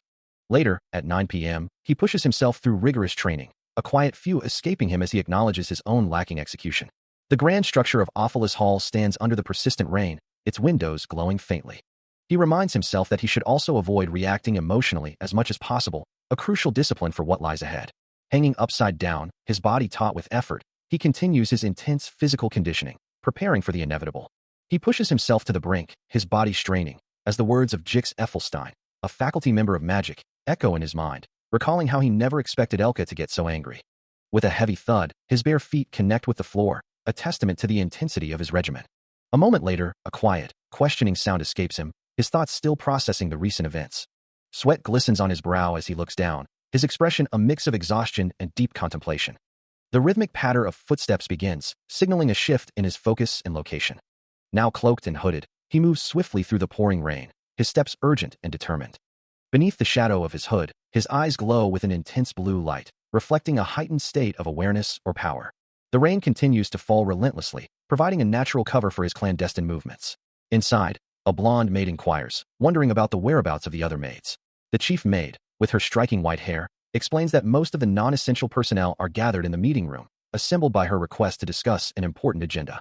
This confirms the plan to block the entrance once they are all inside, made easier by the fact that the person in command has already been bought off, ensuring things are progressing quickly, and that he has also prepared the necessary items. As the hooded figure and the blonde maid walk down a grand hallway, she confirms that the goods requested in advance have been secured, their footsteps echoing softly. A quiet, "Oh, thank you," escapes the hooded figure, as a bucket is placed nearby. The simple container now holding its contents, with the figure stating a plan to keep it tucked away in a corner. With the final arrangements made, the preparations are complete, and the hooded figure stands ready, a soft thud echoing in the silence. His boots make a soft thud against the ornate floor as he moves with purpose. The grand structure of Awfulus Hall looms into view, its occupation now a central point of the unfolding events. Rain streaks down the imposing facade of the building, as a hand reaches up, seemingly towards its upper reaches. From beneath his hood, the figure holds aloft two small, glowing objects, a soft thud accompanying his decisive action. With a final declaration of "here it goes," he plunges into the rain-swept night, the building a blurry target ahead. Meanwhile, outside the grand hall, a multitude of small figures, some bearing torches, gather in the downpour, their presence a stark contrast to the building's imposing silence. Suddenly, a collective cry of "AHHH" erupts, signaling widespread panic or outrage. Two students, their faces contorted in distress, voice their frustration, exclaiming that they can no longer endure such treatment, especially in what is supposed to be a land of learning. Their desperate plea continues, demanding at least equality in grades. Amidst the downpour, a student leader, Wallane, his face alight with fervent determination, raises a defiant fist, demanding answers to their pleas. As the representative of the inferior students, he stands firm, his presence a rallying point for the agitated crowd. Spurred on by his fervor, the students surge forward, a wave of bodies crashing against the imposing gates of Awfulest Hall. With a resounding crash, the heavy doors give way. The grand entrance to the hall now stands wide open, a beacon of light piercing through the stormy night. A collective gasp ripples through the front ranks as students stare in disbelief at the unexpected breach. Their eyes widen in shock, struggling to comprehend the sudden turn of events. But hesitation quickly gives way to renewed resolve, as one student shouts for everyone to seize the opportunity. Awfulest Hall's doors are open. Let's go in. The crowd, now emboldened, pours into the hall, their silhouettes swallowed by the grand entrance. Inside, another student confronts a figure emerging from the shadows, remarking, Thanks, so you're the one Lortel bought off." The student then questions the figure's identity, a hint of recognition in his voice. Ed Rothstaler? Ed Rothstaler stands silently in the rain-streaked entrance, his expression unreadable as he faces the unexpected encounter. Still reeling from the confrontation, Ed finds himself on the ground, a figure looming over him. A hand reaches down, grabbing his collar, as the student declares, "I have always agreed with all the things you shout out." Wayne, the student leader, pulls Ed closer, his expression intense, demanding an answer. Ed's mind races, recalling the privileges of Awfulest Hall he once enjoyed, now lost, as he finally responds, "I am." Wayne's gaze sharpens, a hint of disappointment in his voice as he retorts, "A fool. I judged you based on those rumors."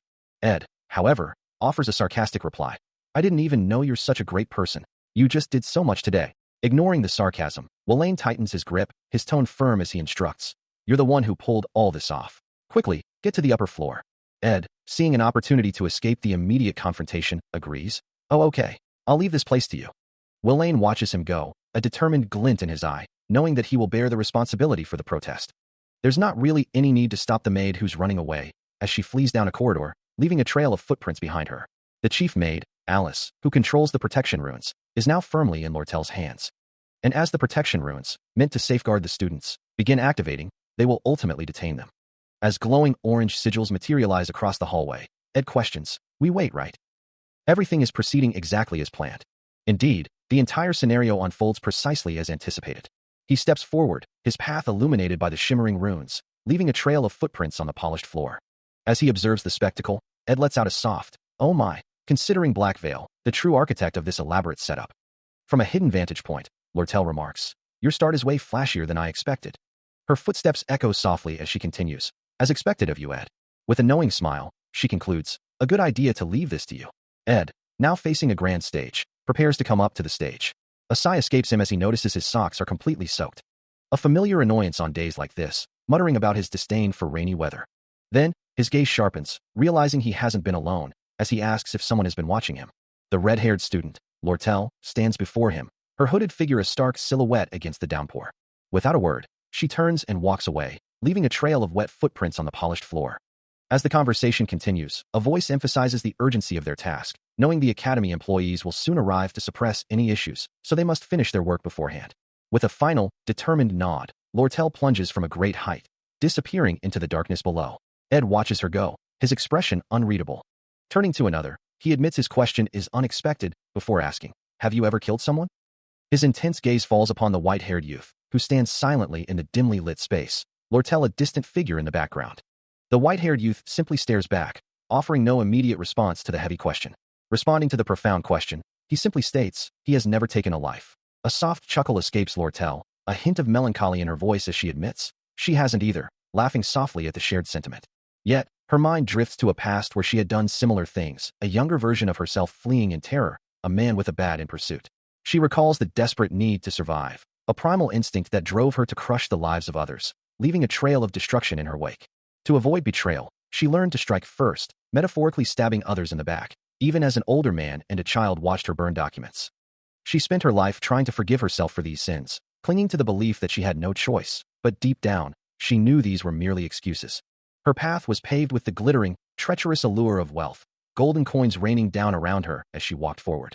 This relentless pursuit of survival and prosperity, often at the expense of others, earned her a notorious moniker, for that is how Lortel became known as the Golden Daughter. The memory fades, replaced by the quiet hum of the present, light streaking down around them. Returning to the conversation, Lortel reflects that he knows this truth better than anyone, the burden of her past actions. And so, she continues, explaining that she now seeks that understanding from others, addressing Ed directly. Turning to face him, her expression earnest, she asks if he could ever sympathize with someone like her. Ed Rothstaler stands in the dim light, his thoughts turning inward after Lortel's raw confession. He considers how loneliness finds its way to people, making them feel almost as if she's possessed. It affects everyone, people regardless of whether they're good or evil. And to escape it, he muses, people have no choice but to become someone else, but that person is not him. He continues his internal monologue, observing how people look for others similar to themselves, rolling around in dirt and filth. Meanwhile, a memory flashes through Lortel's mind, a stern voice from her past reminding her, you gotta take responsibility for your decisions, Lortel. Back in the present, Ed's eyes suddenly glow with an intense blue light, a silent testament to the depth of his contemplation. Lortel, now distant on the grand staircase, pauses in her ascent, a quiet moment of reflection passing through her. She continues her climb, her silhouette framed by the ornate architecture, moving with a renewed sense of purpose.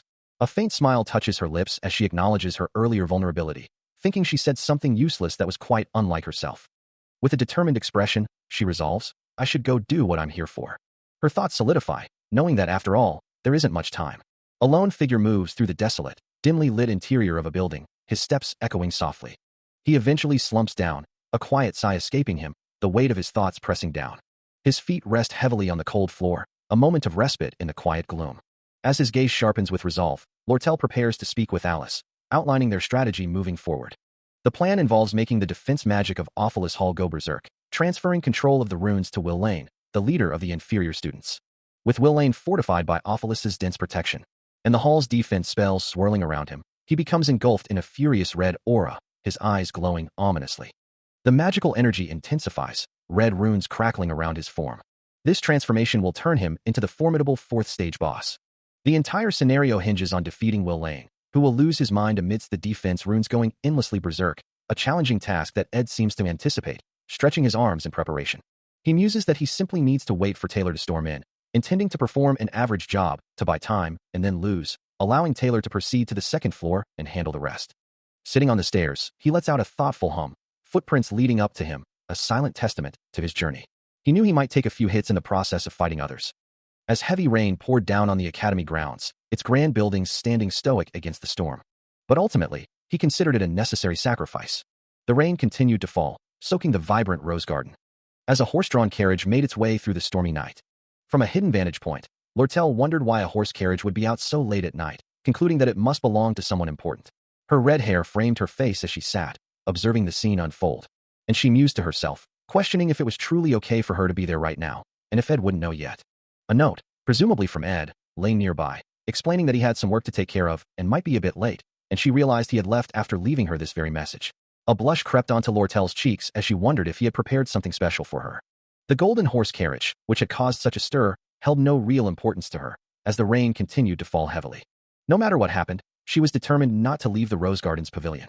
For the past 3 days, Princess Phenia had been consumed by thoughts of what Ed wanted to discuss, unable to find sleep at night, because despite the guilt she felt, a small creature seemed to whisper secrets to her. She had kept close tabs on Ed's activities through Marilda, learning that it wasn't just Lucy who had visited his camp. Under the cover of night and rain, the chief maid escorted Lortel, both walking along a dark path. Even Princess Phenia, Belle Maya, Jix, and Lortel herself had been seen coming out of there, and the coincidence that most of them were fellow female students made it even more heartbreaking for her. The thought of all these interactions made her heart ache with a profound sadness. That's why she remained in the pavilion, lost in her troubled thoughts. The rain continued to fall, mirroring the turmoil within her. Touching the flower hairpin in her hair, she wondered if this permission flower hairpin was a bad choice, thinking Cosmos would have been prettier. Her expression was filled with doubt and a hint of jealousy, as she continued to fret over her appearance and Ed's affections. Rushing through the downpour, Ed Rothstaler desperately hoped that if he could just make it back in time, everything might still be all right. He knew, however, that Princess Phenia would still be waiting after she returned with her new hairpin, that is. She had headed for the Awfulus Hall. The rain continued to fall heavily. As he pushed himself harder, the imposing structure of the academy looming in the distance. The sound of his frantic footsteps echoed through the downpour, a desperate rhythm against the relentless weather. Reaching the grand entrance of Awfulus Hall, a voice of concern questioned if entering was truly the right decision. Standing before the hall, Alvira, her red hair visible beneath her hood, declared her urgency, demanding to know the value of the herbs in her room, while Taylor, beside Ed, suggested waiting for academy workers to handle the situation. Alvira's face contorted in a furious snarl, her eyes burning with intensity as she insisted the herbs would lose their properties without immediate preservation magic. Ed, looking distressed, tried to reason with her, asking if she truly understood the profound impact of such a small detail, as Taylor urged him to stop her from barging in alone. Taylor, however, seemed to find some humor in the situation, laughing nervously and suggesting they simply turn a blind eye, confident that Elvira, as the top alchemy student, could protect herself. Elvira's anger flared, her eyes glowing crimson, as she vehemently corrected them, stating that she wasn't the one in danger, but rather the poor students inside. Surrounded by an array of glowing potions, she warned that if she lost her composure, she would attack anyone with whatever chemicals she could get her hands on. Ed, desperate to stop her, cried out Elvira's name, while Taylor, exasperated, declared an end to the chit-chat, announcing her intention to head to the 4th floor where her room was. Still facing her, Taylor pressed, trying to get a clear answer, asking if Elvira would simply return to her room once she arrived, and if she promised not to do anything else. Elvira, however, remained resolute, confirming she only needed to ensure her precious herbs were safe and sound. With that, she pushed forward, her determination unwavering, a blue aura of resolve emanating from her as she moved. Her eyes, sharp and focused, betrayed no hint of hesitation.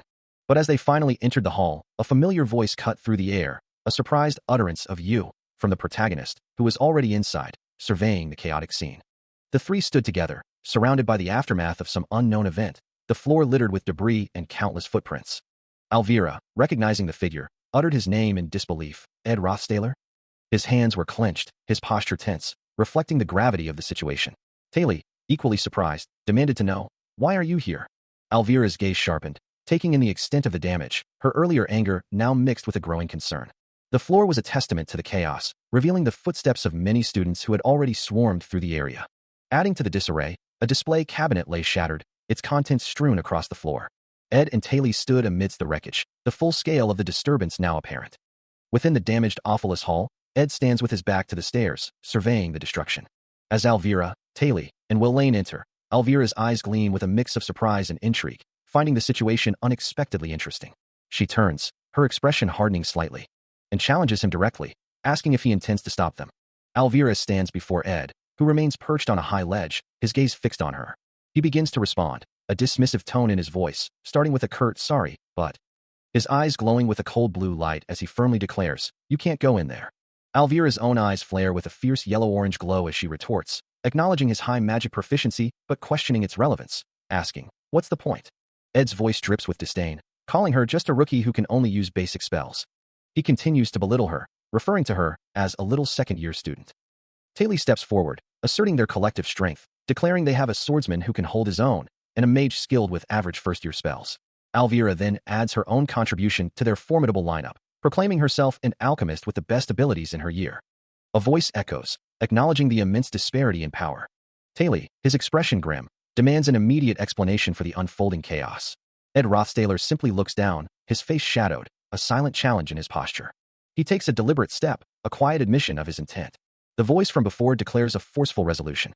With a surge of power, Taylor lunges forward, his eyes glowing crimson as a vibrant red aura flares around him. Elvira and Will Lane close behind. Before he can connect, Ed Rothstaler raises a hand, his eyes now glowing with an intense blue light as a shimmering barrier of azure energy erupts to meet the assault. The impact shatters the air, sending fragments of blue light scattering like broken glass. Undaunted, Taylor presses his attack, a glowing blue blade now manifesting in his hand, cutting through the residual energy with a powerful swing. His foot follows with a forceful kick, generating another burst of blue energy upon contact. Elvira watches the exchange intently, her own eyes glowing a fierce red, analyzing the magical confrontation. Meanwhile, Ed Rothstaler, his eyes now glowing green, conjures a new spell, noting its seemingly basic nature despite its power. A tactical thought crosses someone's mind, considering Ed Rothstaler's fighting style. As a mage, he would likely target close-range combat, being most effective there. Suddenly, Taylor's red eye widens, a flicker of surprise or understanding crossing her face. Meanwhile, Ed Rothstaler raises his hand, beginning to conjure a new spell.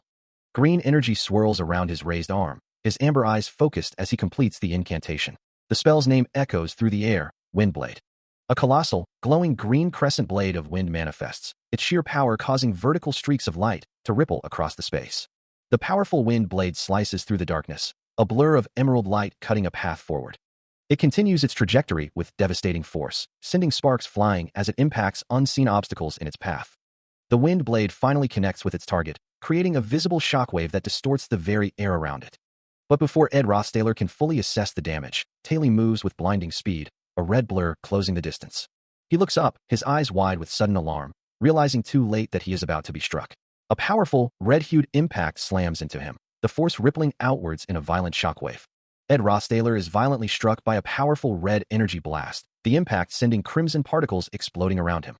The force of the blow twists his body, his leg recoiling sharply from the unseen impact. Elsewhere, a distant, muffled explosion echoes, accompanied by the ominous glow of red magical circles, prompting a startled query about the source of the noise. Another voice, filled with urgency, demands to know what is happening outside, the red drapes of a room hinting at a hidden observer. Alvira, caught in the periphery of the unfolding chaos, clutches her mouth, her eyes wide with terror as the shockwaves ripple through the area. A blue energy field shatters around her, sending debris flying, as a voice calls out, asking if Isla is all right, to which she replies that she's fine, having only fallen from the shock. Alvira, now composed, dismisses any concern for herself, telling someone not to mind her. Taylor, her expression hardened with resolve, begins to gather her own power, a vibrant green aura flaring around her. Her eyes glow with an intense emerald light, reflecting the surge of magical energy. With a swift motion, she unleashes a torrent of swirling green energy, cutting through the air. The attack strikes its target with a sharp, decisive impact. Yet, as the green energy dissipates, Taylor's face registers a profound shock, her eyes wide with disbelief at the outcome. Amidst the chaos, a single thought pierces through Alvira's mind, her focus momentarily shifting to something she'd lost in the upheaval. Standing atop the remnants of a defeated creature, she surveys the devastation, the air still thick with the residue of powerful magic. A grim expression settles on her face as she speaks aloud, questioning the severity of the situation. Her eyes narrow, connecting the dots between the recent shockwave and the ongoing events, realizing the true implications of the disturbance from the floor above. Turning her back to the viewer, she gazes upon the wreckage, the debris of shattered structures scattered across the desolate landscape. A low rumble echoes through the air, a stark reminder of the destructive forces at play. Her eye widens slightly, a bead of sweat tracing a path down her temple, as she takes a sharp, involuntary gasp. Her gaze falls upon a collection of vials and bottles, each containing a different glowing liquid, ready for use. With renewed determination, she extends a hand, her expression hardening as she prepares for what comes next. Dropping to one knee, she snatches a specific potion, its purple liquid shimmering with contained power. A single word escapes her lips, a command to unleash the potion's latent energy. Instantly, her eyes blaze with a fierce red glow, and a torrent of fiery energy erupts around her, signaling her readiness to join the fray. Alvira's power erupts, engulfing her in a brilliant, destructive inferno. The sheer force of the magical outburst reverberates through the air, a deafening roar accompanying the rising flames. As the battlefield transforms instantly, structures collapsing and melting under the intense heat, a lone figure now stands amidst the devastation. Caught in the maelstrom, Ed Rothstaler tumbles through the fiery chaos. The battlefield was set up, so naturally almost like water flowing. Alvira watches the destruction unfold, a grim realization dawning on her face, muttering, "This is not good." The flames dance around her, reflecting in her intense gaze. Ed Rothstaler's judgment was quick and precise, but he chastises someone unseen. "Jix, you can't be leaving out information out like that." Meanwhile, fiery particles swirl and dissipate into the encroaching darkness, a testament to the raw power unleashed. With a determined expression, Ed Rothstaler prepares himself, his amber eyes now glowing with an ethereal blue light as he channels his own power. The intense heat of the environment continues to rage around him, a constant reminder of the danger. He understands the true nature of the power he faces, realizing this isn't just high magic proficiency. Amidst the raging inferno, Ed Rothstaler stands, a lone figure against the backdrop of destruction. Suddenly, he plunges downward, falling through the collapsing structure as debris and fire swirl around him. Meanwhile, Alvira, the top student of the alchemy faculty, reflects on her position, knowing she represents her side's main forces. A pained groan escapes her lips as she clutches her stomach, the biggest flaw of the alchemy faculty becoming painfully clear. Without relying on magic tools or elixirs, their raw combat power is virtually non-existent. Most alchemy students always carry a magic ring or necklace with them, a vital safeguard in dangerous situations. But she, a self-proclaimed genius, had always thought such precautions were unnecessary, considering them too much of a hassle. Her gaze falls upon Ed Rothstaler, standing amidst the flames, a chilling thought crossing her mind. Don't tell me. This guy? As the inferno roars around her, Alvira looks up, her expression shifting to one of dawning horror. A surge of green energy emanates from above, and she realizes he thought this out as well. Indeed, Ed Rothstaler descends, enveloped in a vibrant green aura, having deliberately caused the massive chandelier to drop. Alvira reflects on the situation, realizing that Ed had used the tiny opening he created to cast a firewall, not to destroy her entire bag, but specifically to target its strap. Amidst the raging flames, she struggles to comprehend the depth of his calculated malice. No, she corrects herself, if he had truly wanted the bag, he would have aimed for the bag itself, not just its strap. Her eyes narrow in fury, realizing the true target of his measly attack was none other than Ed Rothstaler himself, a direct challenge to her. Meanwhile, Ed continues his descent, his hand glowing with vibrant green energy, a testament to his ongoing manipulation of the chaotic environment. But Alvira is not one to be easily defeated, her hand clutching a small, glowing blue orb, a hidden ace up her sleeve. Her gaze hardening, she affirms that she is not out of options yet, her resolve unwavering. With a surge of power, she summons a small, white, rabbit-like familiar, its eyes glowing with an ethereal green light, ready to obey her command. The familiar pulses with raw energy, its form shimmering as green magical particles swirl around it, preparing for a transformation.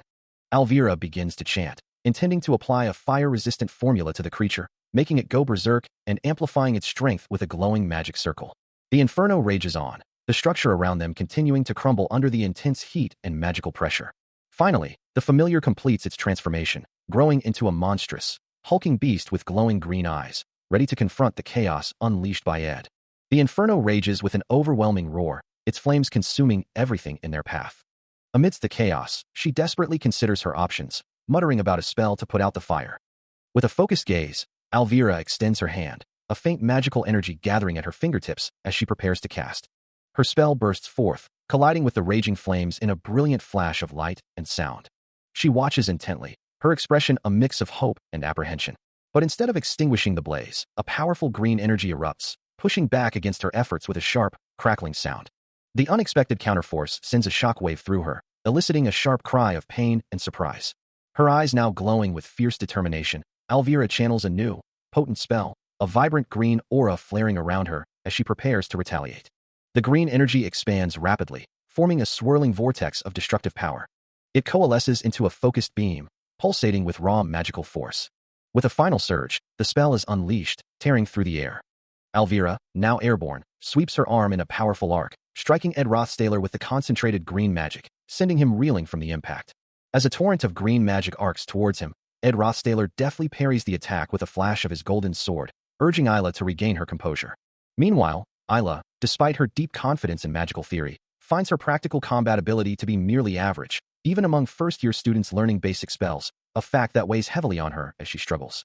Ed continues to deflect the green magical assaults, his thoughts racing, frustrated that with how openly an unseen foe keeps targeting her, he can't even get close to him. A golden aura pulses around him, pinning him in place, leaving him and Isla unable to move. A bead of sweat trickles down his temple as he considers his options, wondering if getting closer would truly allow him to take down their opponent. Then, a new resolve hardens his gaze. With a fierce cry, Isla lunges forward, a fiery aura erupting around her as she commits to the attack. Her battle cry echoes, a guttural roar of pure aggression. From the fiery chaos she unleashes, a massive, white-furred familiar with glowing eyes charges directly at Ed, its form wreathed in flames. The impact of the beast's charge creates a devastating shockwave, shaking the very ground. Ed is completely engulfed in the resulting fiery explosion, the intense heat and light consuming his form. Despite the overwhelming force, Isla's resolve remains unshaken, knowing she must succeed regardless of her doubts.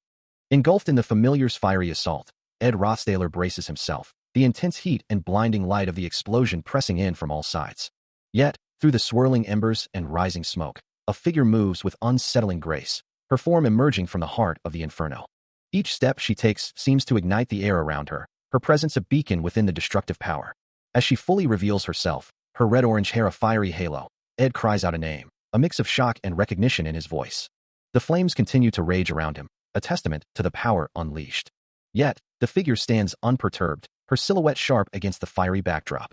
A mischievous smile plays on her lips as she asks if they had missed her. Kneeling amidst the inferno, a small potion clutched in her hand, Taylor continues, her voice laced with a playful affection, acknowledging their brief separation. His eyes glowing with a fierce blue light, Ed looks up, green energy beginning to swirl around him in response to her presence. Not to be outdone, Taylor extends her hand, a vibrant green aura flaring from her palm, mirroring his burgeoning power.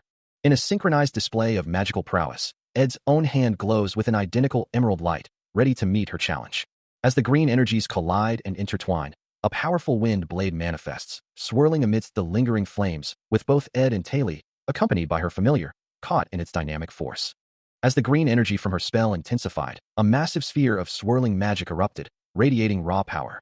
She remained focused, her silhouette framed against the dark, fiery backdrop, a small black bow nestled in her red-orange hair. With her eyes closed in concentration, Taylor held a glowing green potion, a thought crossing her mind about her opponent's preparedness. Then, a command echoed in her mind, to apply release magic, as she moved with blurring speed. In a swift, decisive motion, she kicked the glowing potion, unleashing its potent green energy in a dazzling burst. As the green trails of magic streaked past, her voice cut through the air, a playful challenge. You're late. Amidst the expanding green energy wave, her small, blue familiar orb floated serenely, a silent witness to the magical display. Meanwhile, a different kind of magic was being considered, a chemical reagent prepared by meticulously dicing up night butterfly flowers and gull mushrooms, now glowing with a soft blue light.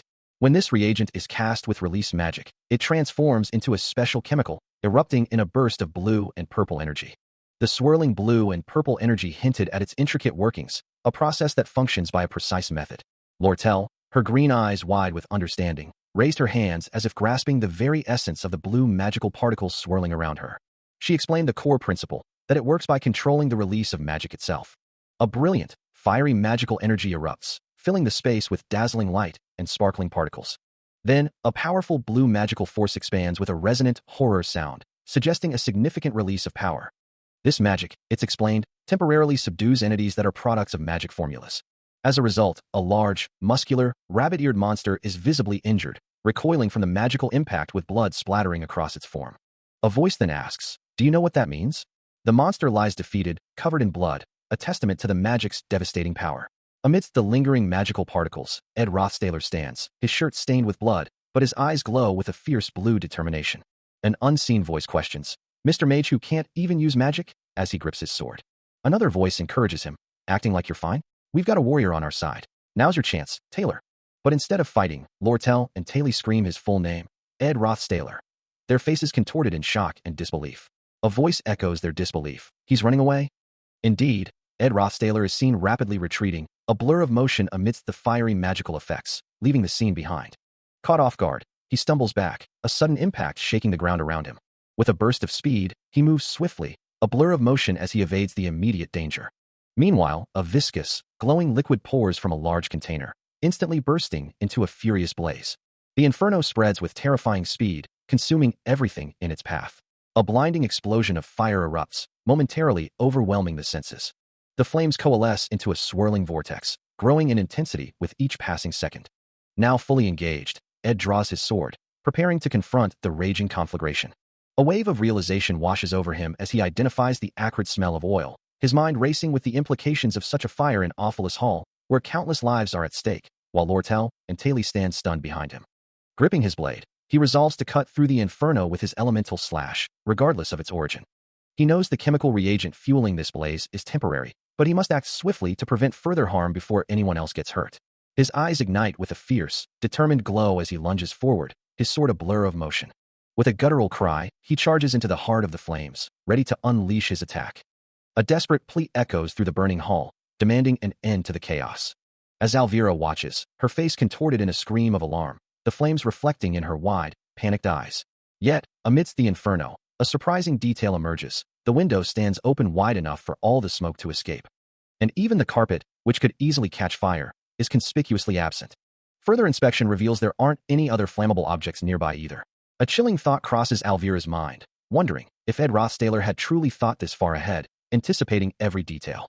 Meanwhile, he unleashes a powerful elemental slash, a torrent of fiery energy erupting from his hands to combat the raging inferno. The question lingers, could he have planned it all, even enduring past injuries to ensure this outcome? Undaunted, he strides through the blazing room, his feet kicking up embers as he presses deeper into the heart of the fire. Alvira's expression shifts from panic to utter astonishment, her jaw dropping as the full scope of his actions dawns on her. With fierce resolve etched across his face, he prepares another devastating strike, his eyes burning with determination. A powerful surge of energy emanates from his arm, ready to unleash another torrent of flames upon the inferno. He sprints through the burning hall, his sword drawn, the flames reflecting in his determined eyes. Amidst the chaos, a blurry hand, stained with blood, flashes into view, a stark reminder of the dangers surrounding them. Suddenly, a new threat emerges, and Ed's eyes narrow in surprise, realizing his opponent is wielding a bow. Without hesitation, he steels his resolve, vowing to deflect the incoming attack. But a sudden realization dawns on him, his eye widening in shock. An unknown assailant, bow drawn, unleashes a searing energy arrow, its fiery trajectory aimed with deadly precision. Ed, moving with incredible speed, intercepts the projectile, his sword clashing against the magical arrow, sending sparks flying as Taylor stands vulnerable behind him. The deflection complete, a chilling thought strikes him. The arrow wasn't meant for him at all. Behind him, Taylor recoils in terror, her hands instinctively reaching out as if to ward off the unseen danger. The deflected energy arrow, now redirected, hurtles towards her, a blinding streak of light, closing the distance rapidly. She tries desperately to conjure a spell, but her hands only crackle with faint, unstable blue energy, a painful reminder that Isla cannot even use basic magic right now. As the arrow closes in, her green eye, wide with terror, reflects the image of Ed, who screams her name, a desperate cry echoing through the chaos. The energy arrow, aimed directly at Taylor, struck with a resounding impact, its blue lightning crackling against an unseen barrier. With a desperate surge of will, she managed to conjure a shimmering blue shield, deflecting the lethal projectile just moments before it could pierce her. The arrow ricocheted off the magical defense, sending sparks of blue energy flying as it veered off course. Meanwhile, Ed Rothstaler, having caught the magical orb that had been the arrow's true target, muttered to himself, "That was close." Taylor, shaken and gasping for breath, collapsed to her knees, the adrenaline slowly receding from her body. The deflected energy arrow now lay harmlessly embedded in the ground before her, its blue glow fading. The orb Ed held was revealed to be a claw hand, a magical engineering tool capable of pulling small objects from a distance. His amber eyes narrowed. Ed pondered the strange nature of the attack, wondering about the arrow's true purpose. As Taylor looked at the arrow, a horrifying realization dawned on her. The arrowhead had been covered with cloth, leading her to question if the attacker's true intention was to harm her at all. From a distance, Lortel, witnessing the unfolding chaos, cried out a warning, urging Ed to be careful, convinced the assailant had more tricks up their sleeve. Responding to the threat, Ed moved with blinding speed, a blur of motion as he launched his counterattack. He swung his weapon, a golden aura flaring around him, striking at his unseen opponent with fierce determination. Poised and resolute, Ed Rothstaler's gaze sharpened, his expression a mixture of determination and grim resolve. A sudden, deafening impact echoed through the space, and he wondered if the moment he had been anticipating had finally arrived. With the stakes impossibly high, he knew they were all doomed unless immediate action was taken. Meanwhile, the chaos of the Awfulest Hall incident raged on, with Taylor locked in a fierce confrontation against the formidable second-floor boss. Her body enveloped in a vibrant crimson aura, she moved with lethal grace, a whirlwind of focused power. Having successfully navigated the immediate danger, Ed breathed a sigh of relief, acknowledging his narrow escape. Though bruised and scratched from the ordeal, he found a moment of respite, his eyes momentarily closed in exhaustion. Suddenly, with a powerful burst of golden energy, he launched himself forward, a human projectile streaking through the air. His momentum carried him at incredible speed, leaving a shimmering trail of golden light in his wake. The sheer force of his passage sent debris scattering, creating a cloud of dust and destruction. Witnessing the sudden, violent display, a voice cried out in disbelief. Alvira's eyes widened in horror, her face a mask of utter shock at the unfolding events. Amidst the shattered remnants of what was once a sturdy wall, Ed Rothstaler lay broken and bleeding, his body a testament to the sheer force of the recent confrontation, as a voice echoed, demanding to know, "Hell is his deal?" His legs, streaked with crimson, were barely visible beneath the debris, a grim indicator of the severity of his wounds. The room itself was a testament to the destructive power unleashed, with sparks flying from the burning wreckage and debris scattered everywhere. Furniture lay overturned in a blaze, as another voice cried out in disbelief, "Are you insane?" Taylor, her face contorted with anger and concern, confronted the injured Ed, demanding to know, "There's got to be a reason why you went so far." His arm, a canvas of fresh wounds and dried blood, bore silent witness to the brutal exchange. Internally, Ed could only manage a single, weary thought. "I feel icky." Alvira, observing the scene with a critical eye, voiced her suspicions to Taylor. "I feel like he was playing us this whole fight." Ed, lost in his own reflections, pondered the true nature of his opponent, realizing, if he really wanted to overpower us, he wouldn't have shown himself at all and attacked us after the chandelier fell on us. A faint green aura began to emanate from his form as he continued. Yet he stood there right in front of us, to stop us. The realization settled in, heavy and unsettling, as he concluded. Even during the fight, he wasn't lax for a single moment. Something's off after all. Severely injured and bloodied, Ed Rothstaler looks up, his blue eyes glowing with an unnatural light, as if challenging his unseen opponent.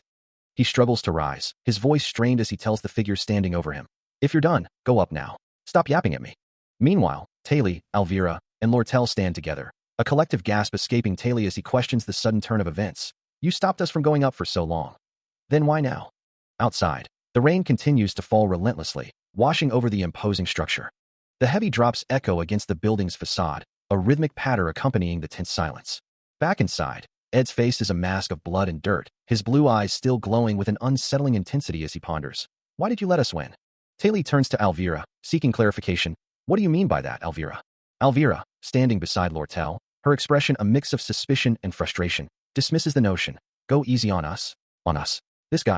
She confronts Ed directly, her voice rising in a furious demand. I'm not leaving this place without knowing why. Answer me. Why did you let us win? Ed's glowing blue eyes narrow, reflecting the deep questions swirling within him. Alvira's own red eyes flare with raw anger, her teeth gritted in a snarl of frustration. The air crackles with unspoken tension, a palpable weight settling over the scene. A low growl echoes through a quiet, dimly lit room. As the memory of a small, ornate object resurfaces, the permission flower pin. It was a choice made after a night of restless deliberation, a decision weighed heavily in her mind. Could anyone truly humiliate such pure love by dismissing it as naive? A soft step echoing the weight of the past? But the stark difference between imagination and reality can be cruel at times, as Ed Rothstaler once found himself fighting desperately in a crumbling world. He lay on the ground, covered in blood, after being attacked by a suspicious group of people, with Alvira cradling him. A pained gasp escaped his lips, a stark reminder of that brutal day. Back in the present, Alvira's eyes glow with furious red light, her voice sharp with accusation as she demands, "What have you done?" It would be a lie to say that nothing felt out of place, especially after receiving a note explaining, "I had some work to take care of, so I might be a bit late. I'll come as soon as I can. Please just wait for me a little, and I'm sorry about this." He could have simply been swept into some unexpected situation, a common occurrence for someone with his lifestyle. But considering his simple lifestyle and the way he acted during the Glaskin hunt, it was hard to reconcile with the image of him smiling calmly against the sunset, while Lortel and another student observed him from afar. He was always the one to figure out any problem somehow, a constant presence, whether reaching out a hand or lost in thought. That was the expectation of Ed Rothstaler, a young man whose determination shone through even when injured. It made you expect that he would figure out any problem somehow, a belief held by those who knew him, like the girl with the red bow. Only after the flaw in such a complacent way of thinking was poked, did the reality of his struggles, evident in his bloodied and distressed appearance, truly sink in. Did she start to reflect on it, seeing the bloodstains on her own dress as a stark reminder of the danger? She had once promised, "If that happens, I'll help you no matter what," her smile warm and reassuring. But Ed Rothstaler never asked for help. The reason he lured Alvira outside of Ophelis Hall, even going so far as to write her a letter, which was unlike himself, was the same reason why he fought alone till he shed his own blood. And now, in the pouring rain, Alvira sat alone, her expression filled with sorrow and regret. To keep Janica out of the battlefield, especially after she had already received several punishments because of the Glaskin incident, he acted decisively, though the full scope of what transpired remained unclear to him. Despite the danger, he was considerate enough to ensure she wouldn't be swept into the escalating conflict. Meanwhile, she was preoccupied with her own appearance, oblivious to the unfolding events. Suddenly, a powerful, destructive magical aura erupted around Alvira, her expression shifting to one of utter shock and fear as she was overwhelmed. Her eyes began to glow a vivid, ominous red, signaling a profound magical shift or intense emotional distress within her. A dark-haired student, Jix, expressed relief, thanking fate that Janica hadn't been caught in the incident, explaining that other students had taken over Ophelis Hall. Ed Rothstaler, holding Jix back, conceded that there was more to the situation, suspecting another mastermind was at play, given how he had prevented them from getting involved until the very end. Alvira, now screaming and clutching a glowing orb amidst the chaotic magical energy, was urged by an unseen voice to regain her senses, calling her Taylor. Her face contorted in pain and disbelief, Alvira reacted to the accusation that she was an enemy. Jix, still speaking, admitted that, to be honest, he was curious about what they were doing. The ground beneath Alvira cracked and shattered as she became the epicenter of a massive, destructive magical explosion, the raw power radiating outwards with overwhelming force. In the aftermath, Alvira lay defeated or unconscious amidst the debris, while Ed Rothstaler and Lortel stood nearby, observing the devastation. As the magical energy surged, Ed Rothstaler reached out, his voice filled with urgency as he called out to Janica. Her form now wreathed in an intense pink glow, Alvira's eyes burned with a fierce, otherworldly light. The sheer force of the outburst caused Lortel to recoil in shock, while Alvira herself seemed caught between distress and the overwhelming power coursing through her. Feathers and fragments of light scattered through the air, a testament to the chaotic energy unleashed. The magical pressure intensified, shattering the very space around them into crystalline shards. Amidst the swirling pink and green energies, a luminous, bird-like spirit of emerald green took flight. With a powerful purple aura radiating from her, Taylor stood, summoning a colossal golden elemental spirit that towered behind her. The air crackled as more elemental beings materialized, a fierce blue beast and a fiery orange lion joining the fray. The sheer scale of the summoned forces was staggering, a realization that dawned on Ed Rothstaler. Despite the chaos, Alvira's eyes glowed with renewed determination, her voice cutting through the maelstrom with a firm command to wait. Ed Rothstaler's gaze sharpened, comprehending the true threat. Intermediate-grade spirits of the four elements, along with fluid and lower-ranking spirits, forming what was practically an entire battalion. As Ed Rothstaler lay on the ground, overwhelmed, Lortel urged Jix to retreat, admitting they couldn't possibly get through her. Still reeling from the sheer power, he lay amidst the golden magical discharge, a voice echoing the struggle they faced against this fallen aristocrat. Meanwhile, a hand pulsed with raw, swirling purple energy, a new wave of power gathering. From the depths of the magical maelstrom, elemental spirits coalesced, a vibrant green bird, a towering golden giant, and a formidable blue beast, their forms glowing intensely. These summoned entities, including a fierce orange lion, now fully manifested around the top student, who radiated a powerful pink aura. The golden energy continued to surge, engulfing the surroundings in its overwhelming might. As the elemental forces attacked, he and Lortel braced themselves against the onslaught, the air crackling with chaotic magic. Jix, his expression grim, urged him to pull himself together and face the harsh reality, suggesting they head towards the broken windows for an escape. He conceded, acknowledging the truth of the situation, his face etched with the strain of the battle. A chilling thought permeated the chaos. The students might get hurt because of this escalating conflict. Yet, he stood his ground, a fiery aura surrounding him and his glowing sword, confronting Alvira and questioning her ability to use her precious herbs. But his defiance was met with an overwhelming golden force, pushing him back relentlessly. The trial continued, as the golden energy consumed him, a desperate cry of Taylor, echoing through the air. Amidst a swirling vortex of golden energy, a colossal elemental figure manifests, its form radiating intense heat and power. As the battle rages, Ed Rothstaler, a silhouette against the chaos, delivers a powerful strike, shattering a blue elemental creature with a forceful impact that sends water and energy erupting outwards. Even in the midst of such a desperate fight, a thought echoes in his mind. It was always clear that Taylor, his true self, was destined for a heroic life. Yet, a pained grunt escapes him, for God's sake, as he clutches a bloodied arm. His gaze sharpens with resolve, and he barks out a command, "Leave when I'm telling you to," his voice strained with urgency. The extent of his injuries becomes apparent, with fresh blood staining his uniform and skin, a testament to the brutal fight he endures. Another powerful impact reverberates through the area, shattering the very ground beneath their feet. A blinding flash of golden light erupts, engulfing everything in its radiant glow. Despite the overwhelming power, Ed's eyes remain resolute, and he states with unwavering conviction, "Listen carefully." As a fiery, monstrous elemental looms in the background, he makes a solemn promise, "I'll take care of Janica," referring to Alvira. Looking down at the figure he intends to protect, Ed's silhouette is stark against the glowing, chaotic environment, and he instructs, "So go up to the second floor, just like you planned to." A voice, clearly surprised by his sudden change of heart, questions, "What? You're the one who stopped us earlier. Now you want us to go to the second floor?" Holding Taylor's hand, his expression firm and unwavering, Ed clarifies, "I changed my mind. Quickly get up there." With a defiant laugh, Alvira challenges the unseen threat, wondering aloud if they truly believe they can stop these spirits. Her gaze sharpens, as she points out their bodies are already covered in scars. A sudden surge of power courses through her, her eyes flaring crimson, a sharp sound echoing the intensity of her resolve. As a soft, pinkish-purple aura begins to emanate from her, Ed's voice cuts through, instructing her to focus on her chemicals. His own fist, bloodied and clenched, glows faintly with a red aura, as he mutters an apology for the damage he's caused. He continues, referring to her bag, prompting her to question his constant commands with a frustrated sigh. Kneeling amidst the growing pinkish-purple energy, she holds up two glowing vials, reluctantly agreeing to his demands for now. The ground beneath them glows with an ominous purple light, as shadowy, rat-like spirits swarm around Ed, Alvira, and Taylor, trapping them. A rapid, crackling sound fills the air, signaling the imminent release of powerful magic. With a fierce expression, Alvira thrusts her hand forward, unleashing a torrent of vibrant purple energy that radiates from her glowing red eyes. Her crimson eye glows with an almost blinding intensity, the power within her reaching its peak. As the red energy swirls around the kneeling Alvira, Ed looks back at her, a blonde-haired figure standing silently behind her. As a crimson aura pulsed around her, a voice cut through the air, urging her not to overexert herself, offering to take charge of the remaining threats.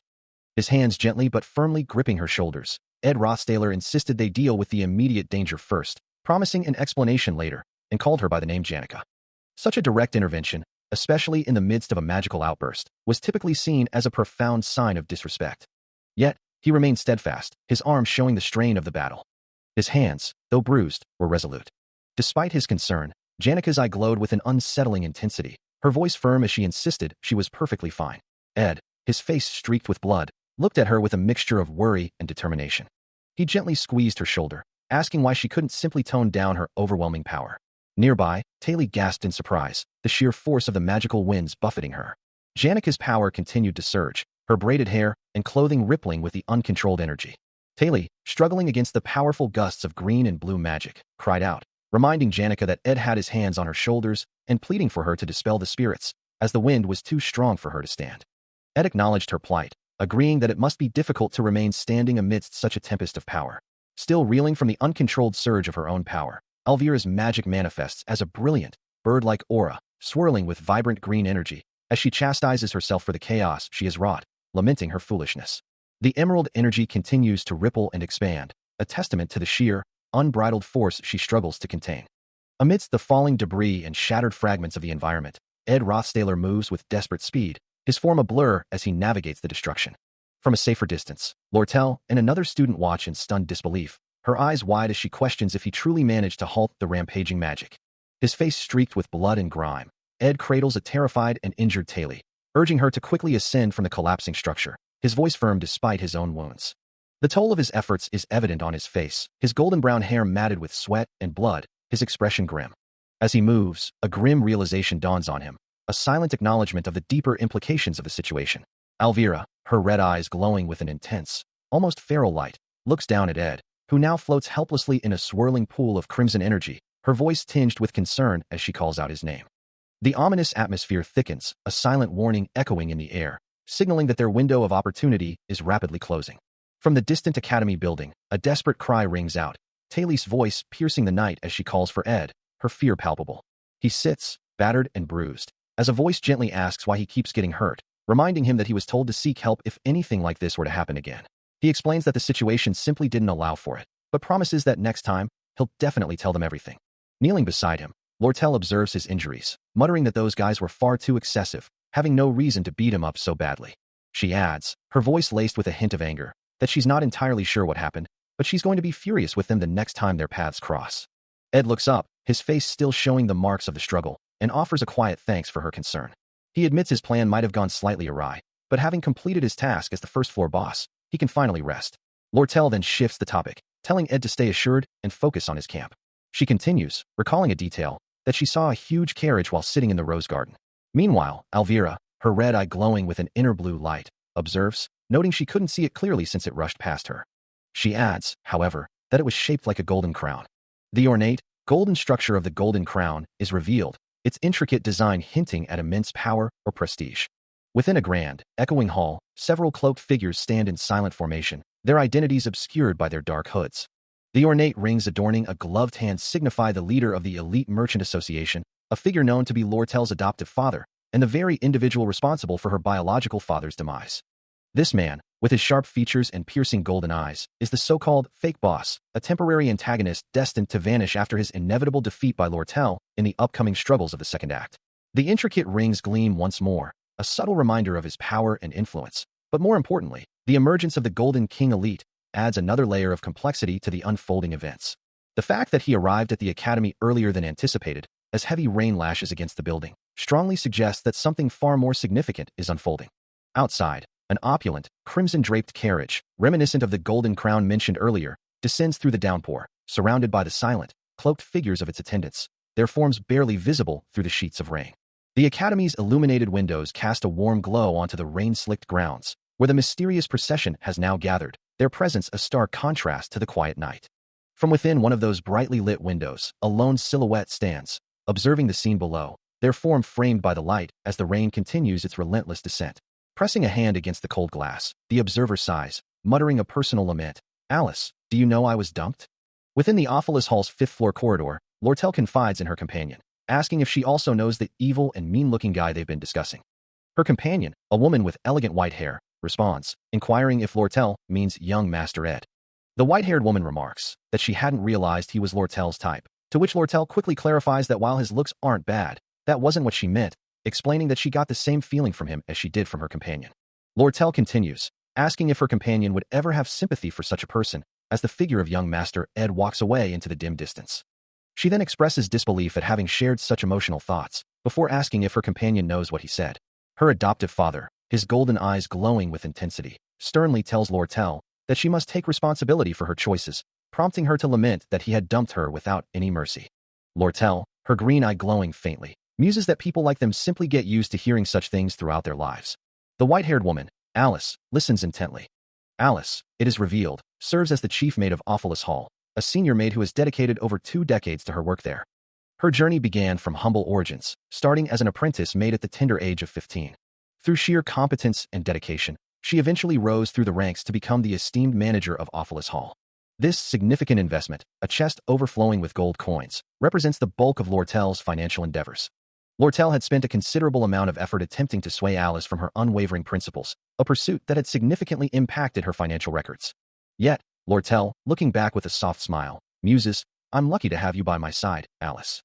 This sentiment arose because she believed she had finally discovered someone of her own kind, a kindred spirit.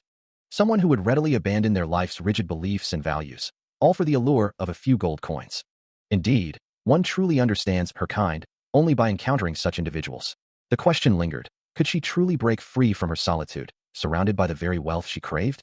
Perhaps it was because, in the harsh ghettos of the slums, or among the parades of merchants who gambled their lives for a single gold coin, a young Alice learned to survive. She had lived a life where, if she didn't stab someone first, she would undoubtedly be the one getting stabbed. Meanwhile, a voice explains that Will Lane, the representative of the inferior students, is poised to take over the 4th floor's control room, and if they hand over command of the Berserk defense magic at the opportune moment, their plan will succeed. Regardless of her unfortunate past or the sad story that led her to this predicament, they will destroy the entire Awfulus Hall from within, without even realizing it, won't they? Alice stands alone by a window, bathed in a cool, blue light, her silhouette framed against the outside world. Her expression confirms it. She is clearly an evil character. A hidden villain, her true nature concealed beneath a facade, reveals a subtle smirk. From a grand hall, a disguised Lortel observes Alice, remarking that things seem to be going according to plan, before announcing her intention to proceed to the storage room. Meanwhile, Alice, maintaining her innocent student persona, thinks to herself that she needs to keep up the act of being oblivious, the scared student who ran into the storage room. A soft, knowing laugh escapes Lortel's lips, her expression hinting at a deeper understanding. She regards Alice with a cold pity, seeing her as nothing more than a poor, pitiful human. With a sword held firmly, Lortel continues, stating that for someone of Alice's age, and now that they are on the topic of Lady Lortel, she has something to inform her. Alice's expression turns serious, her internal monologue hinting that she is not exactly what she seems. Lortel's words hang in the air, implying that Alice has no one she could truly consider family, no one of her kind. As Lortel stands empowered, glowing with a vibrant purple aura and her sword radiating energy, Alice lies defeated at her feet, the confrontation reaching its climax. With glowing green eyes, Alice's final thought is a chilling resolve. She will be alone, even in death. Under the relentless downpour, a voice echoes with grim certainty, predicting that at this pace, their objective won't take long to achieve. The grand, imposing structure of Awfulus Hall stands illuminated against the stormy night, its many windows glowing warmly, a stark contrast to the dark, wet exterior. Earlier, the party had encountered the gloomy Clebius, who had been attempting to flee from the 2nd floor, but they swiftly overpowered him, forcing him to join their ranks, his cries of anguish echoing through the halls. Their path also led them to the maid, Kelly, who now kneels defeated, her face bruised and tear-streaked, apologizing to a Miss Alice for her failure to complete the assigned task, as the silhouettes of her conquerors loom over her. Despite these initial challenges, the ascent through Awfulus Hall had been unexpectedly smooth, with Taylor, Lortel, and Taylor moving swiftly up the grand staircase, their footsteps echoing in the vast space. The young man, his expression resolute, leads the charge, his hand resting on the hilt of his sword as he presses onward. They had now reached their destination, the 4th floor of Awfulus Hall, a journey that had proven surprisingly easy, considering only the 1st floor had presented a true challenge, as Ed's hand glows with a fierce, orange energy. Meanwhile, elsewhere in the hall, Elvira lets out a silent scream of frustration and despair, her eyes wide with alarm as she senses their relentless progress. A desperate cry to run echoes through the air, as a powerful red magical aura surges and crackles, engulfing the surroundings. Students are violently repelled by the sudden magical surge, their bodies thrown back amidst the swirling crimson energy. One student cries out in agony, their face contorted in a desperate plea for help. Another is completely overwhelmed by the intricate magic circle, their voice cracking as they beg for assistance, unable to withstand the pressure. At the heart of the chaos, a shadowy, humanoid figure, identified as the 4th floor boss, is held captive by the very defense magic it was meant to control, its glowing red eyes fixed in a silent struggle. This entire situation, the crystal ball triggering the magic circle control system in the control room's dead center for everyone to see, was all part of Alice and Lortel's elaborate scheme, even involving someone named Will Lane. The self-defense magic formulas carved all over Awfulus Hall were originally installed to protect students from outside invaders, but this current scene paints a very different picture. A figure is violently hurled through the air, propelled by the sheer force of the rampaging magic. The red magical energy swirls with increasing intensity, a vortex of destructive power. This uncontrolled magic, despite its immense power, is like a child holding a loaded gun. It's a force unleashed without true direction, a danger to all caught within its reach. Amidst the chaos, Ed Rothstaler and his party, including Lortel, Taylor, and Jix, fight their way through the magical onslaught, determined to press forward. A blinding flash of crimson energy erupts, tearing through the very fabric of Awfulus Hall. Outside, the building itself shudders under the assault, its ancient stones groaning as the magical storm rages around it, rain lashing down relentlessly. Inside, Clebius stares out a window, his face etched with disbelief, wondering what on earth could be happening outside to cause such devastation. A gasp escapes him as he realizes the gravity of the situation, the building threatening to collapse around them, and he frantically calls out for the maids, who are nowhere to be found. His eyes widen in alarm, as the Awfulus Hall students, who had maintained their composure until now, could now see that things were going too far, and he urgently shouts for everyone to quickly get out. The magical force indiscriminately hurls a student through the air, their body a mere silhouette against the explosive orange light and shattering glass. Another student is likewise flung across the room, the destructive energy radiating outwards as the building continues to crumble. From the outside, the hall appears to be under siege, glowing bursts of magic erupting from its windows into the stormy night. Inside, multiple points of impact glow with raw magical power, the very structure of the building being systematically dismantled. The entire situation was slowly turning into a catastrophe, debris raining down as the hall succumbed to the uncontrolled magic. Amidst the chaos, Jix, his sword glowing with energy, turns to Alvira, desperately asking if there is any night butterfly flower reagent left. Alvira cries out, explaining that while the night butterfly flower distorts a caster's magic, the rune already carved makes it useless against the current threat. For a swift recovery, the anglerweed reagent, a concoction of anglerweed seeds and emperor clamshells, is presented as the solution. As Jix activates the reagent, a powerful, vibrant green aura erupts, swirling with particles and energy. The green magic envelopes Alvira, its luminous energy swirling around her as she becomes infused with its power. The effect is immediate and potent. It will at least block all basic magic within this corridor. Jix reassures her, explaining that this is merely assisting magic, and despite its quantity, she can handle its force, urging her to leave the rest to him. With a decisive command, he orders someone to knock Will Lane out, as the student is caught in the swirling green energy. Will Lane screams in agony, his body contorting as a violent red aura erupts around him, overwhelmed by the sudden magical assault. Amidst the chaos, he questions the reason for this attack, his face etched with pain and confusion. Suddenly, a surge of raw power emanates from him, glowing red runes appearing as explosive energy blasts outward, a desperate counterattack. The red magic intensifies, forming multiple sharp projectiles that tear through the air, his eyes glowing with fierce determination. With a final, explosive burst, the red energy unleashes its full destructive force. Will Lane's magic erupts with blinding force, a raw, primal scream of power tearing through the air as his eyes blaze with an otherworldly red glow. Finally, a single tear escapes his eye, reflecting the intense light of his unleashed magic. As the corridor is consumed by a colossal, roaring inferno, the explosive force continues to expand, a wave of pure, destructive energy. Flames and debris tear through the very structure of the building, sending fiery projectiles raining down from the shattered ceiling. The entire edifice is engulfed in a furious blaze, its light cutting through the heavy rain as a carriage below desperately attempts to escape the chaos. Lortel, her expression etched with concern, turns to Ed, asking why he is there, warning him that pushing himself further will only reopen his wounds. She questions the extreme lengths to which the situation has escalated. Ed, a trickle of blood on his forehead, can only stare in stunned disbelief, a single drop of sweat or rain tracing his cheek as he whispers, "How?" Meanwhile, the ornate carriage continues its hurried journey through the downpour, unaware of the silent, hooded figures who watch its passage from the shadows of the street. One might dismiss the carriage as unremarkable, despite its opulent exterior. But considering the man within, it's surprisingly plain. This is Golden King Elt, a figure who shouldn't be at the academy right now, raising questions about his presence. His hand, adorned with multiple rings, clutches a letter. Ordinarily, he would arrive with a grand escort of many carriages, but his current discreet approach hints at secret motives. This Elt is known as Lortel's adoptive father, a man destined to be betrayed by her later on, as he burns a document, its flames flickering ominously. Meanwhile, a maid stands under an umbrella in the rain, observing a carriage that has been parked for some time, and two figures in the distance.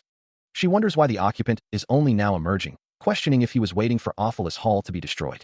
His eyes, wide with shock and streaked with blood, reflect the chaos. A thought echoes, that person? The maid, Shinny, in charge of dishes on the third floor, continues to watch Ed and Lortel. Shinny is revealed to be one of the orphans raised by Chief Maid Alice. A revelation unfolds, detailing that Alice was initially acquired by Lortel, and Shinny, the maid, was originally destined to be the formidable third-floor boss, a figure of power surrounded by fiery magic. Yet, the current reality presents a perplexing anomaly. Shinny is now aligned with Elt, Lortel's known adversary, raising questions about her true allegiance as a dark, ominous figure glows with a red aura. The narrator dismisses the idea of Shinny betraying Alice, reinforcing the understanding that Lortel had secured Alice's loyalty. But a different, darker possibility looms, hinting at a future where a white-haired woman, wreathed in purple energy and wielding a sword, might play a pivotal role. What if the roles were reversed, and Alice herself was the one to be feared, her true power manifesting as a red-haired warrior wielding a blade of pure blue light? There is only one possible future, the narrator asserts, a path seemingly predetermined. A future that could lead to such madness, where even a powerful figure like Alvira lies broken and defeated, entangled in a web of despair. This grim vision culminates in Lortel's inevitable downfall. Meanwhile, the narrative shifts to Ed, who is caught in a downpour, as the narrator reveals Lortel's future entanglement in a political struggle with Fenia in Act 3. The Golden King, Lortel's adoptive father, walks through the rain, reflecting on the difficulty he already faced in assuming the role of the middle boss, the sound of the downpour echoing his thoughts. Ed, still battered and soaked, is approached by Janica, who calls out his name, prompting a questioning hum from him. With a desperate plea, he asks for a favor, explaining its urgency and his inability to handle it alone. Still battered and bruised, he wonders how he can possibly explain his predicament to her, his mind racing for the right words. Meanwhile, Alvira, her expression serious, asks what she needs to do, ready to act on his request. Elsewhere, the elegant Lady Lortel stands, seemingly composed, her true intentions hidden beneath a calm demeanor. A message, perhaps a formal greeting, burns away, revealing a deeper conspiracy. This revelation concerns Elt Ketchum, known as the Golden King and the honorable president of the Elt Merchantry, whose authority is about to be challenged. It seems Lady Lortel, his adoptive daughter, has been following his orders, but her loyalty is a facade. In truth, she is plotting to betray him and seize control of the Elt Merchantry, fueled by the knowledge that he was responsible for the death of her biological parents. She is actively coaxing business magnates and directors to oust him, and the negotiations to purchase the sage's sealed grimoire were merely a pretense to lure him out into the Sylvan Academy. This elaborate trap was designed to strike him by surprise, ensuring he couldn't react in time to the crisis unfolding back at the Elt Merchantry's headquarters. Fortunately, certain factors led to the discovery of this truth, unraveling Lortel's intricate scheme. He now holds the confidential document that can definitively prove Lortel's intricate plot. However, he knows that in this world, nothing truly comes without a price. Meanwhile, Alvira considers her options, recalling that Lady Lortel had offered her a substantial sum of gold coins, and she would side with her unless a better offer came along. Elsewhere, the chief maid, Alice, reflects on her own dire situation, losing her sight and almost all her hearing due to an accident, making this her final year in her position. She finds herself in a grave predicament, the only one aware of this truth. Alice stands ready, her maid uniform now accompanied by a glowing sword and an ethereal aura, her eyes burning with a fierce red light. She understands that her actions will dramatically alter the future, for better or for worse. Attached to a letter, she holds a paper listing the names of various institutions, including Crook's Orphanage, Cohelton Orphanage, and several others she has secretly managed. Her choice will determine the amount of gold coins delivered to these institutions, and thus, her future actions. A sudden rush of wind and rain fills the air, as she trusts herself to make the correct judgment. Alice Olam, chief maid at Ophelis Hall, confronts someone, commanding them to don't move, as Mr. Eltswell looms over them. She then remarks to Alvira, "I didn't expect you to have that look in your eyes." Lortel's adoptive father, Elt, confronts Alvira, expressing his disappointment in her actions, believing she was more level-headed than this. Alvira, in turn, challenges him, reminding him of his own stated goal to seek revenge against the Golden King, Elt. He dismisses her comparison, apologizing for his earlier assessment and stating that, in his eyes, the two of them are not so different after all. Nearby, Alice lets out a soft sigh, her expression filled with a mix of resignation and concern as the tension escalates. Suddenly, Alvira unleashes a powerful burst of orange magical energy, the force radiating outwards from her with explosive intensity. Elt continues to muse aloud, convinced that someone like Will Lane couldn't have possibly gotten close to Taylor without assistance. His thoughts drift to Will Lane, realizing with a jolt that the bespectacled figure must be the true mastermind behind the unfolding chaos. Just then, Ed Rothstaler and Taylor burst into the hallway, Ed immediately spotting Alice and shouting her name in alarm. Alvira, quick as a flash, seizes Alice, holding a knife to her throat and using her as a human shield, prompting Ed to warn everyone to be careful, even calling out to himself, Taylor. Alice's eyes widen in surprise, a silent question mark hanging in the air as she processes the sudden turn of events. Alvira's red aura flares brightly, enveloping her in a menacing glow as she prepares for whatever comes next. From a safer distance, Ed turns to Lortel, his voice filled with concern as he asks if she is all right amidst the chaos. Alvira, having seized Alice, holds her captive amidst the chaos, while other figures close in. She dismisses the immediate threat, asserting that the true orchestrator of this entire mess is elsewhere, and they must be dealt with swiftly. Meanwhile, Lortel, her face contorted in distress, cries out her own name, as if questioning her involvement, while Ed Rothstaler looks on. Ed, witnessing her reaction, demands to know what is wrong with her expression. A subtle smirk plays on Alvira's lips, her eyes gleaming with a calculated intent. She wonders what kind of expression she must be making for such a reaction. Alvira then makes her escape, dragging Alice along as she dashes through the ornate halls, leaving the other figures in pursuit. From a distance, Lortel's voice echoes, calling out her own name once more, filled with desperation. Meanwhile, the Golden King, Elt, arrives on the scene, his presence announced by the heavy thud of his boots, as he trusts no one else to handle the situation. He reflects on the near completion of the plan to overthrow him, realizing he will be held responsible for the large-scale tampering with account books and the resulting damages. Alvira continues her swift movement through the building, fortunate that Elt is not currently at the headquarters, allowing her to focus on contacting the officials. Her next step is to send the carrier pigeon hidden in the room and then conceal herself somewhere.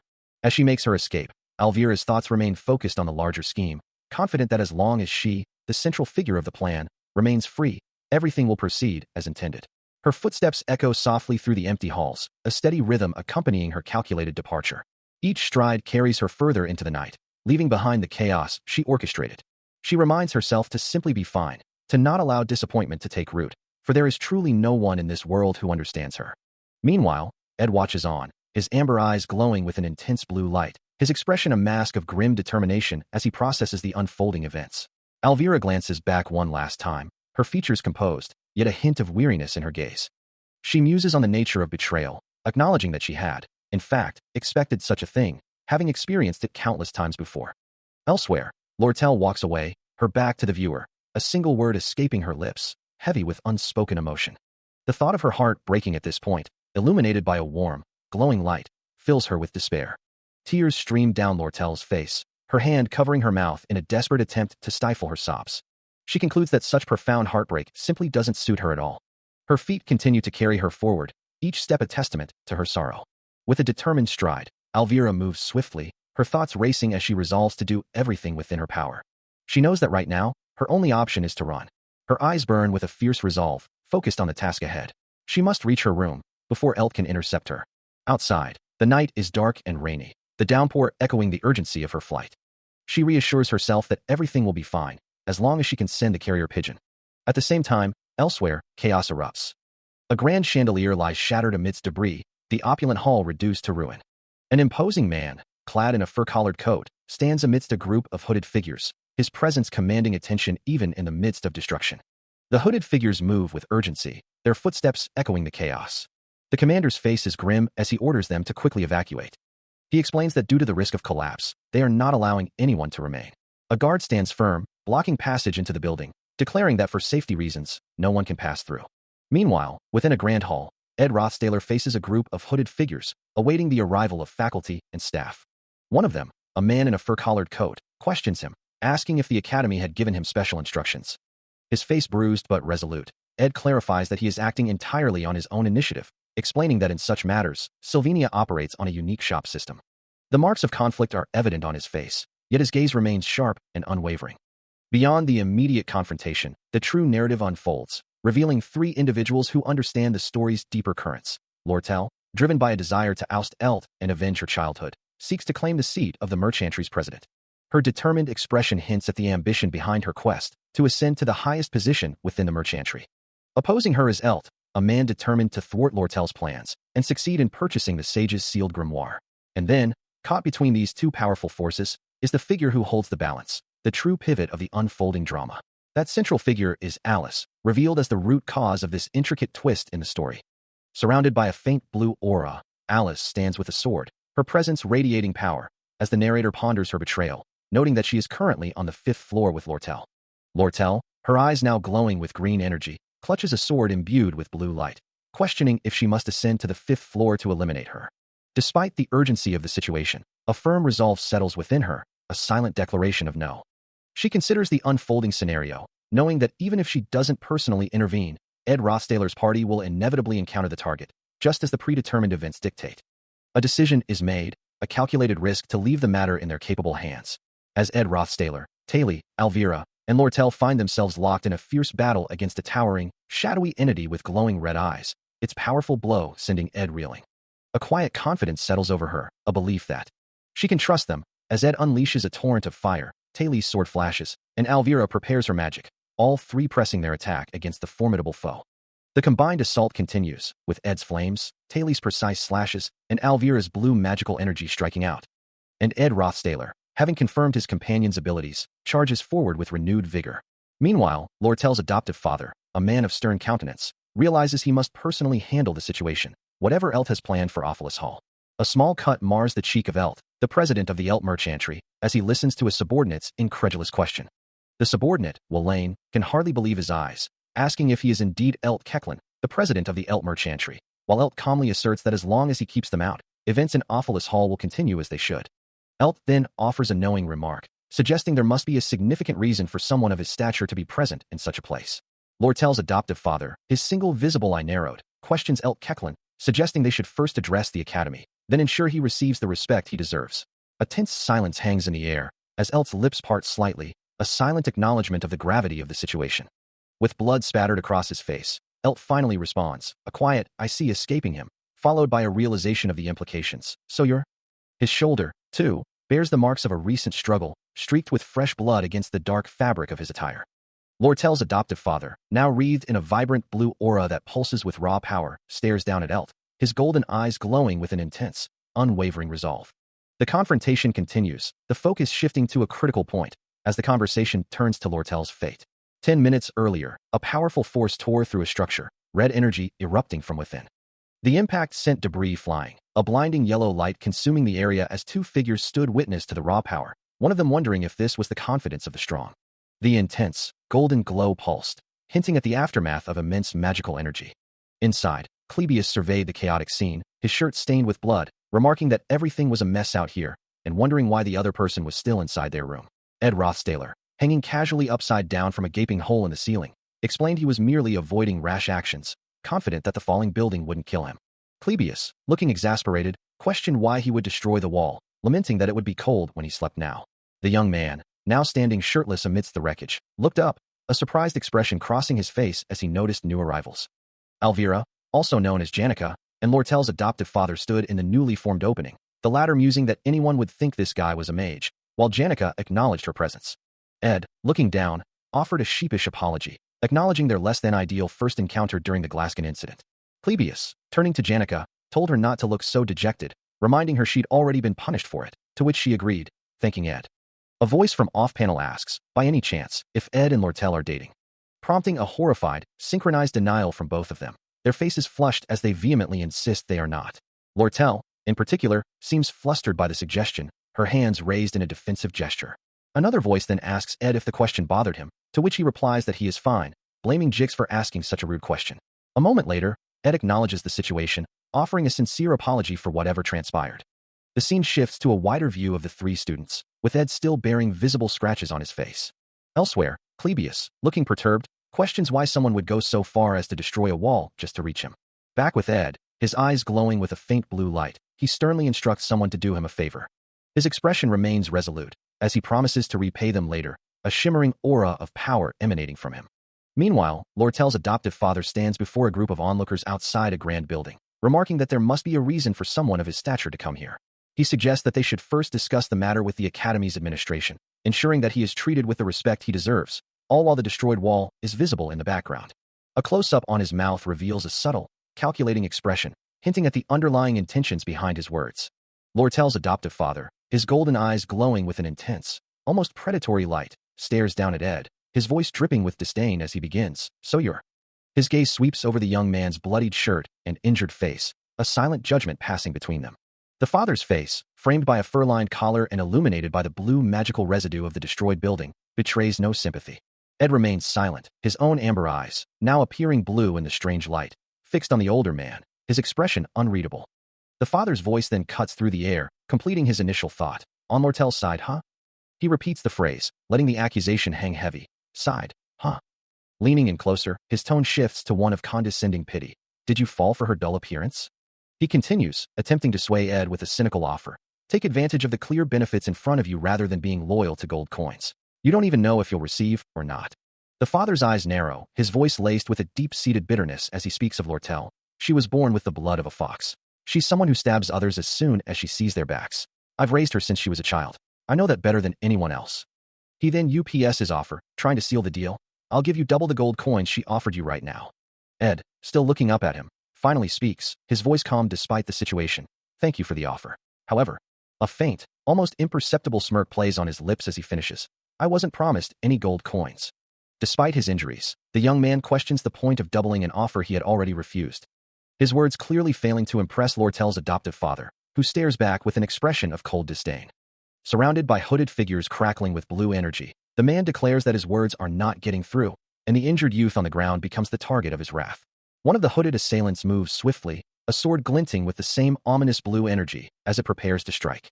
As the injured youth's eye reflects the impending danger, the father's cold command echoes, ordering his men to dispose of him quietly. The hooded figures descend upon him, their blue-tinged attacks overwhelming his defenses. Lortel's adoptive father, still surrounded by his blue-glowing enforcers, grows impatient, questioning if they are trying to let him escape. Another blow lands, sending the youth reeling further, blood splattering from the impact. Suddenly, a vibrant green energy erupts, intercepting an attack and repelling one of the hooded figures with a powerful burst. The green aura expands, enveloping the injured youth in a protective embrace, shielding him from further harm. Amidst the swirling green light, Alvira and Talia emerge, standing defiantly between the youth and his attackers, ready to face the threat. A reassuring voice cuts through the tension, telling Ed that everything will be okay. Still faintly glowing with a green aura, he resolves to check the situation before returning, promising to repay his debt later. A powerful magical impact reverberates through the air. Standing defiantly alongside Alvira, with a massive, glowing golden construct towering behind them, he questions his own indebtedness. Golden energy surges from his hand, ready to unleash a devastating attack. His amber eyes narrow, assessing the opponents before him, acknowledging their unexpected strength. With a fierce command, he unleashes a torrent of golden, fire-like energy, urging his allies to give their all. The Grand Hall erupts into chaos as he, Alvira, and Talia engage the hooded enforcers, their combined green and golden magic clashing with the assailant's blue energy.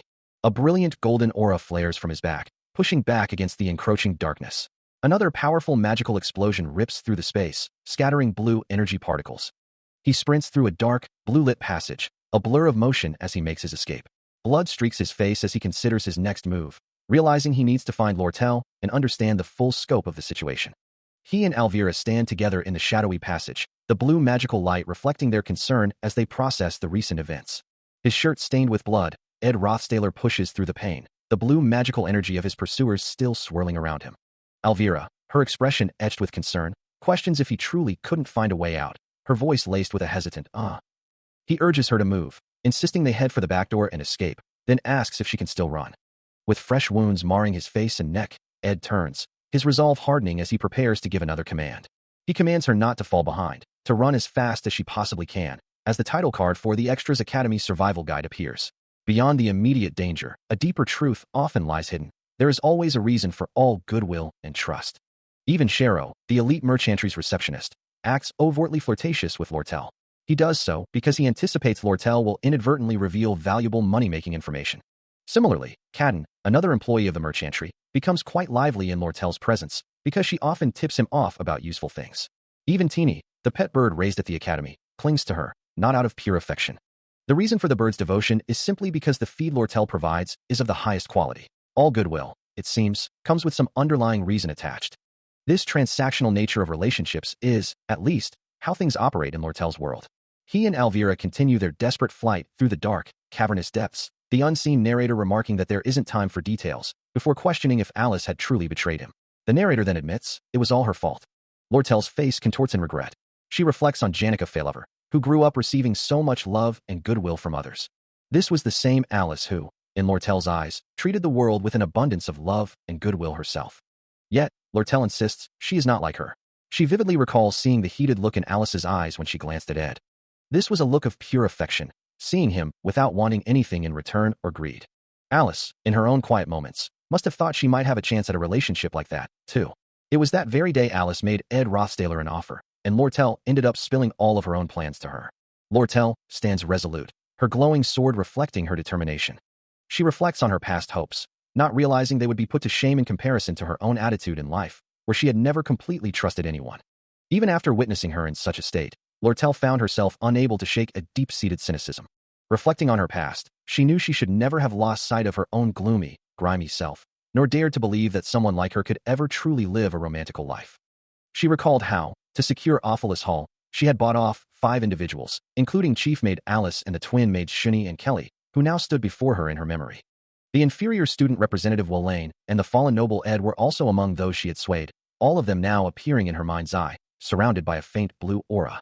However, Alice, Shuni, and Kelly had ultimately joined forces with Elt, and Wolaine, too, had sided with him, leaving Lortel without their support. The same fate, she realized, applied to Ed, his image appearing bruised and defeated in her thoughts. As she walked through a dimly lit corridor, the name Ed echoed in her mind, prompting a moment of self-reflection. Why was she even considering this? He was, after all, an ally. Her internal monologue continued, acknowledging that she could no longer guarantee the 20 gold coins she had offered, as the current situation was far too unstable. She chastised herself, wondering why she was even contemplating surrender, especially when she felt utterly alone. Her green eyes narrowed, a sharp, cynical question forming in her mind. Did anyone even ask for her opinion? As Lortel grapples with her thoughts, Ed's voice cuts through the air, urging her to action, reminding her they have no time to waste. Reaching out to him, her hand extended in a plea, she warns him of the dire consequences should Elt capture them, emphasizing that his life would be forfeit.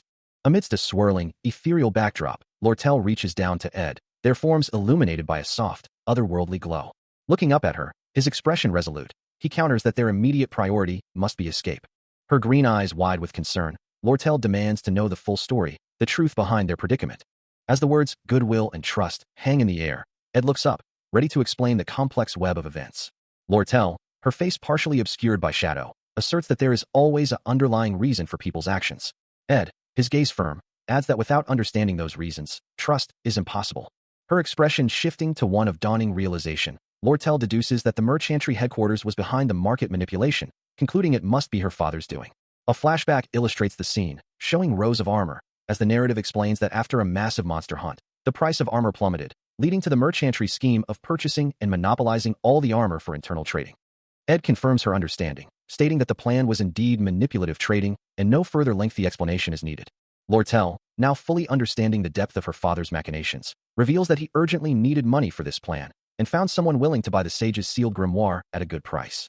Lortel continued, explaining that her father had sent someone to Sylvania specifically to find a way to steal the grimoire. His face etched with a grim understanding, Ed simply acknowledged her words, indicating he grasped the full implications without needing further details. This was a classic method of price manipulation, where merchants would artificially inflate the value of a product, trading it amongst themselves in a cyclical fashion.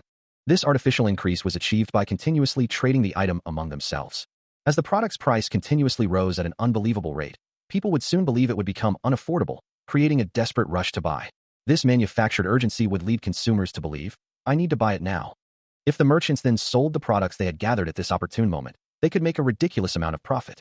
The shimmering piles of gold coins represented the immense wealth generated, since the product's price continuously rose. Indeed, they could make a ridiculous amount of profit, but such manipulative tactics were inherently unstable.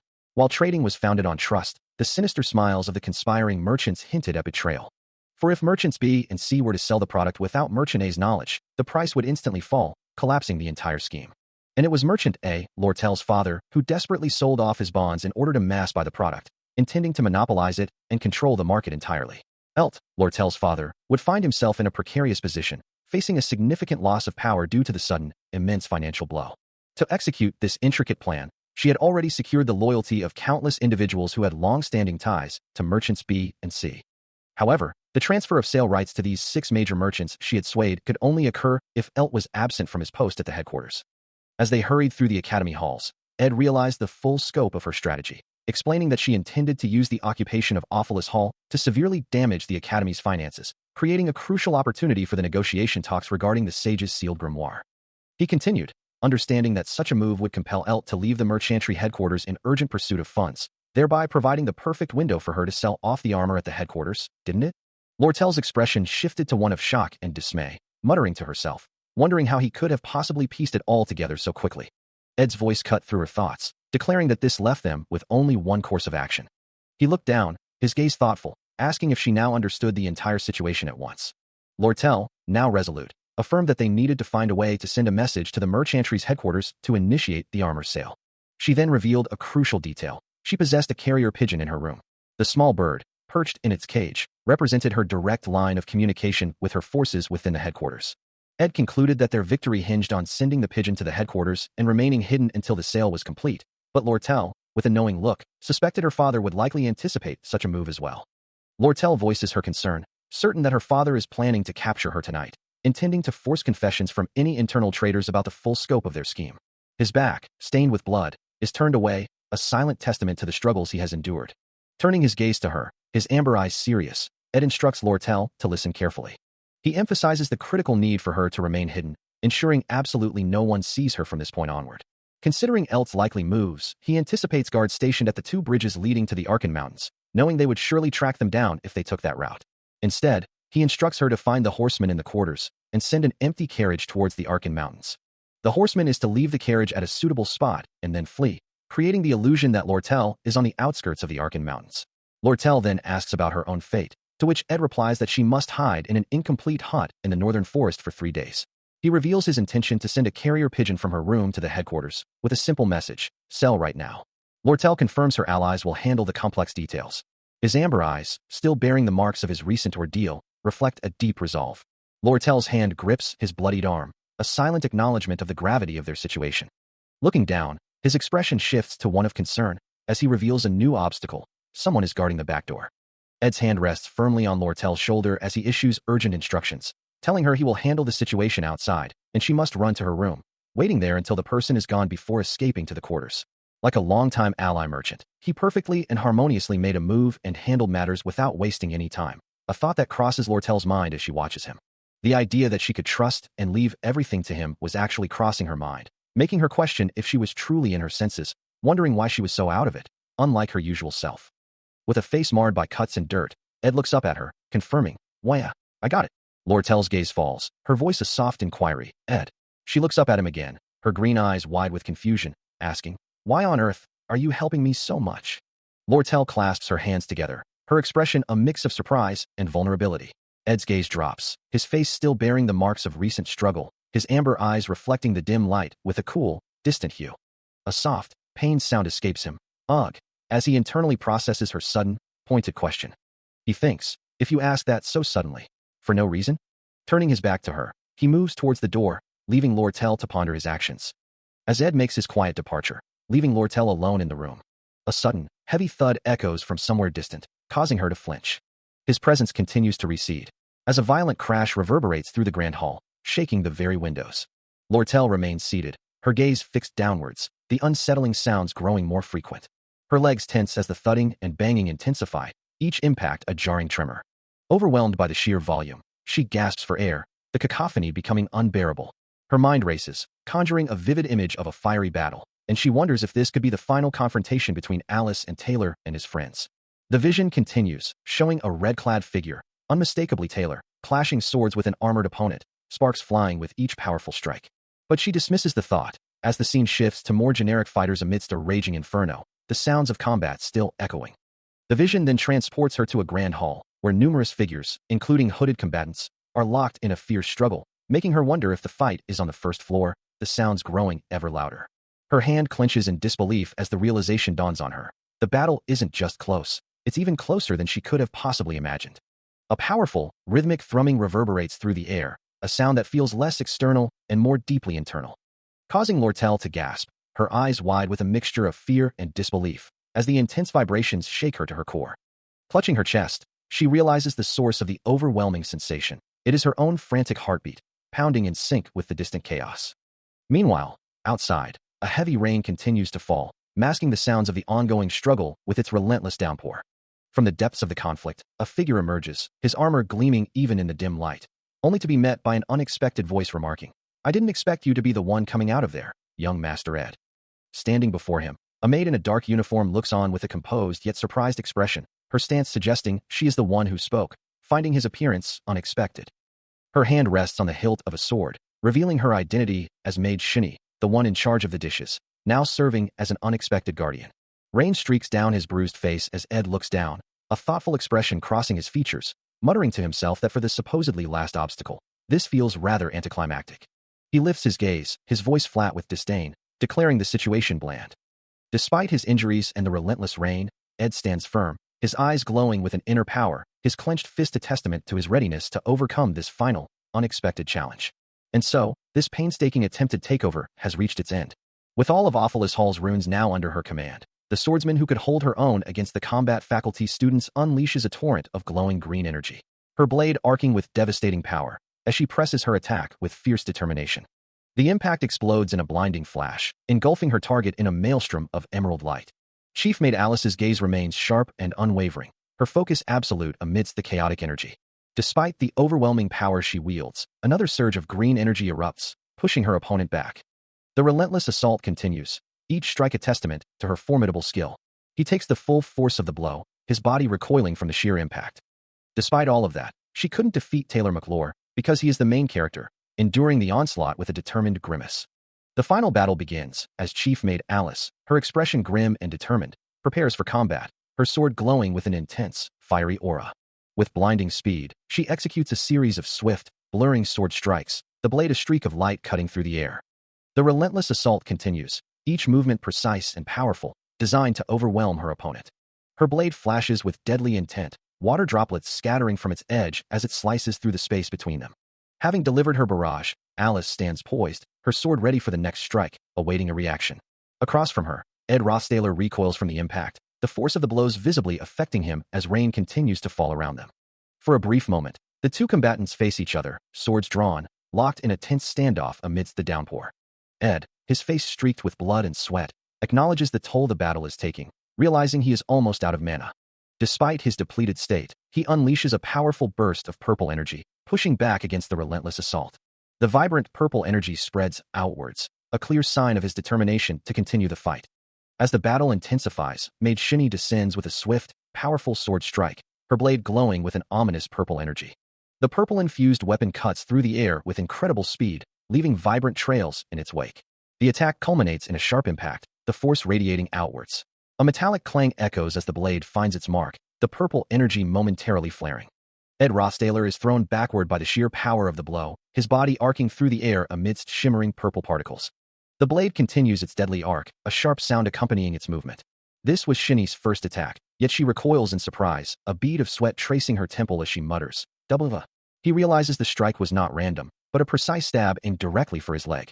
The blade narrowly misses his foot, a sharp sound indicating a close call. He had already recognized this pattern, the scope for prediction giving him a crucial advantage. Undeterred, Shinny presses her assault, her face contorted in a snarl as she charges through the falling rain. As she moves, a glimpse of her thigh reveals a series of concealed knives, ready for a follow-up attack. Her attack continued, hands locking in a desperate struggle, a bright flash erupting from the point of contact. Yet, his movements were already preceding her reaction speed. A burst of purple energy erupted from him, sending the maid reeling backward with incredible force. She was engulfed in a vibrant, ethereal glow, lifted helplessly by the sheer power of the impact. A powerful reverberated through the air as she was thrown. She recoiled, a look of utter shock and strain twisting her features as sweat beaded on her brow. Meanwhile, his eye flared with an intense, otherworldly violet light, activating a hidden power. This was the privilege of the twin sisters, blessed by the same star from birth, an ability sharing that allowed them to use a skill once per day with their twin. The air around him shimmered, coalescing into swirling tendrils of pure, unleashing a new form of magic. This was low-level telekinesis magic. Yet, just as he unleashed his power, a sudden, sharp force struck him, eliciting a cry of surprise and pain. He was lifted violently into the air, his shirt tearing as blood bloomed across his chest from the magical impact. A barrage of sharp, purple energy blades slices through the air, closing in on their target with lethal intent. The impact sends a jolt through Ed Rothsdaler's body, as the glowing projectiles pierce his form, drawing blood. Maid Shinny watches, a confident smirk playing on her lips, her eyes glowing with a sinister purple light, certain of her victory.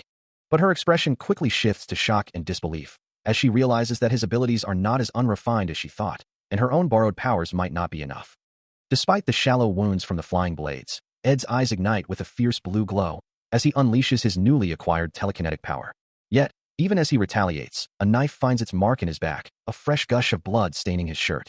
The bloodied blade gleams ominously, a stark reminder of the maid's relentless assault. Despite the pain, Ed uses his telekinesis to seize Maid Shinny, pulling her down to the rain-slicked ground with a powerful, unseen force. His hand glows with a vibrant purple energy, maintaining his hold on the struggling maid. Maid Shinny cries out in agony, her face contorted in a grimace of pain as Ed's power takes its toll. As the rain continued to lash down, a projectile struck the slick rooftop near his foot, sending a spray of water and sparks into the air. His face, streaked with blood and rain, betrayed the toll the battle was taking, yet his amber eyes held a fierce resolve. His body, too, bore the marks of the brutal exchange, blood soaking into his clothes as the downpour intensified. Despite his injuries, Ed Rossdaler maintained his hold on Maid Shinny, pinning her to the rooftop, knowing they had only 1 minute before reinforcements arrived. He grunted, exerting his will over her. Beneath him, Maid Shinny thrashed, her face a mask of fury and desperation, screaming that she would not disappoint Miss Alice, demanding he move out of her way.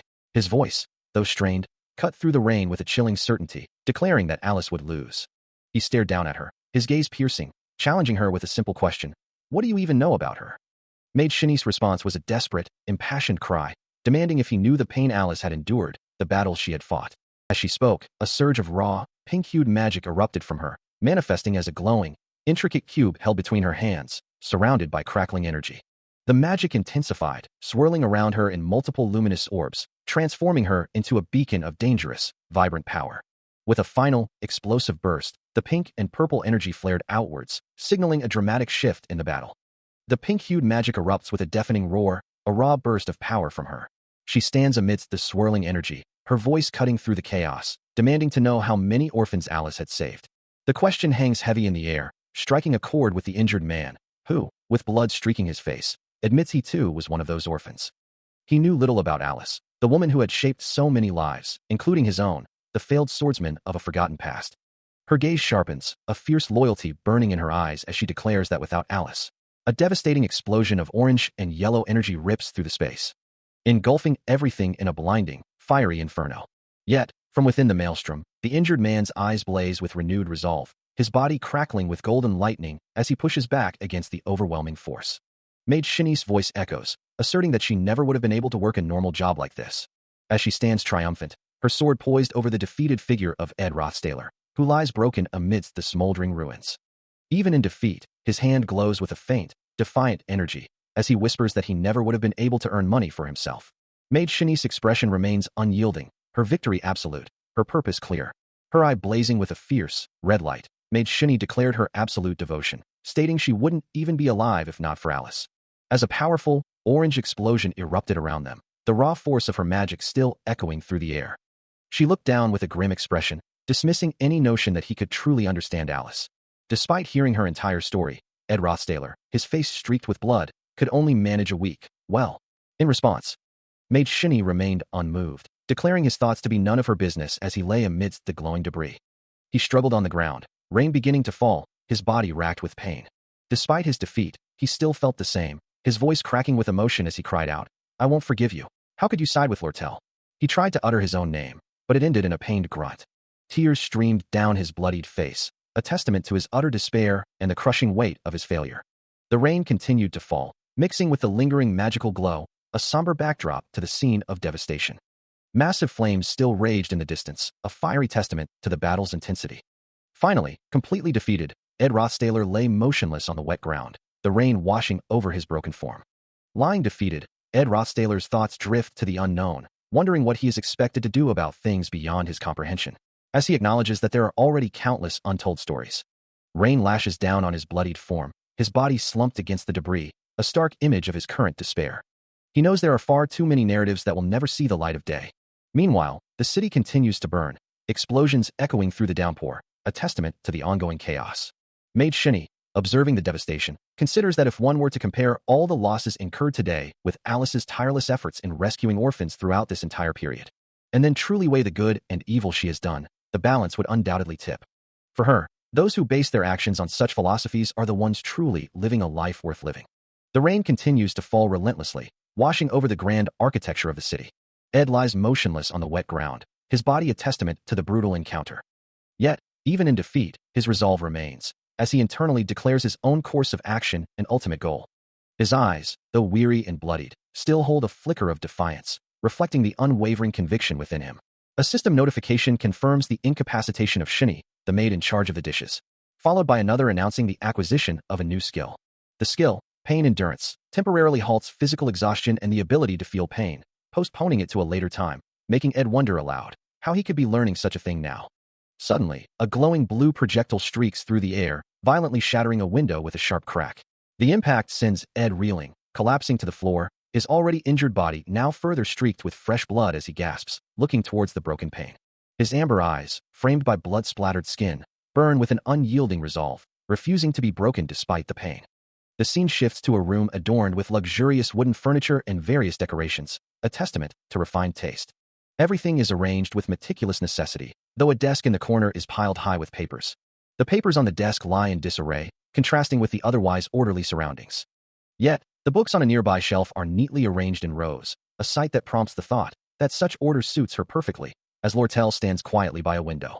In a dimly lit room, a desk sits laden with papers, its surface reflecting the faint light filtering in. Nearby, a small birdcage holds a pigeon, its presence suggesting a means of urgent communication as a hand reaches in to retrieve the bird. A message is then carefully penned, revealing that Elt is in Sylvania, and it will take at least 3 days to return to the main headquarters, the quill scratching across the parchment. The hand continues its precise work, forming the intricate characters of the secret missive. The full message instructs to sell all of the acquired gear, a directive that hints at a recent operation or acquisition, before the parchment is prepared for transport. Soon, a single feather drifts downward through the heavy rain, as the carrier pigeon flies its way through the night sky, carrying its vital information. Against the backdrop of a luminous full moon, a bat soars through the downpour, while more feathers continue their descent, hinting at a struggle or a lost messenger. The falling feathers are joined by drops of blood, splattering onto the wet ground, a stark indication of recent violence. Through the relentless rain, a figure struggles onward, his breath coming in ragged gasps.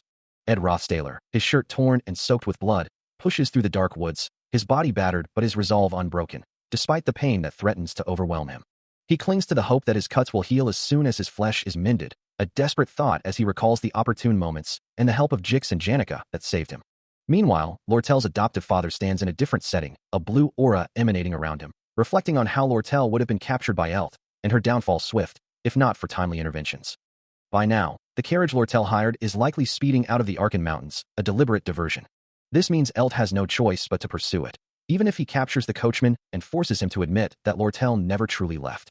By that time, under the glow of the full moon, the carrier pigeon I sent will have arrived, and Elt's resignation will be complete. Meanwhile, for him at the hut, Ed Rothstaler lies severely wounded, his shirt soaked with blood, struggling to remain conscious. As he struggles, a cloaked figure approaches, stepping over the injured man, her presence casting a long shadow. He looks up, his eyes widening slightly as the figure greets him, a chilling politeness in her tone. A wave of realization washes over him, the truth of the situation dawning with a jolt. He acknowledges his own misjudgment, admitting he had been a bit complacent. The cloaked figure, revealed to be Lortel, stands poised, a glowing sword clutched in her hand, its light reflecting in her determined eyes. Her grip tightens on the hilt. As the stark reality becomes clear, the opponent here is none other than the Golden Daughter, Lortel. In this intricate scheme, the only ones who know that Lortel is the secret mastermind are the 5 individuals she bribed.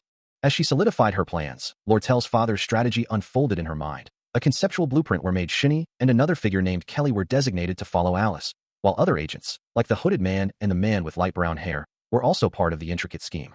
This intricate web of manipulation included the understanding that certain individuals, like Will Lane, could be easily bought off, just as they had been before, but from Lortel's own cold perspective, Ed Rothstaler remained an anomaly, a variable that defied her understanding, making her wonder why he acted without apparent reason. He was a force that simply could not be swayed by money, a unique challenge in her carefully constructed world. With her perfect crime poised for success, Lortel's Ketchulns, her secret organization, would ensure her victory, and she watched him from the shadows, away from prying eyes, observing the injured Ed Rothstaler. Her hooded form, cloaked in the dim light, embodied the truth. She was the real character, the secret mastermind pulling all the strings. And to ensure her victory, she would dispose of any human who stood in her way, truly a villain, as she prepared the glowing dagger she would use to seal his fate. Meanwhile, Ed Rothstaler, battered and bleeding, his face contorted in pain and desperation, knew he had to find a way out, thinking, I gotta use my brain if I want to survive. His body, however, was failing him, the wounds on his arm and torso a stark reminder of his limitations, as he realized, but my body is. His thoughts were cut short as Lortel, cloaked and holding her glowing dagger, finally stood over him, the mastermind ready to deliver the final blow to the injured Ed Rothstaler. A blade slices through the air with a sharp, decisive sound, its blue energy trails marking a swift impact. The force of the blow sends Ed Rothstaler reeling, his face contorted in a grimace of pain as blood splatters across his cheek. Another sharp sound echoes, the blade continuing its brutal work. The weapon is driven deeper, its cold steel a stark contrast to the warmth of his flowing blood. As he lies there, severely wounded, a single question escapes his lips: why? A hooded figure appears, gently supporting his bloodied form, their touch a surprising comfort amidst the pain. Looking down at his battered face, the figure asks with genuine concern, "Why did you have to get so hurt?" In the darkness, a soft voice offers, "Let me help you." Later, the rain has ceased, and a bonfire crackles warmly, casting dancing shadows on Ed and Taylor as they sit together, recovering. Taylor, her hood now down, revealing her red eyes and hair glowing in the firelight, suggests, "Let's warm ourselves first," a sentiment Ed silently echoes, together. By the warm glow of a crackling campfire, a voice inquires, asking if everything was handled according to their intricate plan. The speaker, Lortel Kecklin, then addresses the young man across from her, urging him to respond. As Ed Rothstaler sits by the fire, he recalls the words of another, who vowed to draw as much attention as possible, even if it meant risking his life. Lortel, her expression unreadable, wonders aloud about the loyalty of this individual, questioning how Ed managed to secure such devotion, dismissing the idea of threatening their family as a tactic. Looking surprised, Ed listens as Lortel reveals her awareness of the plan's greater implications, stating that if it succeeds, she will gain power over the elite merchant association. With a knowing smile, she acknowledges the significant debt she now owes him, then asks what he desires in return. She attempts to lighten the mood, asking if he doesn't feel a sense of accomplishment, but his reaction is disappointingly unenthusiastic. A soft smile plays on Lortel's lips as she expresses her gratitude. From the darkness of the night, Ed's voice cuts through the air, assuring her he will never forget her actions, and simply asks for the 20 coins she promised when the time is right. Lortel readily agrees to his request, then asks if there is anything else he needs. As the night deepens, Ed's thoughts turn to another matter, inquiring if her next request is related to Alice. Lortel dismisses the idea, asserting that she will handle the matter herself. Then, her expression shifts as she reveals her true intention, wishing to inquire about Janica. Ed, seated across from her by the flickering campfire, observes her intently, noting her apparent closeness with Janica. He readily confirms their bond, describing Janica as a good person, a great senior who always considers others and possesses an open mind, before asking what the inquiry is about. Lortel's gaze softens as she speaks, her respect for Janica evident in her tone. She continues, her voice trailing off slightly, as she begins to explain her connection. Lost in thought, she gazes upwards, the warm glow of the campfire reflecting in her eyes, a quiet moment of contemplation. Her expression then shifts to one of slight discomfort, admitting that their relationship isn't always so pleasant.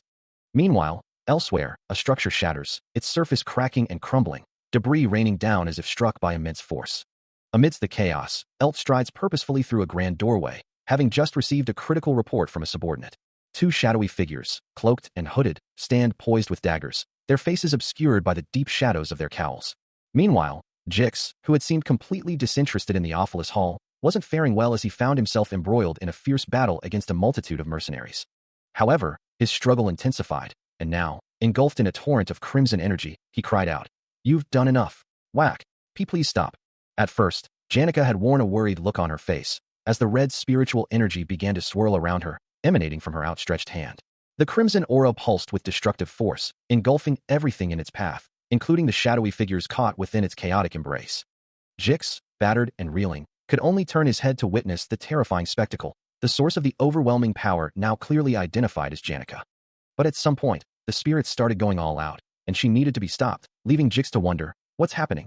A small, glowing green bird perched on her shoulder, seeming to whisper to her, as Janica's expression shifted, a single word escaping her lips, "Mad." The glowing bird continued its soft whispers, its presence a stark contrast to the raging red energy that still enveloped Janica. Her power surged uncontrollably, a crimson tide of spiritual energy threatening to consume everything around her. Even as a glowing green spirit bird seemed to whisper to her, she declared, with an unsettling calm, that she was not angry at all. Meanwhile, with his uniform completely ruined from the incident, attending class was now out of the question. Jix had come to lend him a spare, recounting the details of the incident, and it seemed Welaine had taken the blame for the destruction of Awfulest Hall, while the true source of the chaos, Janica, continued to be consumed by her own power. Jix himself was overwhelmed by the red energy, screaming in agony, and even the chief maid, Alice, though subdued, remained completely silent on the issue. It was all part of the plan, as one of the critical characters of the scenario had successfully stopped Lortel's exit from the stage, ensuring her continued involvement. A bead of sweat trickled down his face, but a subtle smile played on his lips, confirming that the plan had indeed worked. With events unfolding as they should, he could only wait for the carrier pigeon to bring good news, though this incident had certainly affected his own labor capacity negatively. He stretched, a sigh escaping him, his body aching from the strain. Despite not being in peak condition, with aches and pains throughout his body, the physically demanding work still needed to be done.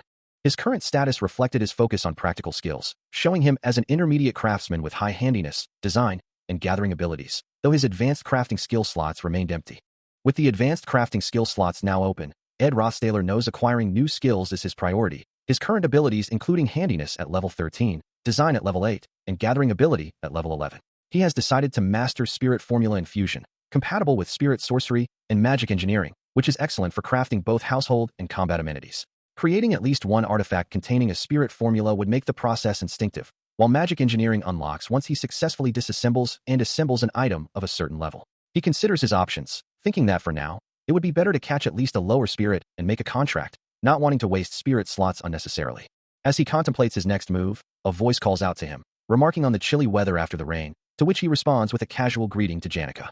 Later, while chopping wood, he explains to a female student that he has a headache and his body is in pain, so he figured he'd get some rest with the fresh air in the woods. The student, concerned, asks if he hurt himself trying to help her, but he quickly reassures her that he did not. Her expression shifts from concern to a more relaxed demeanor, her eyes closing briefly before opening again, still fixed on him. He then begins to speak, transitioning the conversation to another topic. Speaking of which, he confirms that Janica is resting inside the cabin, as she is seen sitting quietly outside the wooden structure. The aftermath of the Awfulous Hall takeover incident has finally been resolved. Yet there's still much work left to do. This includes persuading the former chief maid, Alice, and laying the groundwork for the negotiation to purchase the sage's sealed grimoire. As she waits for a reply from the elite merchant company's headquarters, Lortel finds herself confined to this cabin with an anxious heart, a situation she admits is frustrating. But she doesn't hate it. For the 3 days she's been waiting, being with Ed Rothstaler, as he diligently chops wood outside, makes her heart race. His unconditional kindness and trust, given without expecting anything in return, makes her feel safe, a sensation which is entirely new to her. To Lortel, who had spent her entire life on the cold streets, Ed Rothstaler was more precious than gold, and at no cost did she want to give him up to someone else. She recalled a moment when he shared a light-hearted laugh with Janica, a girl whose life had been filled with an overflowing amount of unconditional kindness from her family and friends. The contrast was stark, and a possessive anger flared within Lortel, her back to the viewer as she seethed. Her expression hardened as she thought, "At least let me have one, since you already have so much." She was resolute, her gaze fixed on him, determined not to give him up. Lortel sat, her arms crossed, contemplating that if it came to it, they would simply have to fight for him. Her bare feet rested on the floor as she decided, "That's my area of expertise." A mischievous smile played on her lips, her green eyes glowing faintly, as she let out a soft, knowing chuckle. With arms outstretched amidst a shower of gold coins, she proclaimed, "First, I'll use my own way." Sitting atop a mountain of gold, she mused, "If I bury this cabin in gold." She considered the implications, thinking, maybe it wouldn't be so bad to help with his tuition, be as natural as possible. A blush crept onto her cheeks as she mentally insisted, "It's not like I'm paying it for your sake. Don't misunderstand." A soft, almost imperceptible sound escapes her, a quiet acknowledgement of her own determined thoughts. Yet, even as she plots, a part of her recoils, finding her own machinations, and the stark reality of her romantic situation, a grand total of 0 boyfriends, utterly cringeworthy. A voice from above then breaks her reverie, asking if she can move. She looks up, a hint of annoyance in her eyes, declaring that particular sun-drenched patch of floor is her spot. Internally, her chibi persona wonders, She lets out a soft sigh, her gaze drawn towards the bright light of a doorway, where her inner self, in a witch's hat, seems to be basking. Addressing her inner persona, she asks, "What are you doing here, Lucy?" To which the chibi figure replies, "This spot gets the best sunlight." Her inner self, Lucy, reacts with a surprised expression, wondering what is happening now. Lucy then beams with delight, clearly enjoying her sunbath, her eyes sparkling with contentment. Standing over Lortel, who is still on the floor, Ed Rothstaler apologizes, asking if he woke her up. It seems Lortel, in her Lucy persona, had simply snuck into this sunny spot for a nap. Still reeling from the previous encounter, Lortel's thoughts are consumed by the situation, assuring herself that she has handled the immediate problem, allowing her to rest. Dismissing the entire affair as trivial, she internally labels the other person as nothing more than a natural disaster, not worth further consideration. As she drifts off to sleep, a new realization dawns on her, confirming the presence of yet another rival in her life, while the narration shifts to the morning of the second day of her cabin stay. Despite the growing competition, she remains confident, believing she still has ample time to achieve her goals as the sun begins to rise over the peaceful cabin. Her resolve hardens, vowing to settle any outstanding scores within the next 3 days. The morning light bathes the exterior of the cabin, signaling the start of a new day. From inside, Lortel spots Ed and greets him cheerfully, her face alight with a hopeful smile. However, contrary to Lortel's unspoken wishes, Ed's voice echoes back, not just to her, but seemingly to another as well. A new figure, Janica, appears, her bright smile radiating warmth. The narrative highlights Lortel's desire for uninterrupted time alone with Ed. Lortel's expression shifts to one of surprise and slight annoyance as she sees Janica, who stands cheerfully behind her while Ed remains focused on something on the floor. A close-up reveals the intense, almost irritated, glint in Lortel's green eyes. Lortel sighs, looking down at a small, white-haired figure sleeping soundly on the floor, a sight that rarely graces their presence. Meanwhile, Ed wipes sweat from his brow, a sense of accomplishment washing over him as he declares, "Phew, I'm finally done."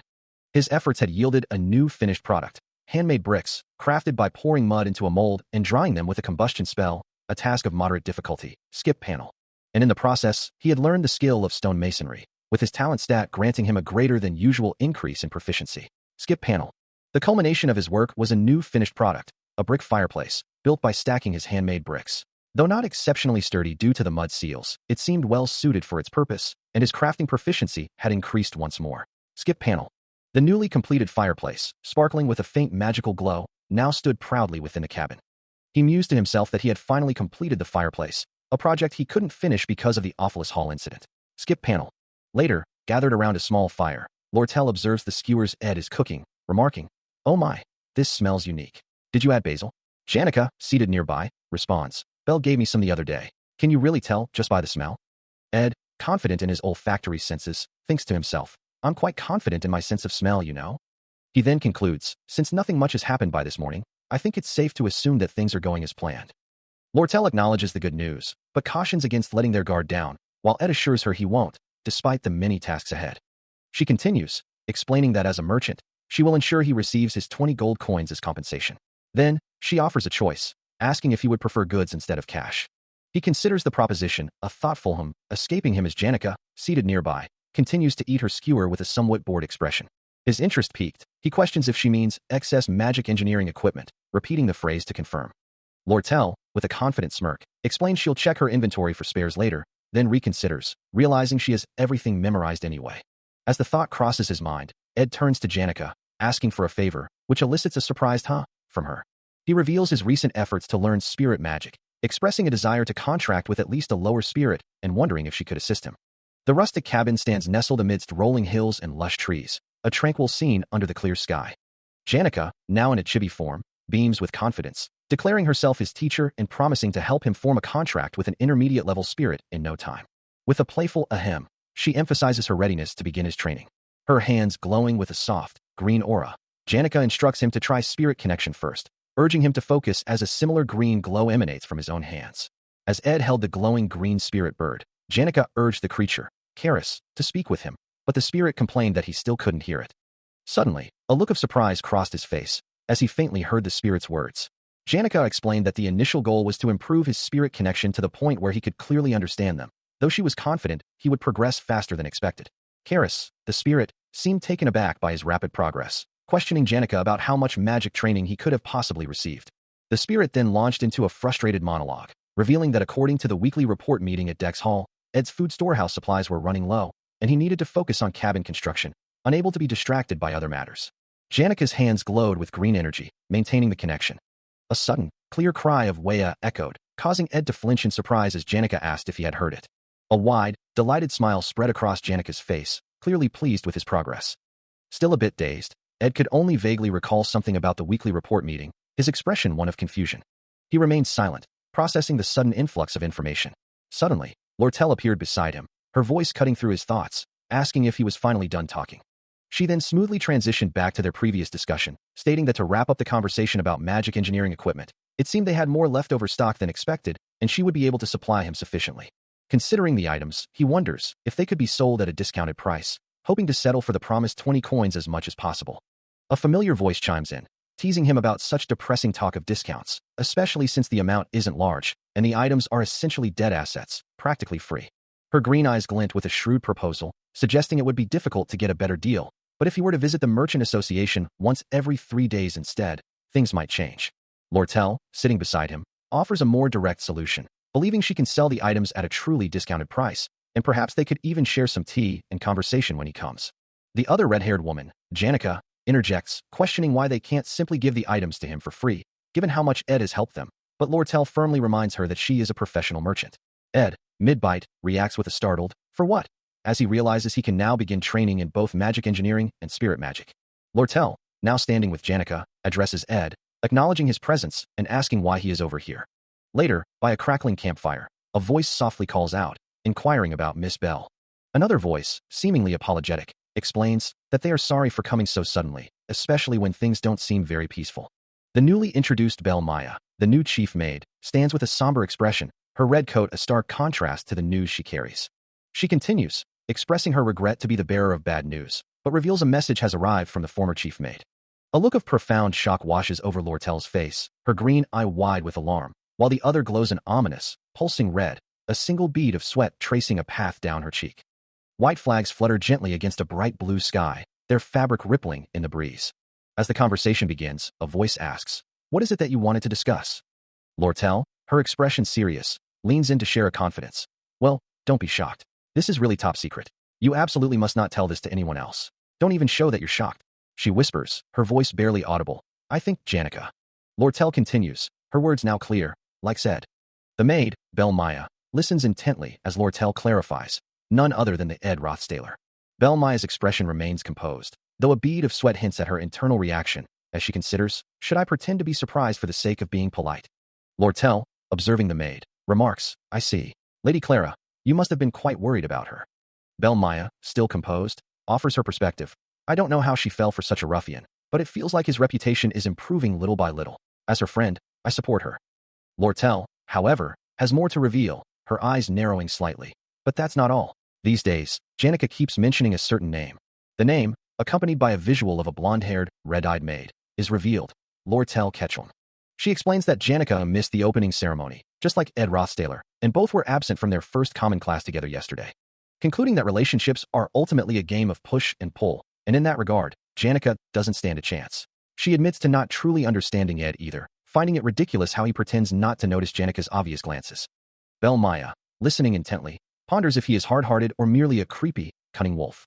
She then offers an alternative perspective, suggesting that rather than being a wolf or hard-hearted, perhaps he is simply in too difficult a situation to be interested in dating, though she quickly dismisses the thought, convinced he must be grinning at his good luck, and just imagining it gives her the creeps. Lortel, visibly frustrated, mutters a dismissive ugh as Belle Maya mentions luck. Her thoughts drift to a vivid metaphor, picturing a sly, thieving cat in front of a fish shop. Sitting outdoors on a wooden log, a slight smile plays on Lortel's lips, her expression thoughtful. Meanwhile, Janica, with her long pink hair styled in braids and a red bow adorning her white shirt, sits nearby, looking distressed as she hears the metaphor of a naive kitten trembling before a tiger, prompting her to question, "Lady Belle?" The metaphor is then visually represented by a small, childlike figure in a witch's hat and cloak, lying on a tiled roof, labeled simply as, "just a cat." Back indoors, Lortel, now in a black hooded dress, lets out a soft ugh, as a blonde maid, standing beside her, asks, "What's wrong?" She replies that it's nothing, apologizing and explaining that just looking at them is giving her a headache, her gaze seemingly directed towards a dark-haired male student in the background. With a surprised expression, Lortel then asks, more importantly, what it was the maid wanted to say. A voice announces the arrival of a message for Lady Lortel. And she looks down, her expression unreadable, as the news is delivered. A hand reaches out, extending the missive, the sound of rustling fabric accompanying the gesture. The message, it is revealed, comes from the former chief maid Alice. Elsewhere, a flickering bonfire casts its warm glow, driving away the encroaching darkness of the night. Around its comforting light, Belle Maya stands with Lortel, while Janica watches them, her red eyes reflecting the fire's glow. Belle Maya had also taken Lucy and departed, a fact that still bothers Lortel. Meanwhile, the whereabouts of Lortel had been exposed to someone connected to the Awfulest Hall while she was in hiding, a troubling development that Ed Rothstaler seems to be contemplating. He examines a uniform, noting its worn state and repairs, yet concludes it remains decent enough to wear. Finally, a carrier pigeon arrives, bearing news of victory, and a document confirms the review of a proposal to depose the chairman of the association has been completed. Elt's real authority is now largely restricted, his dismissal all but certain as the atmosphere favors his overthrow, prompting a request for a status report, and with these developments, it is time to prepare to go back to school, as usual. If the situation has progressed this far, Lortel muses, her father must be making his last stand at the headquarters of the Merchant Association. A document burns, its edges curling into ash, though it's a futile last struggle, as he certainly won't have time to care about them in Sylvania. Standing by a crackling fire, Ed asks if Elt has another trick hidden up his sleeve, to which Lortel replies that the man is as cunning as she is, so she wouldn't say the chances are zero. Still, Slog, who aspires to be the next association chairman, is supporting her, leaving her no choice but to side with whoever won between her and Elt. Her biggest concern was Alice, but that problem seems to have been taken care of for now. Looking concerned, she is asked if this means Alice won't reveal that she's the mastermind behind this, her expression unreadable. A hand holds a document, and a voice explains that Alice has no choice, as this is a prepaid concept. The document, covered in intricate script, is held firmly. The parchment Belle Maya delivered was filled with the list of orphanages she sponsored, the maintenance cost for a year, and how to support them. Alice's workload was relentless, and her health deteriorated, but the academy ignored her complaints. Eventually, Taylor observes, she became unable to work and could not take responsibility for the orphanage. Alice, now surrounded by a faint purple aura, had made a desperate gamble, placing her entire life on the line. Despite the gravity of her recent bet, she appeared somewhat relieved. As he prepared to depart, he confirmed her next step, asking if she would visit the Merchant Association's branch to finalize their contract the following week. Standing by the crackling campfire, she simply affirmed his words. He then offered her a torch, ensuring the light would last for a while. A soft sigh escaped her lips, her expression a mix of weariness and contemplation. As she accepted the torch, its warm glow illuminating her face, he inquired about her deep thoughts. She dismissed his concern, remarking only that Ed was taller than she had initially thought. He mused on the suddenness of her observation, finding it a bit rushed, yet acknowledging the necessity of such actions if he truly wished to win. Lortel, now alone, reflected on her own choices, understanding that to achieve victory, she sometimes had to make risky moves. Her gaze fell to her feet, a silent affirmation of her resolve, as she considered the necessity of such gambles. Meanwhile, Ed's eyes held a knowing glint, as if he understood the intricate dance of power. He reflected on the fundamental truth of human interactions, that their essence lay in a constant push and pull. His tie, a vibrant splash of red against his dark uniform, felt a little off, prompting a gentle adjustment from Lortel, who observed, like this tie. Look, it's twisted, isn't it? Looking down at her, he responded, no one's even looking at me. Does my attire really bother you that much? Standing close by the warm glow of a campfire, she offered a soft retort. Well, there's nothing wrong with always keeping yourself. Her green eyes sparkling, Lortel finished, looking neat. We are students of Sylvania, after all. His amber eyes widened slightly as he began to question her intent. What do you, huh? A sudden, firm grip on his hand punctuated her words, a silent assertion of her will. Beneath the vast, star-dusted canvas of the night sky, their feet stood close, a testament to their shared moment. The campfire cast long, dancing shadows as they embraced, their forms silhouetted against the flickering light. The warmth of the flames surrounded their feet, a comforting presence in the cool night air. Their shoes, nearly touching, symbolized the intimate space they now occupied. A soft smile played on Lortel's lips as she recalled. The raspberries we ate in the evening were definitely delicious, weren't they? Her expression softened further. Just thinking about them again makes me happy.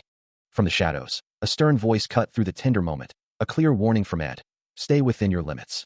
Ed finds himself in a rather upsetting situation, considering how people generally dislike being pushed or pulled too much. Lortel, with a knowing smile, suggests that next time, he should be the one to pull a little. As she turns to leave, her thoughts reveal a deeper layer to her playful words, acknowledging her own need to practice pushing him away as well. Lortel disappears into the dark forest, her torch casting a flickering glow, leaving Ed to watch her go. He remains rooted to his spot, observing her retreating figure as she moves further into the depths of the woods. Even after she's gone from sight, a faint, ethereal glow lingers where she once was, and Ed reflects on his attempts to avoid entanglement with the main scenario characters. A sigh escapes him, his hand rising to cover his mouth in a gesture of weary resignation. Nothing, it seems, ever goes according to his plans. The stars he sees from the forest are still beautiful, and the moon remains bright, while the sound of crickets chittering fills the night air. The crackling of the campfire is also the same, as always, a constant amidst his internal turmoil. Regardless of his will, he feels a growing sense of discomfort, as if he's being inexorably pulled into the very center of the story. His plan of watching the scenario unfold smoothly from the sidelines, and only trying to take care of what he felt needed to be done, had not changed, yet he found himself staring down at a glowing light, a sense of unease settling in. He had no greed, only wishing to get his diploma and pay attention to his stats, but the realization that what felt like an easy plan was actually a reckless and challenging endeavor came not too far in the future, leaving him to ponder by the window as night fell. Just like that, summer passed, the nights growing longer as the leaves began to change. The vibrant greens of the season giving way to the fiery reds and oranges of autumn.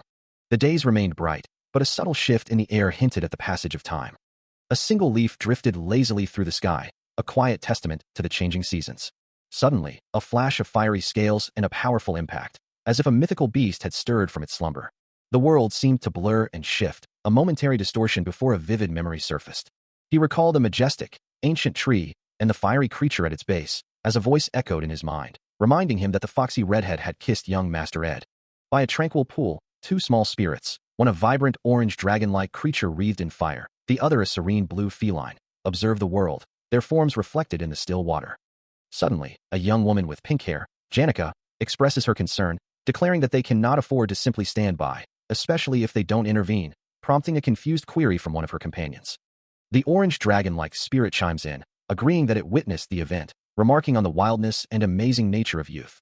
It then adds with a hint of exasperation that the foxy redhead truly understands how to manipulate emotions. Janica, her eyes wide with curiosity, presses for details, demanding to know what they mean and how Ed reacted, acknowledging that her question cuts to the heart of the matter. A flashback reveals Ed, composed and unyielding, as the orange spirit recounts how he definitely put up a wall, his expression unwavering even as she went as far as to kiss him, astonishing the observer with his cold response. The spirit continues, a visible shiver running through its form, confessing that Ed was so cold to her, it even cringed while watching the interaction unfold. With a frustrated sigh, the orange spirit deduces that this coldness implies one of two things. Either the fallen noble is impotent, or he simply doesn't perceive her as a woman. Janica lets out a relieved sigh, finding comfort in the news, but quickly adds that men, regardless, are not as adept at being defensive as they are at being proactive. The orange spirit warns Janica, from its experience, that individuals like the foxy redhead tend to cling and burn more intensely the more they are rejected, concluding that this situation is definitely not good for her. Janica, still processing the information, reiterates that they said Ed's reaction was lukewarm, her expression showing a mix of confusion and concern. The blue cat-like spirit, with a mischievous grin, interjects that it's not a good idea to waste such an opportunity, suggesting Janica should at least kiss him when they are alone.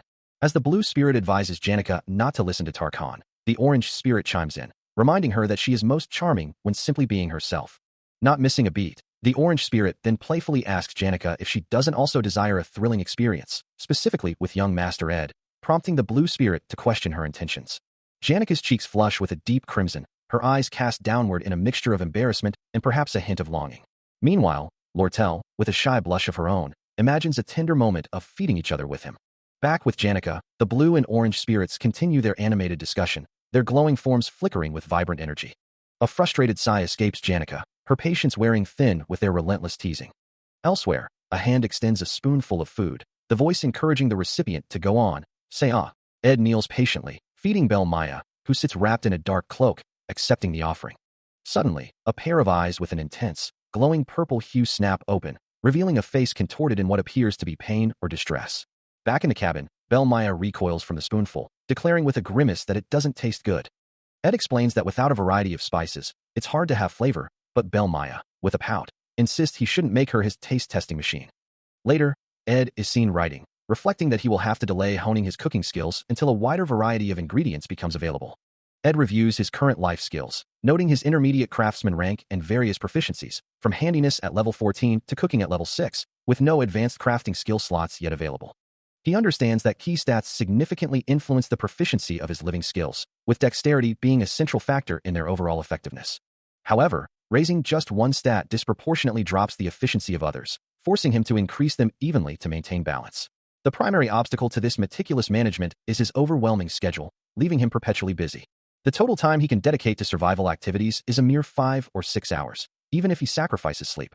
This limited window is the reason he worries about the efficiency of his survival activities, as he needs to make every moment count. Even in his regular life, he keeps a close watch on key students, ensuring the scenario progresses as expected. He might eventually get used to the Academy's demands, especially with individuals like Taylor and the 4 heroines within its walls. Taylor, for instance, is a prominent figure in the combat faculty, and his companion, Isla, is also diligently supporting him in her own way. As he watches her practice, her sword flashes with a swift motion, a testament to her dedication. Isla, known as the Benevolent Princess, continues to fulfill her role, a steadfast presence by his side. He observes Clarice, Lortel, and Taylor, knowing it's time for Clarice to begin clashing with Lortel, so he must keep a close watch on her. Clarice will enroll next year, so there's no immediate concern for her, but he finds himself watching the Golden Daughter, Lortel, as if walking on thin ice, and with Ed's early dismissal, it remains uncertain how this will affect her actions. He recalls a moment where Lortel waved cheerfully, while Clarice looked on with surprise, and he raised a hand in greeting. Regardless of Ed's situation, her plan to acquire the sage's sealed grimoire seems unchanged, which is the very reason he has been checking up on things. His attention turns to the Grand Faculty building, where he stands, contemplating his next move. His footsteps echo as he walks, the ornate architecture of the building looming above. Because the final boss of this second act is, he thinks, a determined expression on his face. As a mysterious figure with glowing purple eyes reveals, so, there's a hidden mastermind behind the Awfulest Hall takeover. As the previous revelations settled, a new figure emerged, his presence marked by a subtle blue glow emanating from behind him, his gloved hands carefully holding a pristine white document.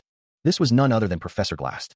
Ed Rothstaler's gaze is sharp, his voice carrying a hint of intrigue as he reveals a crucial detail, confirming the existence of a hidden mastermind behind the Awfulest Hall takeover.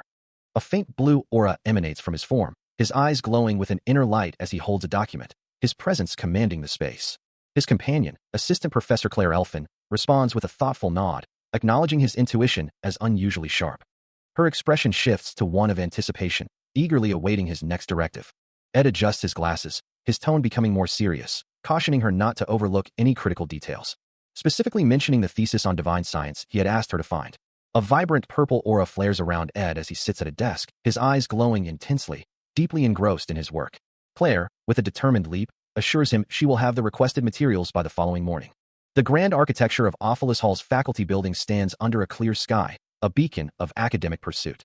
Later, outside Claire's office, Ed confirms he has gathered the necessary materials concerning the Awfulest Hall takeover incident for Assistant Professor Claire.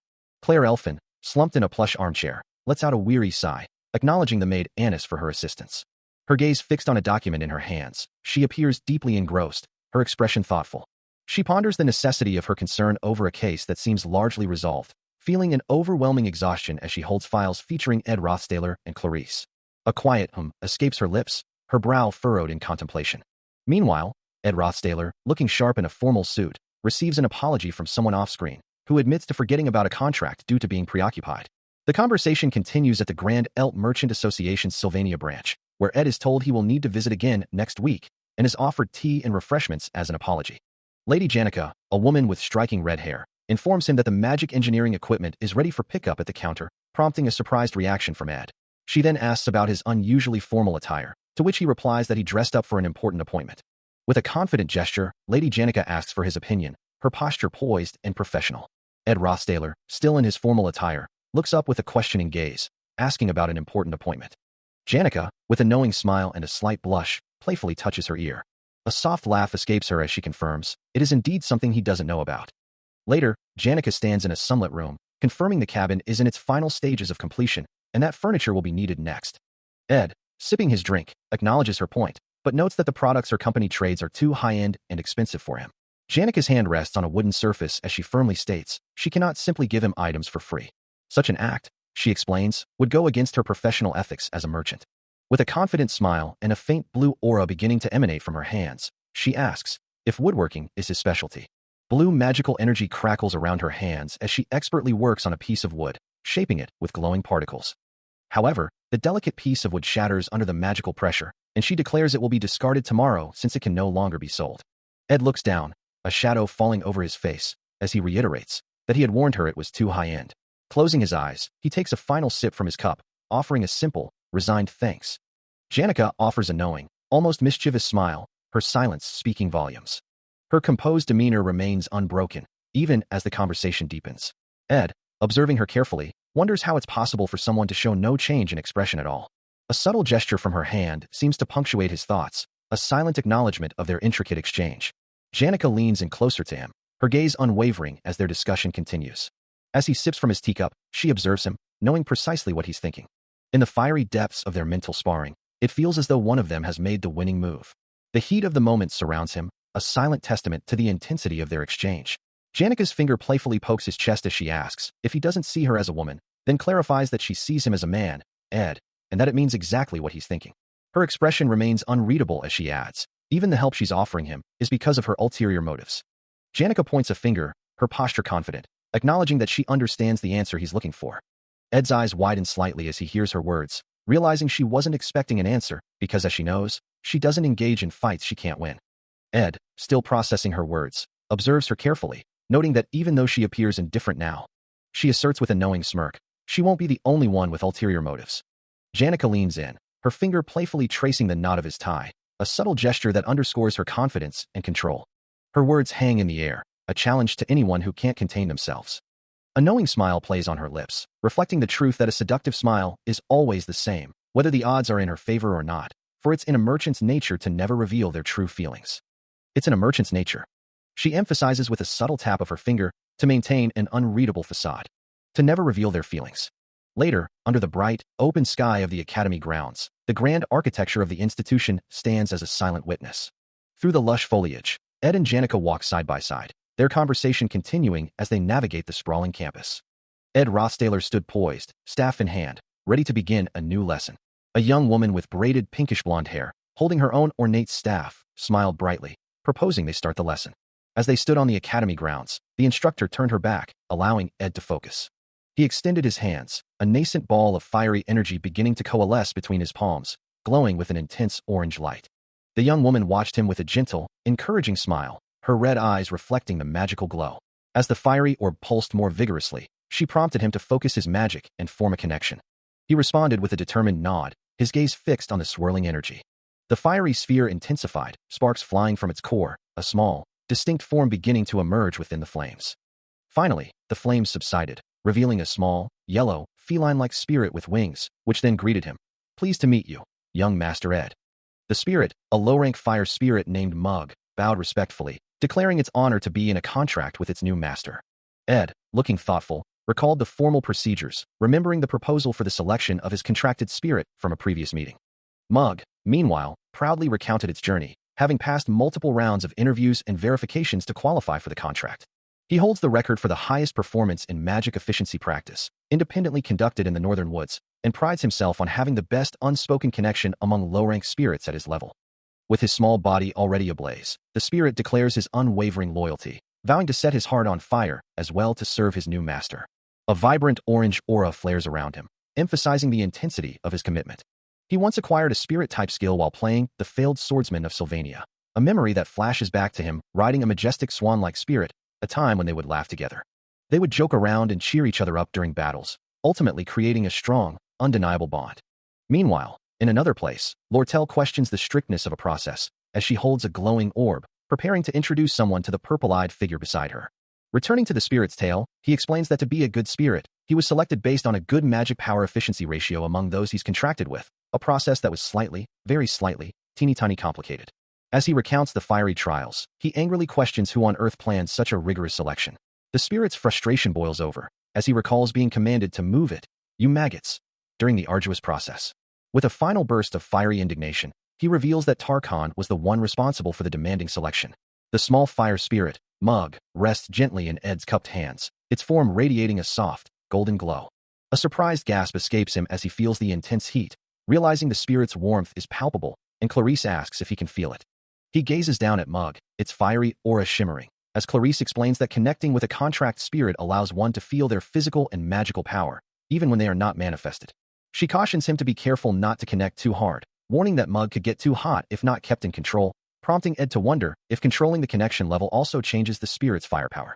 Clarice chuckles, finding it odd that he refers to it as firepower, remarking that it makes the spirit sound like a machine, while Ed continues to hold the glowing Mug.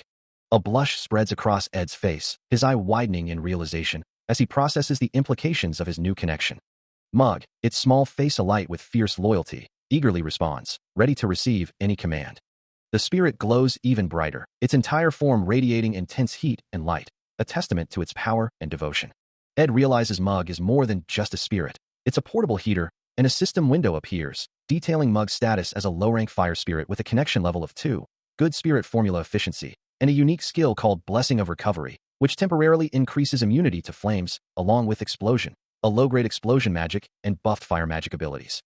Another system window displays Ed's updated magic power details, showing his rank as a skilled magic student with a specialty in element magic, and the exciting news that intermediate magic can now be learned, with his spirit connection, understanding, manifestation, and sensory sharing all at level 12 or 1.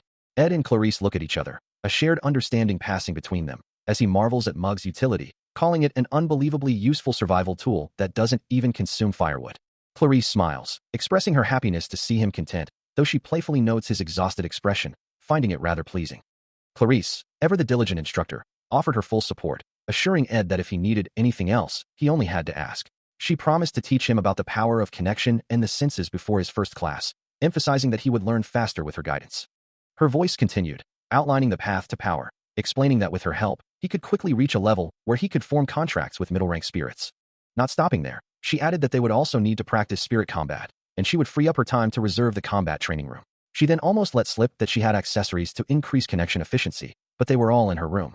Catching herself, Clarice quickly covered her mouth, promising to bring them next time. Ed, seemingly oblivious to her internal struggle, simply looked at her with a questioning, "HM?" Ed, still struggling to survive, finds himself in a difficult position as Clarice vehemently refuses his offer of compensation, insisting he save his money and declaring that simply giving her money for her help feels too cold. Her words strike a chord as she reminds him of their bond, asking if he truly believes they are not closer than that, making her feel sad. A bead of sweat forms on his brow as Ed, utterly bewildered, recalls that she was the one who initially asked for compensation. Clarice, her cheeks flushed with a faint blush, wonders aloud what has come over her so suddenly. She stammers, trying to explain her abrupt shift, muttering about Clara's advice on push and pull, and how she's too generous by nature, needing to learn to say no more often. As her spirits, Mug and Janica, nod in agreement beside her, Ed simply observes that she has a good friend, to which Clarice hesitantly agrees. A moment of internal reflection passes, as Clarice grapples with her conflicting feelings. Her expression softens, a faint blush still coloring her cheeks, as she looks away, lost in thought. She then clarifies her earlier statement, insisting that her generosity isn't something she extends to just anyone. The conversation shifts to practical matters, with Clarice promising to share the details of their next steps later, her words echoing over a serene image of a frozen fountain. She proposes they meet at the combat training ground next time, assuring him she will reserve it and let him know. With a final flourish, Clarice adds that she will bring him a good accessory and offers textbooks for connection training, before bidding him farewell and rushing off to her morning class. Ed Rothstaler, holding his small, bat-like spirit mug, raises a hand in a gesture of accomplishment, a soft exclamation escaping him. He had just acquired the advanced crafting skill, magic engineering, a new slot consumed for this powerful ability. Sitting thoughtfully, he realized the magic engineering supplies Lortel had provided were surprisingly simple, allowing him to analyze them in no time at all. His hands deftly manipulated the intricate components, assembling and disassembling various magical devices on his workbench. With a final touch, he declared he had finally learned a proper advanced skill, and with a burst of ignition, the fireplace before him roared to life, now guaranteed to be stable. A thought crossed his mind. If he ever ran out of fuel, he could simply use Mug. Crouching by the now blazing fireplace, with Mug floating contentedly behind him, he mused that if he ran out of mana, he would simply use the fireplace. Now, he could reliably warm the air, making his living environment much more comfortable. He settled down by the hearth, a book in hand, the warm glow of the fire and the presence of his spirit filling the room, creating a truly inviting atmosphere. A soft smile graced his lips, knowing that little fact, making him feel like a huge weight had been lifted from his shoulders. He glanced out the window, the crescent moon hanging in the night sky, a peaceful end to a productive day. A moment later, he wondered, was it already this late? A voice muses on the deepening gloom, noting how dark it has become since their work concluded. Perhaps, they consider, it would have been wiser to postpone this endeavor until the following day. As Assistant Professor Claire Elfin walks through the darkened woods, her thoughts turn to Ed Rothstaler, acknowledging his disowned status and the simplification of his name. A soft blue aura emanates around her as she recalls that everyone else involved in the incident was either a student or staff member from Ophilus Hall. Yet, she considers, Taylor and Ed Rothstaler had no discernible connection to the hall. Meanwhile, a dark-haired man, also surrounded by a faint blue glow, contemplates the same mystery, concluding that if Taylor, the one who solved the case, is excluded, then only Ed remains as a suspect. He recalls his reason for being in the northern woods, having heard that Ed Rothstaler frequently appeared there. Back in the woods, Claire Elfin sighs, her thoughts returning to Ed, finding it improbable that he would be wandering in the middle of the night unless he was living or eating in the forest. Her amber eye, magnified by her glasses, reflects a sudden, unseen movement, a flicker of something disturbing in the darkness. A rustling sound echoes through the quiet night, as a monstrous eye, streaked with blood, suddenly appears. More blood splatters across the scene, indicating a swift and violent impact. A massive, shadowy figure with glowing eyes looms over Claire Elfin, its presence a terrifying culmination of the night's growing dread. Through the ominous darkness of the northern woods, Ed Rothstaler moved with purpose, carrying the unconscious form of Lucy Merrill over his shoulder, her long white hair trailing behind them. Behind them, the monstrous shadow that had ambushed Claire Elfin seemed to writhe and dissipate, its form a chilling reminder of the raw power unleashed. Meanwhile, Lucy, now stirring, could only manage a bewildered cry, wondering what cataclysmic event had just transpired. Claire Elfin, still reeling from the ambush, felt a dawning horror as she processed the implications of the monster's power, realizing it was far beyond anything she had anticipated, even for a being comparable to the Archmage Glocht or the Great Sage of Sylvania. A vision of the purple-eyed figure, radiating immense magical energy from a glowing orb, flashed through her mind, a key piece of the puzzle. The thought echoed in her mind that even a powerful entity would need to unleash its full might against someone like Lucy Merrill, a name now resonating with new, unsettling significance. Lucy herself, head bowed in apparent defeat, seemed to confirm the gravity of the situation. Claire's amber eye widened behind her glasses as the pieces clicked into place, a chilling realization confirming her deepest suspicions. She had been wrong about so much, but one thing was now terrifyingly clear. The true mastermind behind the Awfulest Hall takeover incident was someone she knew. Under the cold gaze of the full moon, Ed Rothstaler continued his journey, the unconscious Lucy still draped over his shoulder, his expression unreadable. The name escaped Claire's lips, a whisper of dread and disbelief. Ed Rothstaler. A voice calls out, recognizing Ed, as he moves through the dark, carrying an unconscious figure over his shoulder. And that's when the realization hits, a tied limb coming into view, confirming the identity of the person he carries. Another voice exclaims, Lucy. There's no doubt it's Lortel, her long hair cascading down as she remains limp in his arms. Assistant Professor Claire Elfin, observing the scene, realizes her intuition was right. A wry thought crossing her mind that she might actually have a talent for being a detective. Suddenly, a gasp escapes someone's lips, a quiet doubling, echoing in the night. The scene shifts to Ed, now dragging a large, tied deer-like creature across the ground towards a rustic cabin, a campfire burning nearby. The observer's shock intensifies, wondering, what the hell is all of this? As a close-up reveals the creature's leg, tightly bound with thick rope. Bound and unconscious, a figure with pale, almost white hair lies slumped near a crackling fire, her red cloak a stark contrast against the dark surroundings. Meanwhile, in a different location, Ed Rothstaler considers the early morning tasks that await him, deciding it best to retire early tonight despite his many obligations. Back in the forest, Assistant Professor Claire Elfin watches the scene unfold, her amber eyes, magnified by her glasses, fixed on the unconscious girl with an intense gaze. Unseen by her, a pair of ominous red eyes glow from the deeper shadows, observing the entire situation with an unknown intent. Claire, now closer to the campfire, whispers her resolve, knowing she needs to rescue Lucy, and must do so slowly and carefully. She extends a hand towards the unconscious girl, moving as quietly as possible to avoid detection. Suddenly, a burst of brilliant blue energy erupts from her palm, illuminating the dark forest with its vibrant glow. The powerful magical force surges forward, its intense light cutting through the night. But instead of reaching its target, the energy seems to dissipate, causing Claire to recoil in shock, a gasp of what? Escaping her lips. Her gaze falls upon the girl, who is now stirring, and a wave of recognition washes over her as she whispers, Lucy? The girl, now sitting up, looks directly at Claire, who, taken aback, can only ask, who are you?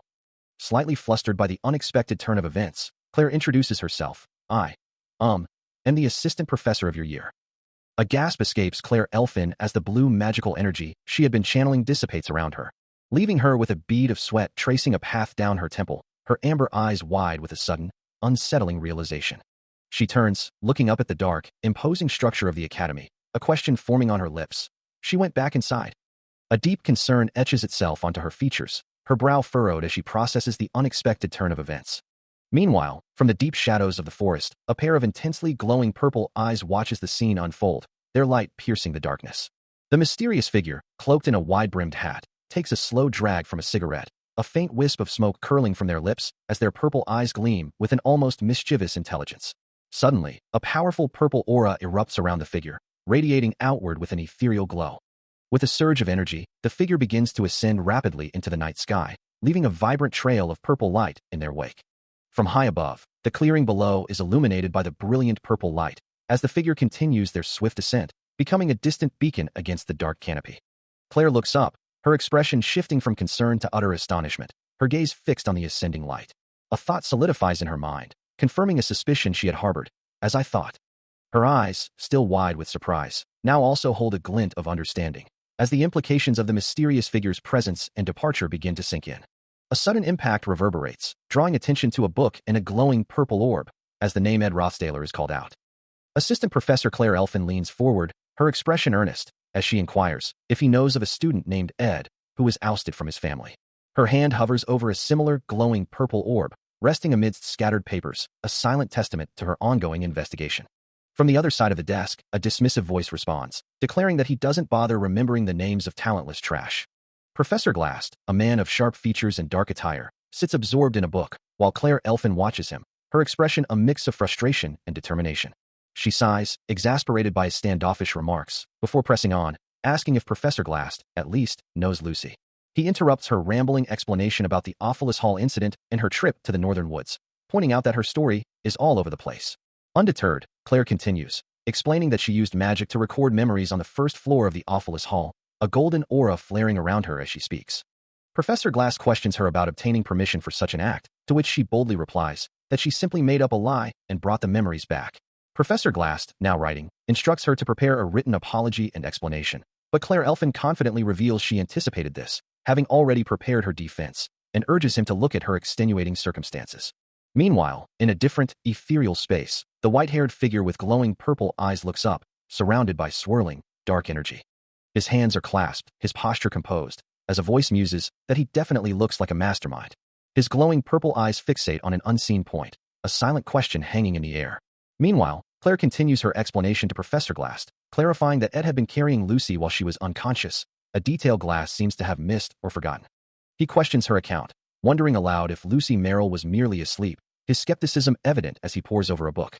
Claire watches him, her expression a mix of frustration and resignation, as the professor remains absorbed in his reading.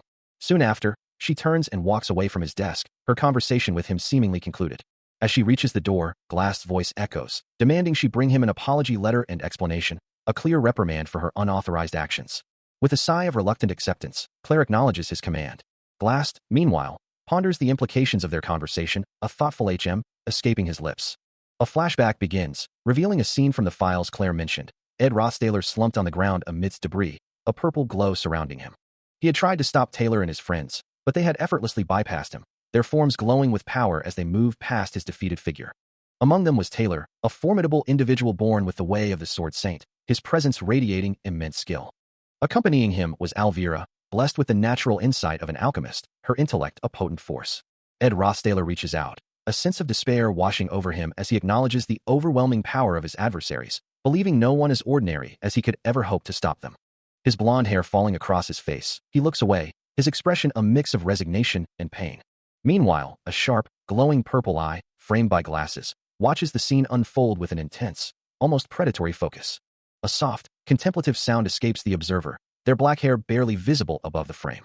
The figure with the purple eyes holds a glowing orb, within which Ed Rothstaler's image is reflected, confirming their continued, distant observation of his past struggles.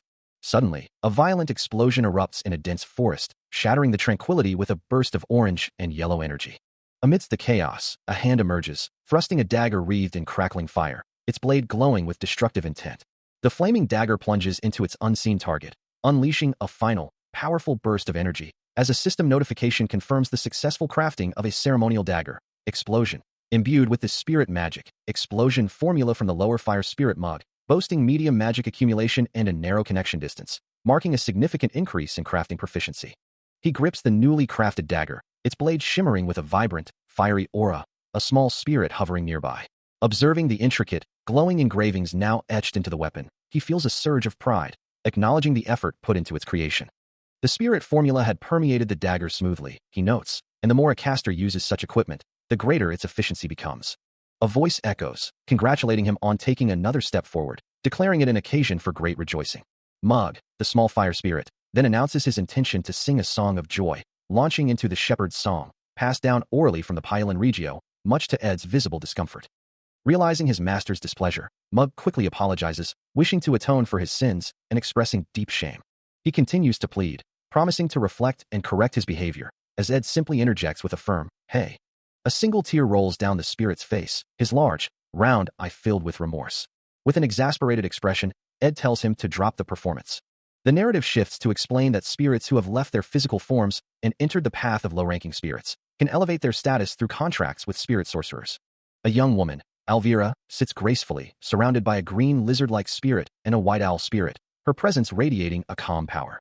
It becomes clear why low-ranking spirits are pleased to have contracts with a strong spirit sorcerer like Janica, implying her significant influence. Mug, the small fire spirit, questions Ed, wondering if his enthusiasm for their contract is too good to be true, asking what could be so great about contracting with him that he's making such a fuss, or if someone else promised him something more. Ed, walking away, urges the spirit to just spit it out, reminding him that they won't be together for just a couple of days. As Ed continues to walk, Mug floats behind him, a question mark hanging over his head, clearly hesitant to reveal his true intentions. Finally, the spirit bursts out, exclaiming, "Young Master Ed, what's the point of hiding anything from you? The overflowing respect and loyalty I have for you are not out of pure reverence." Mug glows with a fiery aura, his face contorted in a dramatic display of shame, confessing, "But because of my filthy and lowly ambition for success, I am ashamed." Ed listens intently as Mug explains that being in a contract with him and receiving refined magic from the vicinity of Lady Janica will allow him to grow at twice the rate of normal low-ranking spirits. Ed asks what else, prompting Mug to add that after asking around about his reputation in the academy, they said he has a strong authoritarian temperament, so to appease him, Mug felt compelled to act with exaggerated deference. Ed, now understanding the full extent of Mug's motivations, simply acknowledges, "I understand everything now. Well, with your situation, it's only natural." Mug, now perched on Ed's shoulder, sighs dramatically. "To be honest, I had a really hard time. Kahook." He then complains about the spirit hierarchy, asking if their ranks are some official title, and why they are so mean and defensive about their ranks just because they were born a bit earlier. Ed, with a hint of amusement, tells him to go easy on himself, reminding him that they are all doing this to live anyway. As Mug continues to wail, "Yoe, young Master Ed," Mug then insists that regardless of his true feelings, he can't afford to talk to Ed in a casual manner, preferring to maintain a more comfortable, formal approach, to which Ed simply replies, "Whatever makes you happy." Though his combat prowess remained, he continued to hone his physical strength. The sharp crack of his axe splitting wood echoing through the air, his physical stamina had greatly increased. Now, he was no longer inferior to the average adult male. His efforts extended beyond physical training, as he ensured the storage was always stocked with meat. And he no longer needed to sleep outdoors while hungry, finding comfort in his provisions for him, and while he couldn't say these days were gentle on him, he knew they were definitely better than when he started. His academic pursuits also flourished, as he could easily master the classes with simple memorization and sequence theories, given enough time and effort. Reducing sleep and repeatedly practicing would forcibly cram the information into his head, so that had nothing to do with talent, he mused, knowing that every day was a forced march. He reflected on his journey, a quiet determination etched on his face, when suddenly, a voice called out, "Ed, Ed." The call repeated, "Ed," startling him into a sharp intake of breath, a surprised sound escaping his lips. A sudden, sharp voice pulls him from his thoughts, causing Janica to look at him with wide, concerned eyes. Her voice rings out with urgency, demanding to know what's wrong and urging him to snap out of it. Apologizing to Janica, he explains that he was lost in thought, his mind still replaying the contents of 2 letters he had received, one from the academy and another from the merchantry, neither of which had been particularly remarkable. She gently admonishes him, reminding him that while hard work is commendable, he must prioritize his health above all else. His gaze drifts, a flicker of deeper concern in his eyes, as he considers her words. He holds up 2 glowing letters, their light illuminating his face, but his focus is already shifting to something else entirely. He realizes he still needs to read the 3rd letter, a crucial piece of information, especially now that Elt's downfall has complicated matters, involving the original client who sought to purchase the sage's sealed grimoire. The 3rd letter, ornate and sealed with a golden wax emblem, glows with an ethereal light, hinting at its profound significance. This letter is evidence that the story's flow has already been significantly distorted, and the main event of Act 2, the negotiation for the sage's sealed grimoire, is currently underway. Originally, the negotiation for the sage's sealed grimoire was a simple tug-of-war between the academy and the merchantry, represented by figures standing on a divided red and blue floor. However, due to Elt's downfall, Krapin Rothstaler, the head of his family, became involved, his family's golden 2-headed eagle emblem glowing with newfound prominence. This intervention ultimately resulted in a 3-way conflict over the ancient tome, pitting the Academy, the Elt Merchant Association, and the Rothstaler family against each other, each represented by their distinct glowing emblems surrounding the sealed grimoire. The Rothstaler family, it seemed, was deeply entangled in the unfolding events, with Krapin Rothstaler himself having planned to use the sage's sealed grimoire to research eternal life. When things went south, he personally jumped into the negotiations, revealing himself as Patriarch Krapin Rothstaler, a formidable boss who only appeared in Act 4 of the failed swordsman of Sylvania. His power was so immense at this point in the timeline that there was simply no way to suppress him. No matter what, Ed knew he must prevent this future, but the thought of Krapin acquiring the grimoire was daunting. He had to exclude him from this episode, from this timeline. If Krapin got the sage's sealed grimoire, he would just walk away coolly, his expression grim as he considered the implications. But if he obtained the sage's sealed grimoire after already being strong enough to be the final boss of Act 4, then it might truly be impossible to stop him. The letter he held included Krapin Rothstaler's actions and suspicions about them, and it also contained a direct invitation for him. A soft splash echoed through the courtyard. From the northern woods, a voice reported, "I'm back from the northern woods. As you instructed, I delivered the letter." Taking a sip from his cup, Ed replied, "Good job." As a uniformed butler approaches with an umbrella, he addresses the blonde student seated on a garden bench, offering a simple greeting. The butler continues, relaying the dire news that Principal Abel has confirmed Sylvania Academy's financial situation is already desperate. He explains that as a private institution, direct support is limited, and if the situation persists, the powerful merchantry will inevitably acquire the sage's sealed grimoire. Such a sale would be an embarrassment, considering the grimoire is the very heart of the academy, leading Principal Abel to secretly seek assistance. But a deeper question lingers, a sense of unease settling over the blonde student. Her expression shifts, a thought forming in her mind. This entire situation feels strange. An older Ed Rothstaler, with a thoughtful gaze, wonders aloud how Krapin Rothstaler knew to participate in the negotiation, speculating that perhaps Ed himself might have reported it, having heard rumors while living within the academy. He then reflects on his own past, imagining that if he were in his younger self's shoes, he would do whatever it took to regain acknowledgement and return to his family. Looking towards the blonde student, Ed dismisses the idea, a hint of doubt in his voice. A red-haired woman, perhaps in a memory or a parallel thought, muses on the social hierarchy, questioning if someone of low status could ever have the honor of sharing tea with a princess. The blonde student rises from the bench, her steps carrying her away with a determined grace. Her gaze sharpens, a new resolve in her eyes as she acknowledges the situation. This turn of events is truly unexpected, Lortel. Lortel's thoughts betray her confusion, wondering why the other party would believe she harbored any animosity. Meanwhile, Princess Phenia, seated at an outdoor cafe, dismisses the notion, assuring her that such an accusation is unfair and questioning why she would otherwise offer assistance. The conversation shifts to the sage's sealed grimoire, with Krapin Rothstaler's involvement in the negotiation being a key point. His presence this time around is noted with a hint of intrigue. Princess Phenia clarifies that Krapin's involvement is likely due to her own father's influence, rather than any direct action from Ed Rothstaler. This revelation catches Lortel completely off guard, her expression one of utter shock. Princess Phenia continues, explaining that Krapin Rothstaler had initially requested her father, Elt Ketchel, to purchase the item, a detail she admits she had no prior knowledge of. Even after her father lost his position, Princess Phenia notes that his plan to acquire the sage's sealed grimoire remained unchanged, as the Elt merchantry had already invested considerable time and effort into the endeavor. Lortel finds this situation peculiar, questioning why the Elt merchantry would plan to sell the grimoire to the Rothstaler family after purchasing it themselves.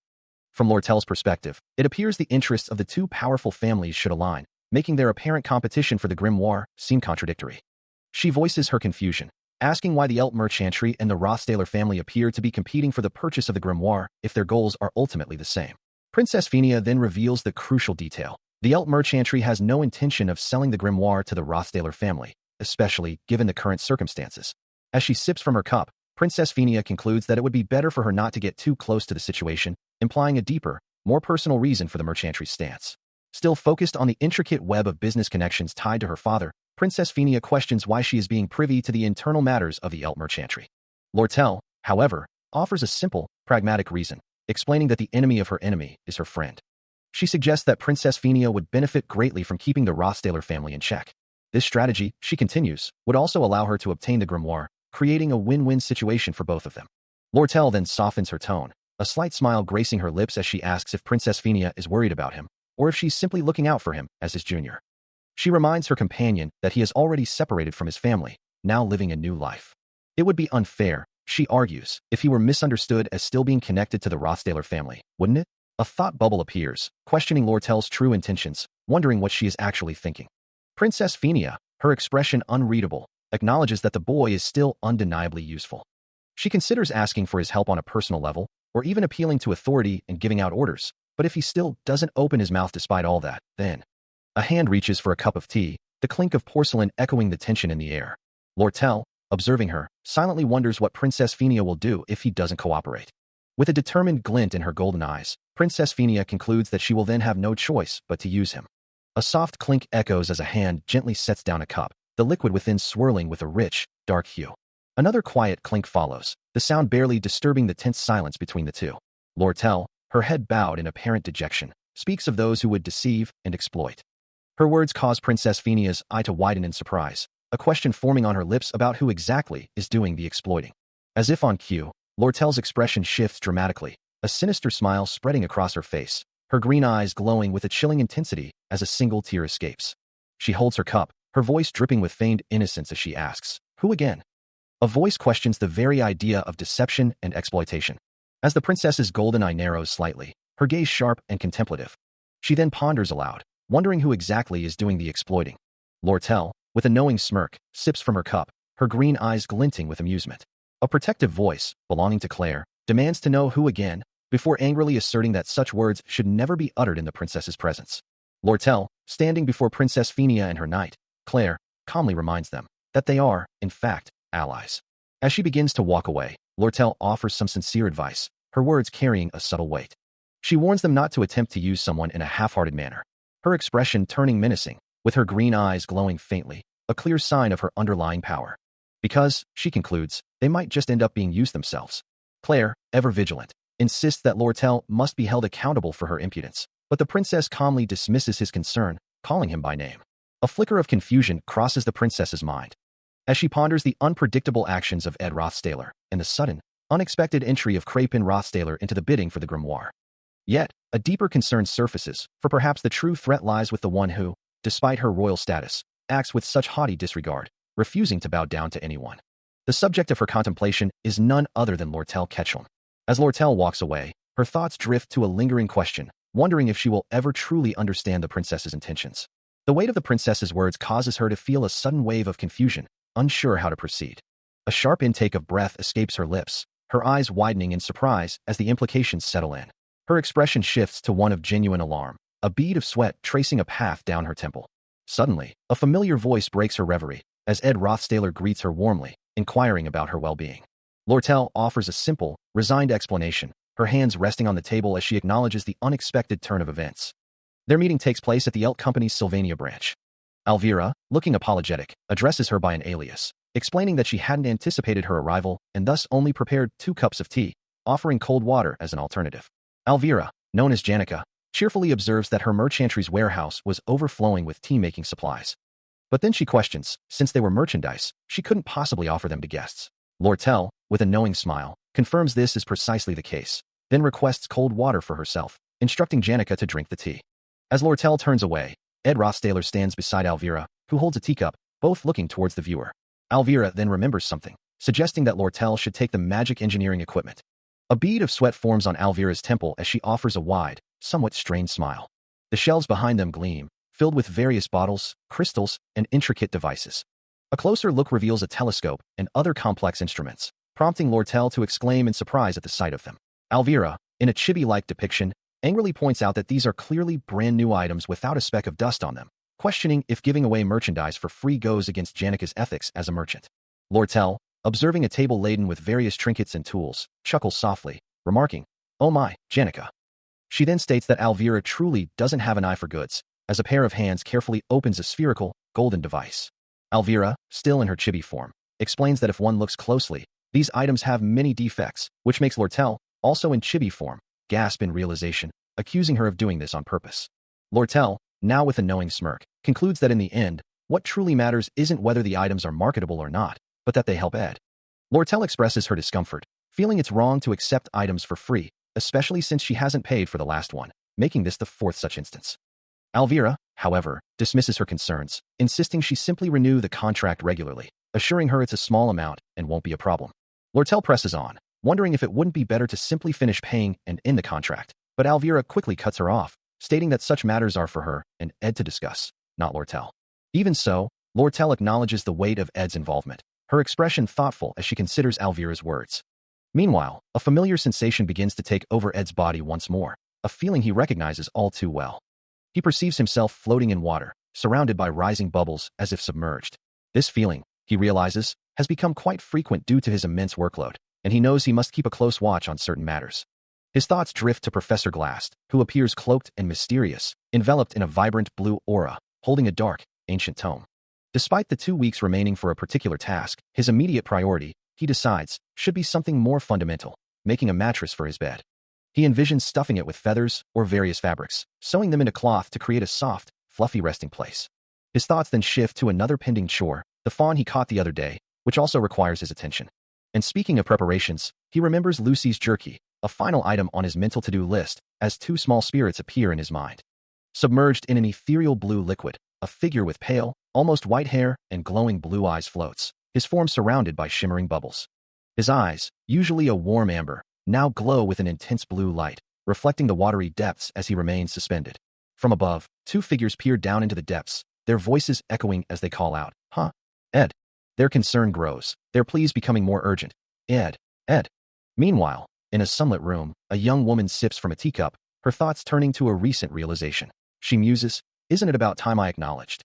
Her mind drifts to his resolute demeanor while fishing at the camp, and his calmness and precision when he gave orders to solve the situation during the Glaskin raid battle. A memory flashes, showing him bruised and bloodied, yet still standing, a testament to his resilience. She considers his reputation amongst students, who say he focuses only on his studies, and Lortel's warning not to judge him lightly. Taking another sip of tea, she concedes, "Maybe my insight was off. I need to make sure of it one final time." Her decision made, she concludes. "That's why I ordered him to visit me here in the royal residence." An ornate, golden border frames a radiant glow, hinting at a significant decree or event. As the princess sips from her mug, she inquires about the next day's arrangements, asking Claire to confirm the schedule and the availability of Ed Rothstaler. Claire, however, delivers an unexpected update, informing her that he will be unable to visit for a while. The news clearly frustrates the princess, who questions the refusal, reminding Claire that a royal command should be absolute, before muttering Ed Rothstaler's name in disbelief. Claire then reveals the reason for his absence, explaining that he has simply passed out from overwork. The princess's hand, still clutching her mug, trembles slightly at the unexpected revelation. Meanwhile, a chaotic swirl of black particles against a stark white background, with a red icon of a kneeling figure, visually represents a critical status effect. This status effect is clearly labeled as exhaustion, accompanied by a detailed list of severe symptoms, including high fever, chronic fatigue, and mana complications, all culminating in a stark warning to take adequate rest. Ed Rothstaler stirs, his eyes barely open, a pained groan escaping his lips. His vision blurs, and he struggles for air, the simple act of breathing becoming a monumental effort. His body feels incredibly heavy, and a burning sensation radiates from his lower abdomen. Lying prone in his bed, the sound of soft snoring indicates that despite his discomfort, he has succumbed to a deep, exhausted sleep. Ed Rothstaler lies in bed, a young woman sleeping peacefully on his chest. Even in her slumber, the princess murmurs, "Too salty, just a little salt." She continues to sleep soundly, a soft zzz escaping her lips. Ed, however, is wide awake, staring at the ceiling, a thought forming in his mind about the brat even talking in her sleep. His hand reaches out, feeling the air, as he reflects on how light Lucy feels, perhaps even lighter than she appears, a sign of total physical breakdown. He imagines her as a small, doll-like figure, so ethereal that one might doubt she's even human. Still unable to move, he realizes that since Lucy seems no different than usual, the problem must lie with his own body. The morning light streams into the room, illuminating the two figures in the bed. A soft escapes him, a quiet acknowledgement of his predicament. The princess stirs slightly, muttering, "I'm hungry," prompting Ed to wonder if she truly does nothing but eat and sleep. Suddenly, a voice announces, "Congratulations. You've woken up," as a hand, glowing with vibrant green mana, appears before him.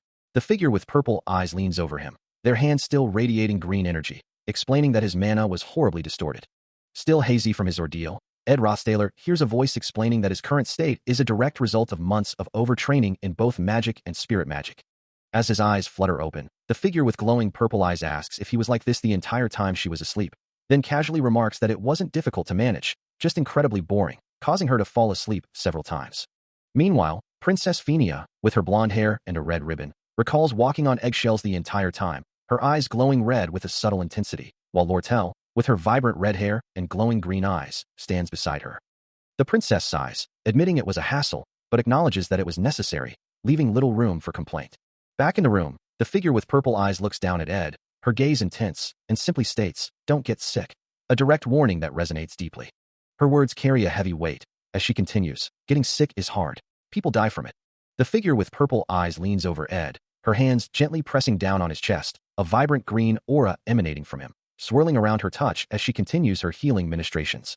Ed remembers Lucy, who had watched Glocked, a grandfather figure for her, succumb to a disease in his bed, and with that memory, he offers a heartfelt, "Thank you." In the rustic cabin, Ed lies on the bed, still glowing faintly green, while the figure with purple eyes sits beside him, watching over his recovery. Ed's eyes finally open fully, his gaze clear, as a voice from the doorway exclaims, "Oh, Ed, you're awake." A young man with dark, messy hair stands in the doorway, holding a bundle, explaining that he wasn't sure if he could use the cabin stove, so he started a fire outside for now. Still recovering from his ordeal, Ed Rothstaler lay in bed, a faint green glow emanating from his body, as the mysterious figure with glowing purple eyes watched over him. A short distance away, the new attendant stood, their back to the bed, contemplating the scene. Soon, they moved to sit on the edge of Ed's bed, their gaze fixed on the recovering young man.